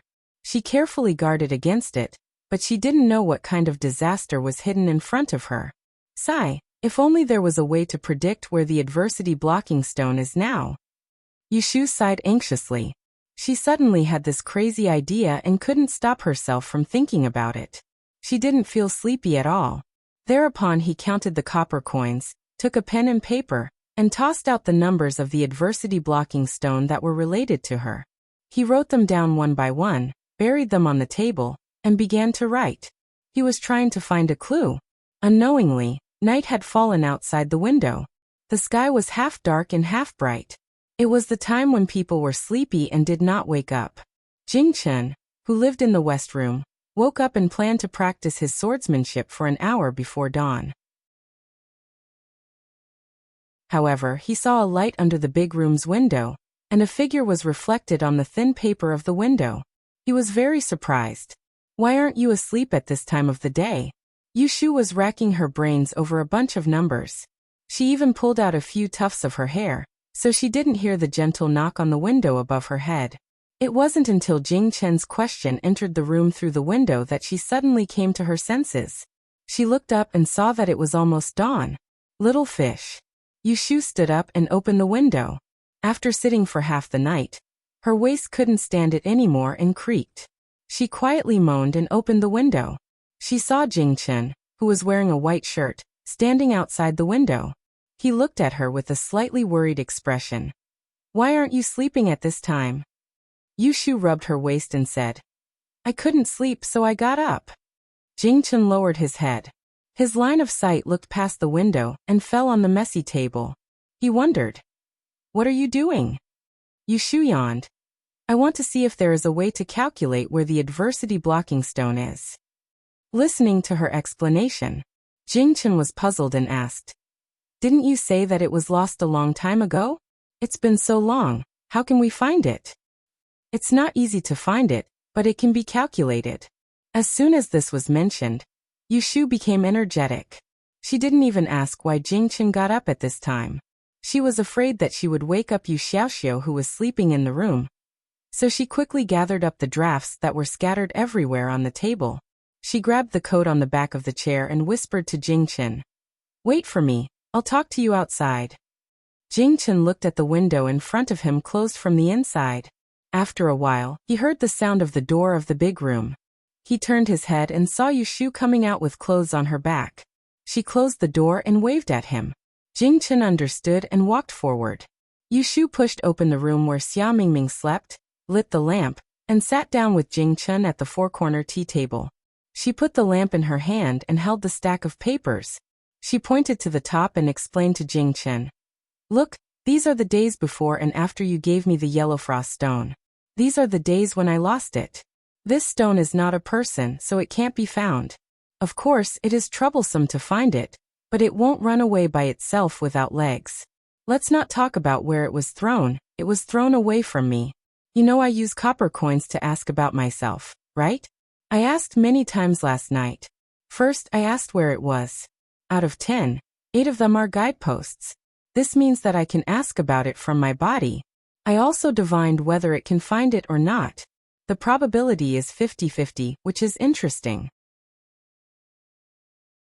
If I can't find it, it's close to 40-60, but when Yushu talked about her expertise in probability and estimation, her two eyes glowed green with excitement. She didn't care if Jing Chen understood what she was talking about. She told him everything she thought of that night. Actually, she wanted to organize her thoughts and answer her own questions. She didn't even give Jing Chen a chance to interrupt.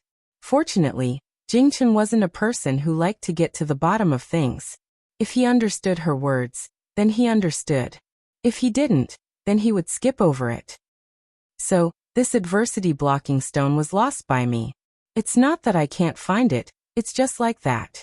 Do you understand what I mean? When Yushu was finally satisfied, she gave Jing Chen a chance to speak. Actually, Jing Chen didn't really care whether the adversity blocking stone could be found or not. After all, he couldn't remember anything. He could only rely on the words in his dream. He couldn't understand its importance. But seeing Yushu's excited expression, he didn't say anything. Instead, he cooperated and asked, "You mean you already have a way?" This question hit the nail on the head. Yushu scratched her ear. She felt that she was too excited just now. She said embarrassedly, I haven't thought of a concrete method yet. But don't worry, I have a general direction. Give me a few more days to carefully ponder over it. At the end of the day, these were only hypotheses that she built up out of thin air. Without verification, it couldn't be accurate. And take your time to think about it. Jing Chen paused and looked at her eyes under the light. He guessed that she must have stayed up all night. He frowned inwardly but could not say any harsh words to reprimand her. He could only soften his tone and say, "There's no need to rush. Aren't you tired during the day?" "It's okay. My body is fine. I'll tell you." Before she finished her sentence, she yawned and squeezed out 2 tears from her eyes. Seeing her like this, Jing Chen didn't know what to say. He pulled her arm and skillfully pulled her up from the chair. He didn't hurt her. He pressed her shoulders and gently pushed her out. "Go back to your room and sleep. I still haven't confiscated the notes I wrote. I'll help you collect them. Go to sleep. Remember to ask Xiaoxiu to wake me up tomorrow morning. I plan to take you to the Taoist temple in the south of the city today. Don't be late." For the first time, Jing Chen gave a perfunctory response to Yushu. He pushed her back to the door and watched her enter the room. He stood outside the door for a while. When he heard the sound of her pouring water and drinking tea, and then taking off her shoes and going to bed, he turned around and went back to Xia Mingming's room to tidy up the scattered papers. When Yushu woke up, it was already late in the morning. She tucked her hair and climbed out of bed. Yu Xiaoxiu had already gone to school early. She felt a little depressed that no one had woken her up, and that she had slept for nothing. She washed her face in the room, and as soon as she went out, she saw Jing Chen sweeping the fallen leaves in the courtyard. She couldn't help but tease, "You found a proper job to do." In this small courtyard, Jing Chen swept at least 3 times a day. She even suspected that when he was a Taoist in Mount Longhu, he swept the floor in front of the mountain gate. Jing Chen had already heard Yushu's footsteps. He stopped practicing the sword steps with the broom in the courtyard in advance. It looked like he was sweeping the floor. He didn't hear the teasing in her words. He looked at her recovered complexion and said, "Did you sleep well?" Yushu crossed her fingers over her head, stretched herself, and stepped over the threshold. As soon as she walked into the courtyard, a few drops of something fell on her head. She raised her hand to wipe it and looked at it. Her eyelids twitched. "Gigi." A crow flew over the roof. Yushu cursed in a low voice, "Smelly bird." She shook off the bird droppings on her hand, and was about to go to the kitchen to get some water to wash up. Who would have thought that when she just took 2 steps, there was another GA sound on her head. Blue veins suddenly popped out on her forehead. Crow, bird droppings, such a good day, but such a bad omen. Jing Chen stood there, and didn't have time to move. He saw the crow, who was squatting on the eaves and watching him sweep the floor, suddenly flew up, circled the courtyard twice, and defecated on Yushu's head. Yushu, who was refreshed just a moment ago, was on fire the next moment. She came forward and grabbed the broom in his hand. She fiercely chased the crow flying in the air and shouted unclearly, "I let you pee and defecate wherever you want. I let you pee and defecate wherever you want." Gigi. Kim Bao, who was lying under the window and basking in the sun, was innocently implicated. He was lucky that he didn't get swept away by the broom. Gigi. He jumped off the windowsill and sneaked to Jing Chen's feet. He hugged his tail and hid behind his feet. He peeked his head out to see that the troublesome black bird couldn't fly after being hit by Yushu. Its feathers were all messed up, and it was cawing. "That's enough, Xiuyu." Jing Chen came back to his senses, and went forward to stop her. If she hit it a few more times, the crow would have to walk in the future.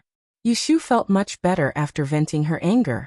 She conveniently stuffed the broom into Jing Chen's arms and said, "Sweep the floor again." I'll go and dry my hair. We'll go out later. It's already so late. Do you still want to go out? Jingchen looked at the sun that was rising in the sky. Yushu said, we'll go. Xiaoxiu won't be back at noon. The two of us will eat outside. We'll rent a car to go back and forth. We'll be back before dark. They had to go there sooner or later. They wouldn't be so scared by a bird that they didn't even dare to go out. Jiedi.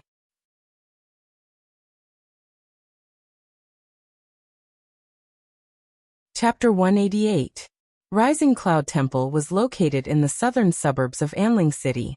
It was close to the city, so it received a lot of incense. Every day, many pilgrims came to pray to the immortals. Compared to the big exchange houses in the capital city, the temple was divided into a front yard and a backyard. The front yard was spacious. Upon entering, a huge incense burner was placed in the middle of the road. Green smoke could be seen curling up from the burner. A path led straight to the Hall of Three Pristines. Worshippers could be seen shaking hands and worshipping devotees everywhere. Some Taoists were dressed in green and white robes, neatly combed hair and sleeves. They walked freely in the temple. They looked noble and did not take the initiative to talk to others. Therefore, although there were many people in the temple, it was rare for it to be quiet. Yushu still managed to find out the location of this Taoist temple from Shuirue. She brought Jingchen here, and circled around the courtyard for a while before entering the main hall. As soon as she entered, her nose was suffocated by the smell of incense and candles, and she almost sneezed. She rubbed her nose and looked at Jingchen beside her. She saw that he was looking up at the Tao ancestor's sacred statue high up in the air with a dazed look on his handsome face. Yushu followed him to look at the huge painted stone statues. After looking for a while, she did not see anything special, so she turned her attention elsewhere. From east to west, there were more than a dozen futons. Most of the pilgrims were female. Some were gray-haired old women, and some were young girls. They closed their eyes and prayed with a pious expression. It was not clear whether they were praying for their children or for their parents' safety. Yushu was not an atheist. Seeing this scene, she felt touched and thought of donating some incense money later to go up and worship. Xiaoyu. After a long while, Jingchen looked away from the statues and turned to call Yushu. He lowered his voice and said with confusion, I seem to have been here before. Uft. Yushu chuckled and waved her hand, ordering him to go to a corner of the main hall where there were fewer people. She said to him, all Taoist temples look like this. It should be the place where you used to live on Mount Longhu, so it feels familiar. I'm sure you haven't been here before. She still remembered that her acquaintance in Yiyang City, Jingchen, had told her that this was the first time he had left the mountain. Shangxi was so far away from the capital, and it was not as if he could just leave the house. How could he have come here before? Yes. Jingchen nodded. Xiaoyu knew more about him than she did. Since Xiaoyu said that he had not been here, he must not have been here. Do you remember anything else? Yushu asked with a face full of expectation. She wanted Jingchen to recall something after touching the scene. Jingchen shook his head. Nothing else. Yushu was disappointed, but she didn't want to come here for nothing. She pointed to the direction where the hall led to the backyard and said, why don't we go there again? Okay. The two of them walked around the front and back of the Taoist temple, leaving footprints everywhere except the places that people were not allowed to enter. Unfortunately, Jingchen still couldn't remember anything. Only then did Yushu give up and brought him back to the main hall. She asked Jingchen to wait while she went to buy a handful of incense and lit it up. They lined up in front of the statue of the sacred ancestor and prayed for peace. It was rare for Yushu to kneel, so she prayed for everyone she could think of. Yu Xiaoxiu, Jingchen, Zhao Hui, Dr. He, Pei Jing, Aunt Cui, Aunt Lu, and even Shuirue and Xiaomingming. She burned 10 joss sticks. While Yushu was silently praying for everyone, Jingchen stood alone in front of the Hall of Treasures, waiting. Because of his outstanding appearance, many people who passed by the door would look back again and again. If there were only one or two, Jingchen would notice if there were more. Seeing that Yushu, who was not far away, did not show any signs of getting up, Jingchen thought that it would be a while longer, so he decided to wait outside. With his head half lowered, He walked out of the Hall of Treasures, and coincidentally, the person who had entered the Hall of Treasures was walking right in front of him. Both of them wanted to move aside. He moved to the left and the other person moved to the left. He moved to the right and the other person moved to the right. Since they couldn't move, they stopped at the same time and raised their heads to look at each other. Both of them were stunned. Right in front of Jing Chun stood a girl with half her face covered with a veil. Only her eyes could be seen and her facial features were unclear. However, he didn't know why, but he had a different feeling about her. If he really had to say what it was the same feeling he had when he saw the 3 statues of the founding masters. It was a vague sense of familiarity. Jing Chun said he was stunned, but it was only for a moment. He took 2 steps back and let the girl go first. The girl didn't hurry to leave. Her gaze lingered on his face for a moment before she realized that she had lost her composure.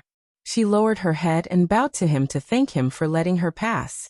Then she walked past him and entered the Hall of 3 Pristines. Jing Chun turned his head and looked at the girl's back again. There was a hint of confusion between his brows. However, he remembered that Yu Shu said that he had never been to the capital before, and he shouldn't have recognized her. He thought that it was just an illusion. He turned and walked out. On the other side, Ji Xingxuan also turned her head and looked at the door. She raised her hand and touched her chest. She didn't know what that palpitation was. The 2 of them walked past each other, and Yu Shu didn't notice. She burned half a stick of incense before she finished praying. When she turned her head and saw that Jing Chun had disappeared, she was shocked and ran out to look for him. When she saw that he was outside, she heaved a sigh of relief. "Is everything all right?" Jing Chun asked. Let's go back." Not long after they left, a figure stood out from behind the door. Looking at their departing figures, she frowned slightly. Her lips moved slightly under her veil. Why is it her again? After a trip to the Taoist temple, they didn't find anything. Jing Chun and Yu Shu both felt disappointed. However, they didn't show it in front of each other. When they got home, they did what they had to do. However, each of them had other plans in mind. The next morning, Yu Shu and Yu Xiaoxiu went out together. They didn't push their stalls. They planned to go to Manthus Lane to look for shopkeeper Sunday. They wanted to see if they could establish a connection with Na Zhou's shop. They wanted to set up their stalls on the street and move into the building. On the way, the siblings separated. Yu Shu first went to Sun's wine shop. She didn't think that there would already be someone waiting there. The morning was bright and clear. Shui Rui sat at a table next to the cashier's counter. He placed 2 dishes on the table and chatted with shopkeeper Sunday. Looking at the door, when he saw Yu Shu enter, he gestured to her. His face carried a smile that was like a spring breeze, as if some joyous occasion had occurred. Drinking so early in the morning? Yu Shu walked over and sat opposite him. Seeing her arrive, shopkeeper Sun stood up with a smile and left the table. He went behind the counter to do his accounts. Shui Rui lifted the lid of the wine pot for her to see. "How is this wine?" "This is tea that shopkeeper Sun specially steeped in a wine pot to raise one's spirits." Yu Shu moved closer to smell it. Sure enough, it was tea. Curiously flipping over a clean cup, she poured a cup and tasted it. She felt that the tea was bitter with a hint of sweetness from the wine. It wasn't bad to drink. The pot was already cold, but the tea was still warm. It seemed that he had been waiting for her for a while. "You don't have any official business today?" "It's my day off, so I came to find you. Yesterday, I went to Baichuan Academy and heard from Scholar Song that you had already sent Xiaoxiu over. How is it? Is he used to it?" Previously, Shui Rui had said that he would personally bring them to see Scholar Song. But those 2 days, he was busy, so Yu Shu went by herself. Now that she heard that he had come over again, saying that it was on the way, it was obvious that he had gone to take care of Xiaoxiu. Seeing that he was so concerned about Xiaoxiu, no matter what his motive was, Yu Shu couldn't help but thank him. And he quite likes it there. "I really must thank you for finding such a good place to go. Otherwise, I would be worried that he would have some sort of illness staying at home all day." Hearing her sincere thanks, Shui Rui waved his hand. "There is no need to be so courteous with me." Hearing this, the words that Yu Shu had been suppressing in her stomach for the past few days finally came out. I don't have anything to thank you for. If there is anything that I can help with, just say it. She owed Shuirue a favor. This was not just one or two. Regarding this, she was already calm. In any case, she was here to slowly repay him. Shuirue had been waiting for her to say this.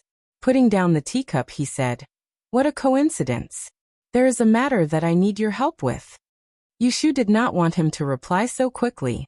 Her expression became anxious as she asked, "What is it?" "Let's go somewhere else to talk." Shuirue raised the wine pot and pointed upstairs. He said to shopkeeper's son, "Are there any guests in the sunflower fragrance hall on the second floor?" "No." "Then let's go upstairs and have a seat. In a moment, have the waiter bring some tea over." "Okay." Shuirue led Yushu up the stairs and entered into a private room called the Sunflower Fragrance Hall. There were 2 wine tables within the room, and both of them were rectangular seats. The floor was covered with old velvet blankets, and it was the style of the Wei and Jin dynasties. Closing the door, the 2 sat facing each other. Shuirue then stated his purpose for coming today. "I want to open a large restaurant in the northern part of the city. I have already found the floor, waiters and chefs. All I am lacking is a manager. Are you willing to help me?" Yushu did not expect that the help he wanted was this kind of matter. "Manager? Isn't the shopkeeper the one in charge? You want me to be an accountant, right?" She had already said that she could not help him with anything else. However, when it came to accounting, he knew of her background. Thinking back to the time when the Taiheng Chamber of Commerce had asked her to be an apprentice accountant, it was him who had spoken to Pei Jing on her behalf. "It's not the same. I've found someone else for the manager and the accountant. I've asked you to help me keep an eye on the monthly accounts so that there won't be any mistakes. Secondly, I have official duties that I can't get away from. I need someone to take care of the people in the restaurant on my behalf. For some reasons, it's not convenient for me to find someone at home, and I can't trust an outsider. After thinking about it, I can only trouble you. How about it, if you are willing to come, apart from your monthly allowance, I will give you another 10% of the restaurant's profits. No matter how much you earn, it is up to you. You don't need to show your face often. If nothing happens, you can go about your business." Opening a big restaurant in the northern part of the city was a big business. 10% of the profits was a lot. Thinking about it, it was easy to know that it would be a lot. Not only would she manage people, but she would also not have to look at others' faces. Shuirue tossed out a few baits, and Yushu was already able to smell the fish. This matter sounded like a good job. Yet she knew very well that once she agreed to it, she would be tied to the same boat as Shuirue, and it would be difficult for her to get off in the future. Don't be in such a hurry to reject me. My restaurant is still under repair, and it will take a month or so before it can open for business. Think about it before you give me an answer. I know that you are interested in E, but helping me won't affect you from learning E. The more people you meet, the wider the world, and the more rare things you hear from time to time, the better it will be for your future. It's better than setting up a stall on the street.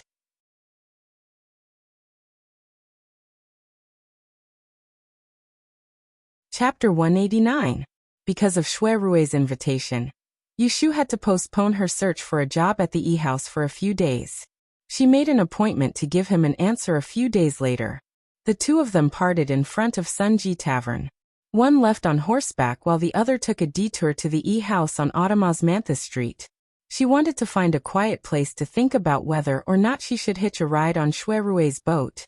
It was still early in the morning and there weren't many people in the Zhou family's E-house. There were 2 people copying books in the back room. Yushu randomly picked a book from the shelf and found a corner to sit down. After entering the capital, when she met Shuirue again, she had the idea of keeping a respectful distance from him. Who would have thought that not only did she not stay away from him, but she would also gradually become closer to him. It was not impossible for her to be his assistant and help him with his business, but there was no such thing as a free lunch in the world. She was afraid that once she joined him, she would be involved in unnecessary trouble, and it would be difficult for her to get out of it. That day at the Dingbua house, she had seen with her own eyes that the people Shuirue associated with were all descendants of generals and princes. Any one of those people was not someone to be trifled with. Shui Rui even had a grudge with an imperial prince. Although she kept her mouth shut and didn't ask him too much, it didn't mean that she didn't think too much about it. Why would Shui Rui want to open a restaurant for no good reason? The Shui clan had been vassals to 3 dynasties, and they were a clan that lived a luxurious life. As the eldest son of the direct line of descent, would they really lack such a share of profits? He must have some other purpose. The restaurant he wanted to open couldn't be as simple as selling a few tables of food and wine. Shui Rui must be hiding something from her. She didn't blame him for this. After all, the two of them didn't have a sincere relationship. If he told her everything, it would be suspicious. This caused her to be in a dilemma. If she accepted this job, she was afraid that she wouldn't be able to leave in the future. If she refused his invitation, she didn't want to give up this opportunity to climb up the ladder. It was hard for her to decide whether to accept or refuse. Alas. Yushu rubbed her forehead in distress. This guy surnamed Shui really left her with a difficult problem. As Yushu frowned, a customer passed by and saw her. He thought she was complaining about the article in the book and asked kindly, "Little brother, why are you sighing like this? Is there something you don't understand?" Yushu quickly sorted out her emotions. Holding the book in her hand, she stood up and said to the customer, "I want to buy some books related to Taoism. I wonder if there are books related to Taoism, books related to Taoism, books in Taoism." She still had a serious matter to attend to when she went out today. That was to search for Taoist books and buy them for Jingchen to read. This was also the inspiration she had received after going to Ascending Cloud Temple yesterday. She wanted to let Jingchen come into contact with more familiar things. Presumably, it would stimulate his memory. "Yes, over there. Follow me." Since Taoism was popular in the dynasty, people who studied must read Taoism books and learn Taoism classics. Therefore, there was no lack of books related to Taoism in shop. Yushu rummaged through shop and bought 2 stacks of books. She would be lying if she said she didn't care about the money. Fortunately, she could read these books when she was free. By the time she finished packing and returned home, it was already past lunchtime. Jingchen saw that she had returned late with so many books, so he curiously helped her take them. He was about to put them down in the big house when Yushu stopped him. "Bring them to your room. They're all for you to read." "For me?" Jingchen looked down and saw the words Lao Junji Gue printed on the leather page at the top. He understood what was going on. "Well, these are all Taoism books. You should have learned them when you were in Mountain Gate. Take them home and see if you have any impression." Yushu told Jingchen and went back to her room to wash her face and wipe her sweat. Carrying a pile of books from the north of the city to the south of the city made her hands sore. After pouring the water from the basin into the vegetable field, Yushu wiped her neck with a handkerchief as she walked to Jingchen's room. She peeked in and saw that he had placed the pile of books neatly on the desk. He was sitting in front of the window, reading a book seriously. She didn't disturb him and turned to the kitchen to get a bucket and a shoulder pole, preparing to fetch water from the well at the street entrance. Yushuzhong put the shoulder pole behind the door and took it. When she looked down, she saw that the water tank behind the door was full of sparkling water. Suspicion appeared on her face. She remembered that when she was cooking in the morning, the water tank in the kitchen was almost empty. How could it be full now? Did little Xiao take advantage of her changing clothes to fetch water in the morning? It shouldn't be. In such a short time, with Xiaoxiu's strength, he can only carry 2.5 buckets of water at a time. It will take at least 3 trips to fill the water jar. Usually, they carry half a jar of water and leave it there until it is used up. So, if it isn't Xiaoxiu, it must be Jingchen. He went out by himself? Yushu suddenly frowned. She leaned the pole against the wall and turned to look for Jingchen. She stood in his room and asked, "Did you go out in the morning?" Jingchen was concentrating on reading when he heard Yushu's question. He looked up at her and paused for a moment before nodding his head. "Yes, I went out." "Didn't I tell you not to go out alone?" Yushu couldn't help but raise her voice. She didn't know that her face was ugly at the moment, and her tone couldn't hide her reproach. Seeing that she was angry, Jingchen stood up from the chair and put down the book in his hand. Faced with her sudden anger, he was a little helpless. He wanted to explain, but found that there was nothing he could say. Because she did tell him not to go out, that's right. But he just wanted to do something for them. His lips moved, and he finally said, "I'm sorry." Hearing this apology, Yushu realized that she had overreacted. She looked at Jing Chun, who was apologizing to her in annoyance. She felt embarrassed and scolded herself for being stupid. It wasn't his fault, so why was she angry at him? Yushu wanted to say something to smooth things over, but Jing Chun said first, "I won't do it next time. Don't be angry." I didn't say that you can't go out." Yushu couldn't tell Jing Chun the truth about his fate of K to star, so she could only say stiffly, "You have to know that you have been in danger and don't know where your enemy is. If you are seen in the capital, and someone recognizes you and finds out that you are still alive, won't you be in trouble?" After listening to Yushu's stuttering explanation, Jing Chun nodded. "Yes, I know." Facing Jing Chun, who didn't doubt her words at all, Yushu couldn't help but feel guilty. She avoided his trusting gaze and coughed lightly. "Then it's fine. You continue reading. I'll go cook." After that, she laughed twice and left his room. She did not forget to close the door. As soon as she left, she reached out her hand to slap herself on the face and walked to the kitchen with a gloomy face. Jing Chun looked at the closed door and sat back at the table. He picked up the book he was reading just now, but there was still a bit of doubt in his heart. He was not in the mood to read.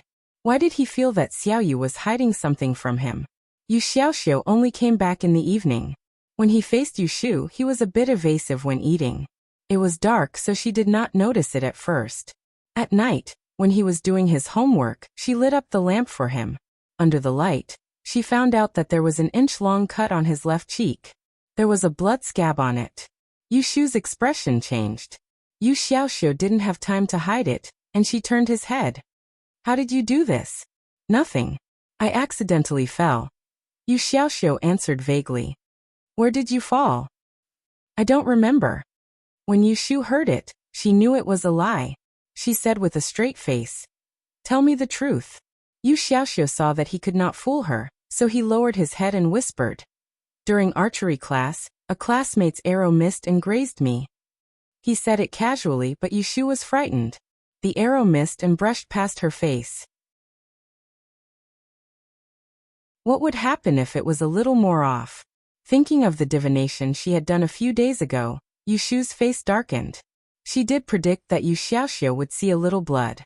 At that time, she thought that he would at most be cut by a kitchen knife. Because of this, she did not let him help her cook for the past 2 days. Who would have thought that it would be such a blood method? "Sister, I'm really fine. That person has apologized to me." Yu Xiaoxiu looked at Yushu's expression and deliberately interrupted. "You don't know, I haven't done anything yet, but the guy who shot the arrow missed was so scared that he cried. He almost peed his pants, haha." Seeing that he could still laugh, Yushu couldn't help but slap him on the forehead and reprimanded in a low voice. "You don't like horse riding and archery, then you might as well stop learning these 2 classes." "Ah, how can I do that? This is what the academy teaches. How can I just stop learning it?" "Why not?" Yushu frowned. "Tomorrow, I will find academician Song and tell him that your body is weak. You don't need to learn these 2 classes." Yu Xiaoxiu's face wrinkled, and he grabbed Yushu's hand and shook it, saying, "Don't, it's so embarrassing. I will stay away from you next time, okay, sister?" Yu Xiaoxiu's tone was pleading when he called her sister. Yushu couldn't stand being called like this, and her heart softened at that moment. She also understood that whether Yu Xiaoxiu was in danger or not had nothing to do with whether he went to class or not. "I'll let it go this time, but remember, next time you see danger, stay away from me. Do you hear me? Go to your brother Jing's room and get the ointment." "Forget it, I'll go." Yushu reprimanded Yu Xiaoxiu and asked him to continue with his homework. She went to Jing Chen's room to find the ointment she bought last time, which was said to be able to smooth scars. She applied it on Yu Xiaoxiu's face to avoid leaving scars on his good face. Yu Xiaoxiu was probably tired from playing in the school during the day, so he started snoring after finishing his homework. On the other side, Yushu couldn't fall asleep. She got up in the middle of the night, lit the lamp, and sat at the table, continuing to study how to find the yellow frost stone using the metaphysical theory of Yi Shui. She didn't know why these 2 days, but since she knew the importance of the yellow frost stone, she couldn't feel at ease. She always felt that she had to find the small stone. She estimated that it was almost time for Jing Chen's K to start to act up. She had to brace herself to deal with it, lest she unknowingly fell into a trap. She didn't want to attract any fatal disaster and shake up her peaceful days.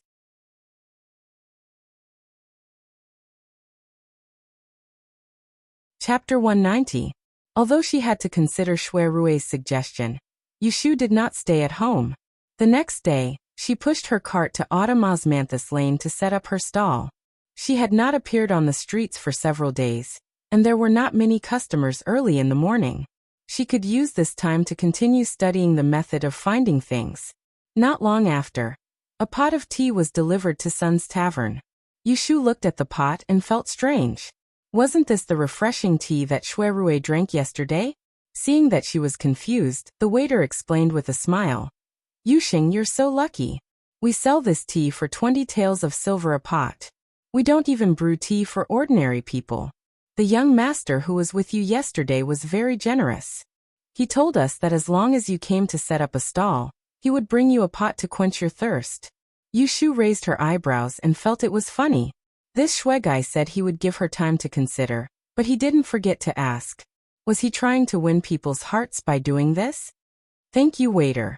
I'll leave the tea here. Yushu knew it was a sugar-coated bullet, but she didn't refuse. She could just not come tomorrow. The waiter returned to the tavern with the empty plate. He leaned against the counter and whispered to the manager who was doing the accounts. Manager, isn't Yuxing a candidate for the Dian examination? It's almost the 12th month, so why is he so calm? He's not preparing for the exam at home, but setting up a stall. Shopkeeper's son did not even raise his head as he replied. Why are you asking so many questions? Why do you care what others think? Go and clean the tables by the window. Yushu drank a cup of tea to refresh herself and continued to do the calculations. In the middle of it, there were customers, so she stopped to deal with them. It was almost noon when she packed her things and planned to go home for lunch. At noon, there were many people on the street. From the south, a group of merchants passed by with carriages and goods. The street immediately became congested, and Yushu was afraid that she would drop something in the crowd, so she moved her cart into the tavern behind. The waiter was free, and when he saw the manager go to the back to get wine, he came up to talk to her. Yuxing, have you heard? The Xiajiang family from the south has come to the capital. How could Yushu not know that in the entire Autumn Osmanthus Lane, there was probably no one who knew the news before her? She pretended to be surprised like the waiter. Oh, really? How can it be fake? News travels fast in our Autumn Osmanthus Lane. Xiajiang's family is holding a grand funeral for the young lady who was murdered. The coffin was sent from the north of the city to the south of the city. It looks like it's going to be carried to Jiangnan. Yushu raised her eyebrows. She did not know about this. No wonder there was no news from Xia Mingming after she was found that day. She was helping with the funeral. Could she have already returned to the south? Sai, if you ask me, that young lady is too pitiful. She's the daughter of a noble family, but she had to leave her home and die outside. Slacking off again. Hurry up and get to work. Go to the back and carry the wine. Shopkeeper's son came out from the back and saw the waiter chatting with Yushu. He called out to him unhappily. The waiter pouted at Yushu and went back to work. Shopkeeper's son helplessly said to Yushu, "This waiter has been getting more and more lazy lately. He likes to talk nonsense. For the rest of your life, don't listen to his gossip." Yushu smiled and did not respond. "Shopkeeper, you go back to work. I'll go home now. So early today." "Yes. It looks like it's going to rain. Shopkeeper, see if there's anything to dry in the backyard. Bring them into the house early." Yushu reminded him and pushed the cart away. Turning around, the caravan just happened to pass by the front door. She casually glanced over and saw the 2 words Tihan on the yellow side of the cart. Pausing for a moment, her heart suddenly jumped. Turning her eyes again, she saw a large bearded man sitting on a horse amongst the crowd. He had the back of a tiger and the waist of a bear. If it wasn't Qiu Biao, Then who else could it be? It could be said that it was a coincidence. While she was still in a daze, the person on the horse also turned his head to look. Just like that, the two people's eyes met. Yushu's eyelids twitched and she quickly turned around. Using one hand, she brushed away the papers on the cart. Pretending to pick them up, she crouched down on the ground, not daring to look back. She did not know if Qiu Biao had seen her, or if he had recognized her. Anxiously waiting for a moment, the scene she was worried about did not appear. Yushu tilted her head to look at the side of the road. In the distance, she could still see Qiu Biao's back. Without delay, she picked up the papers on the ground and stuffed them into the cart. Silently bidding farewell to shopkeeper Sun, she pushed the cart in the opposite direction of the caravan. Only when she had walked out of Autumn Osmanthus Lane did she slow down. Stopping at the side of the road where there were fewer people, she panted with an uncertain expression. That day at the mouth of the river, the scene of the water bandits massacring the merchant ship, and the scene of them being forced to jump into the night river flooded her mind. Her heart trembled with fear. Why did this group of people come to the capital? What are you spacing out for? Get off the horse and come in. In front of the Taiheng Chamber of Commerce's branch in the capital, the cart stopped to unload the goods. Bai Qing came down from the cart and shouted at the distracted Qiu Biao. The surrounding people heard her, but pretended not to hear. In private, they couldn't help but discuss the rumors that Boss Bai and Captain Qiu didn't get along. Hiss, it shouldn't be. Qiu Biao flipped his chin and handed the reins to his subordinates. He followed Bai Qing in. Hearing his muttering, Bai Qing turned around and asked, "What shouldn't be?" "Old Bai, I think I saw someone just now." Qiu Biao scratched his beard and looked around. He pulled Bai Qing to a corner and whispered in his ear. Bai Qing's expression changed. He said in a low voice, "Where did you see him?" "On the street we just passed by." Bai Qing immediately arranged for his subordinates to unload the goods and pulled Qiu Biao out of the door. "Let's go back and take a look." Qiu Biao was reluctant. "It's not worth it. Aren't they all dead? My eyes must be playing tricks on me." Bai Qing glared at him and said in a low voice, "What do you know? When they died, I didn't see their corpses. I suspected that they escaped after crossing the river. If what we have done is exposed by them, not only will you and I suffer, but my big brother is also helping Pei Jing to fight for the opportunity to come to the capital to manage things. Once it is exposed, all of us will perish. If there are still any survivors, we can't let any of them go." Qiu Biao's expression also became nervous. He didn't think about saving a few more steps. After instructing the brothers in charge of guarding the team, he left the branch with Bai Qing one after another. They met up at the street and found Qiu Gui, who had passed by earlier. When Yushu returned home, Jingchen opened the door and saw that her complexion was very bad. He quickly helped her carry the cart in and asked, "Are you not feeling well?" Yushu shook her head. She was hesitating whether she should tell him that she saw Qiu Biao and his group on the street. Jingchen closed the door. He turned around and saw that she was still standing at the door in a daze. He felt that there was something wrong with her and asked, "What happened?" "It's nothing. I accidentally lost a piece of silver." Yushu thought that it was better not to tell him. If Qiu Biao didn't recognize her, this matter would be over. There was no need for another person to be responsible for it. Although Jingchen felt that it was inappropriate, he didn't ask further. He looked at her slightly pale face and said, "Did you not rest well last night?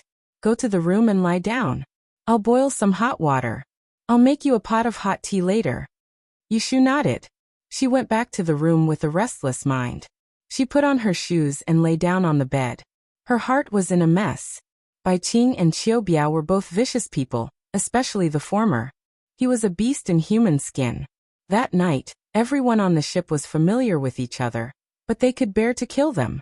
If they found out that she was still alive, to prevent their evil deeds from being exposed, they would definitely think of a way to destroy her. She had inquired about the influence of the Taiheng Chamber of Commerce in the capital. Although it wasn't a first-class chamber of commerce, it was still famous. Bai Qing was a very sinister and cunning person. With the Taiheng Chamber of Commerce as his backing, it would be difficult for her to tear his face off. The only thing she could do now was to hide for the time being. Thinking of this, Yushu couldn't help but comfort herself. It was just a glance. Even if Qiu Biao saw her, he might not recognize her. The matter might not be as serious as she thought. But just in case, she couldn't go to Osmanthus Lane for the time being. As for Yushu, she hid at home and didn't go out for several days.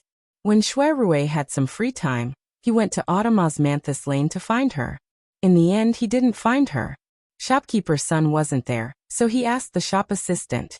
He heard that he hadn't seen her in the past few days. He thought that she had deliberately refused him and was purposely avoiding him. He secretly suspected that he had bought too much in one go. Since he was here, he couldn't avoid a drink. He ordered some wine and was about to go upstairs when he was stopped by shopkeeper's son, who walked in from outside the door. Master Shui. Shopkeeper's son waved his hand for the waiter to do his work. He led Shui Rui to another table and sat down. After thinking for a moment, he said, "Yu Sheng seems to have caused some trouble." Shui Rui was suspicious. "Why do you say that?" Shopkeeper's son said. "In the past 2 days, there have been people coming to ask about him.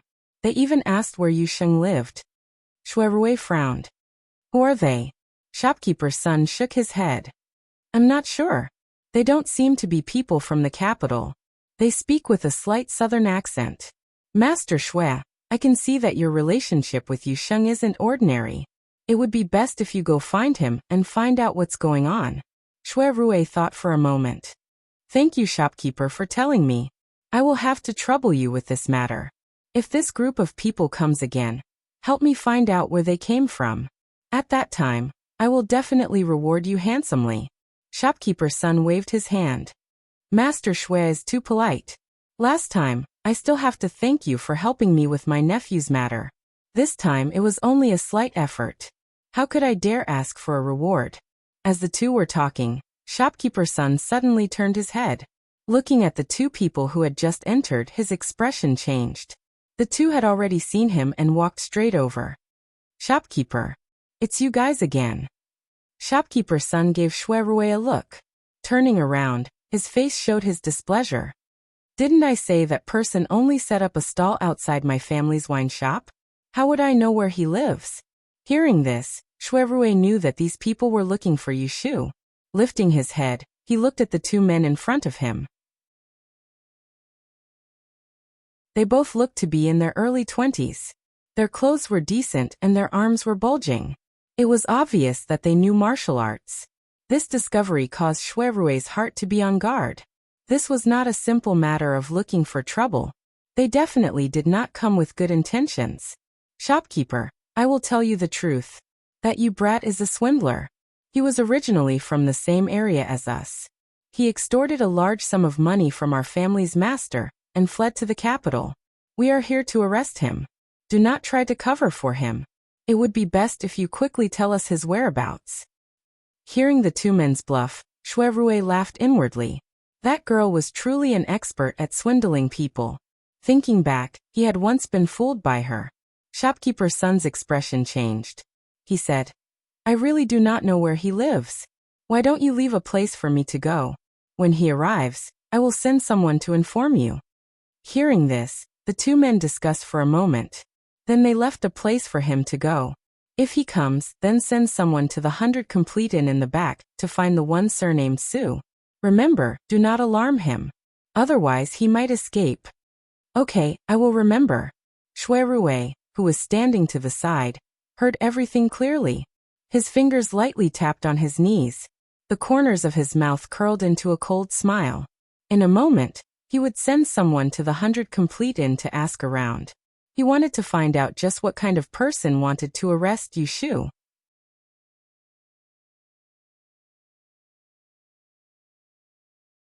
Chapter 191. In a clothing store in the north of the city, behind the counter, behind a green curtain, there is a small reception room. Shui Rui is sitting on a chair under the window, listening to the shopkeeper's report.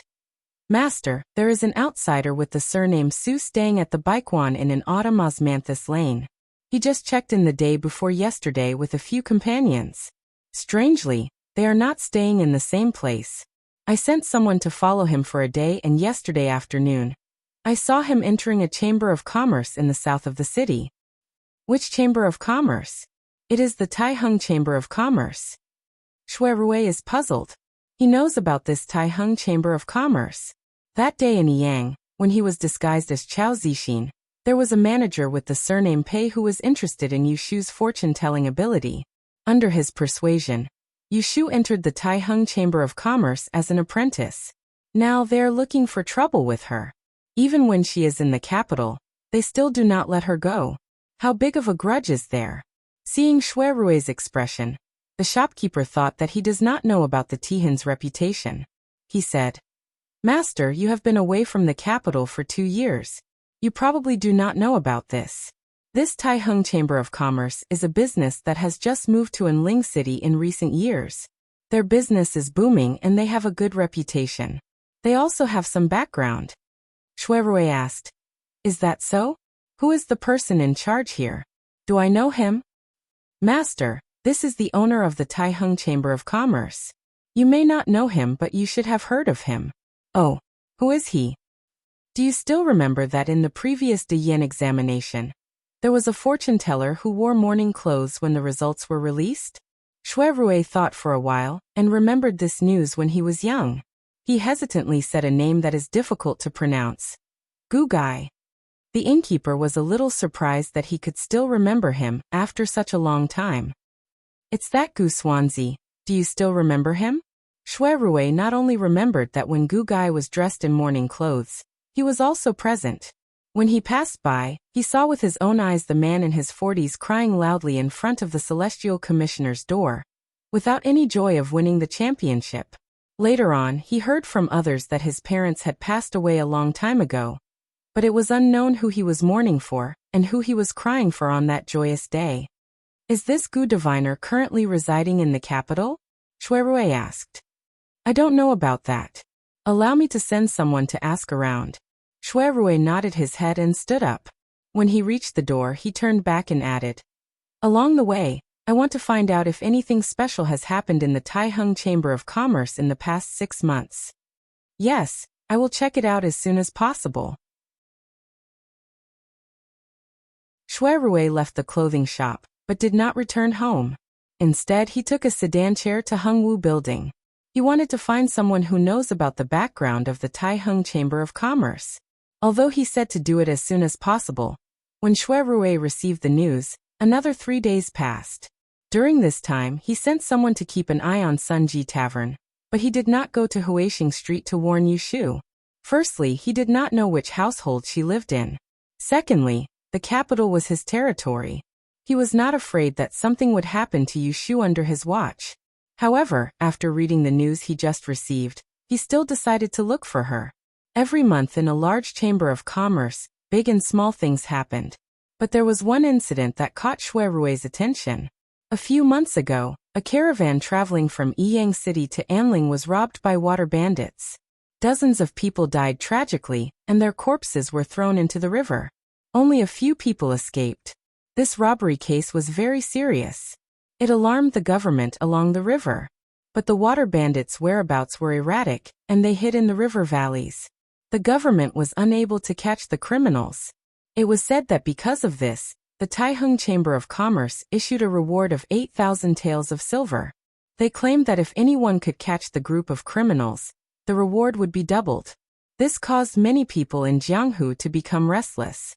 This incident, whether it was the time or the location, coincided with the day Yu Shu entered the capital. He could not help but suspect that this incident had something to do with her. If this was really the case, then it was not a small matter that could be easily solved. Although the Taiheng Chamber of Commerce was only in the middle of the capital, there was indeed someone behind it. Yu Shu did not show her face at Autumn Osmanthus Square. Shui Rui did not know which street she lived in, so he was not in a hurry. In the middle of the afternoon, he finished his work for the day and went to Baichuan Academy. If he knew where the little monk was, he would not be afraid of not knowing where the temple was. Shui Rui arrived at just the right time. Not long after, he saw that the students had finished their classes. A group of half-grown children came out of the library, talking and laughing. Several groups of people passed by, and his sharp eyes saw a boy among them. It had been almost half a year since Shui Rui last saw Yu Xiaoxiu. Fortunately, this child's appearance had not changed, so he recognized him at a glance. But Yu Xiaoxiu was listening to the people around him, and did not notice Shui Rui on the opposite side of the street. It was only when he heard someone call his name that he raised his head to look. Xiaoxiu. Yu Xiaoxiu saw the young man who called his name not far away and recognized him. He was dumbfounded and his mouth was wide open. He never thought that after such a long time, he would almost forget that there was such a person and see this face in the capital. Chao, brother Chao? Shui Rui smiled and looked at the surprised face of the child on the opposite side of the street. He thought. She really did not mention him to this child. Yushu stayed at home for a few days. Because she had something to do, she did not feel that it was a long time. She used the method of finding lost objects, but she did not make much progress. But this did not prevent her from enthusiastically researching. She often buried herself in front of the table for half a day. Even hatching eggs was not as diligent as her. Jingchen was a little better than her. Although he also held those Taoist books all day and never left his hands, when it was time to eat, he would go to the big room to call her. The two of them ate, washed the dishes, and then went back to their respective rooms to continue their work. Hearing a knock on the door in the courtyard, Jingchen put the book down and went outside to open the door. As soon as he pulled the door bolt, Yu Xiaoxiu squeezed in and closed the door. Where is my brother? Jingchen pointed to the big room and watched Yu Xiaoxiu run in hurriedly, and then close the door. Jingchen was surprised by his unusual behavior, but he did not think much about it. He turned back to the room and continued to read. On the other side, Yushu was holding a charcoal pencil and drawing a parabola on the paper. Yu Xiaoxiu ran into the room. Sister. You are back, Yushu said without looking up. Sister, I saw brother Chao. Oh. Yushu drew 2 more strokes and suddenly turned her head. What did you say? Yu Xiaoxiu then told Yushu about Shui Rui going to the book garden to find him. In the end he complained. Sister, why didn't you tell me that brother Chao is also in the capital? I was not prepared at all when I saw him today. I was so shocked. Yushu looked embarrassed. It was not that she deliberately hid it from Yu Xiaoxiu. It was just that she did not want to have anything to do with Shui Rui in the beginning. So she did not tell him. Later, when the two of them got closer, she did not know how to tell him. I was going to tell you in 2 days. Yushu tried to fool him and asked strangely, what did he say to you when he went to find you? Oh yes. Yu Xiaoxiu patted his head and reached out to pull her. You should go quickly. Brother Chao is waiting for you outside the alley. He said he has something to tell you. Ah, you brought him here? Yushu stood up in surprise. Yu Xiaoxiu pursed his lips and said, you're still talking about it? You don't know how much effort it took for me to convince him to wait outside and not bring him into the house. Otherwise, if he saw Big Brother Jing, I'd like to see how you're going to explain yourself. Yu Xiaoxiu did not mean anything else. He was just reasonable. He felt that it was not good to let Chao Zixin know that his sister, an unmarried woman, lived in the same courtyard with a man. In this regard, Yushu had other ideas. Shui Rui was a very smart person. If he saw Jingchen, he would definitely have suspicions. It was not good to let too many people know about Jingchen's matter. It was better not to complicate matters. Well done. Yushu patted his shoulder.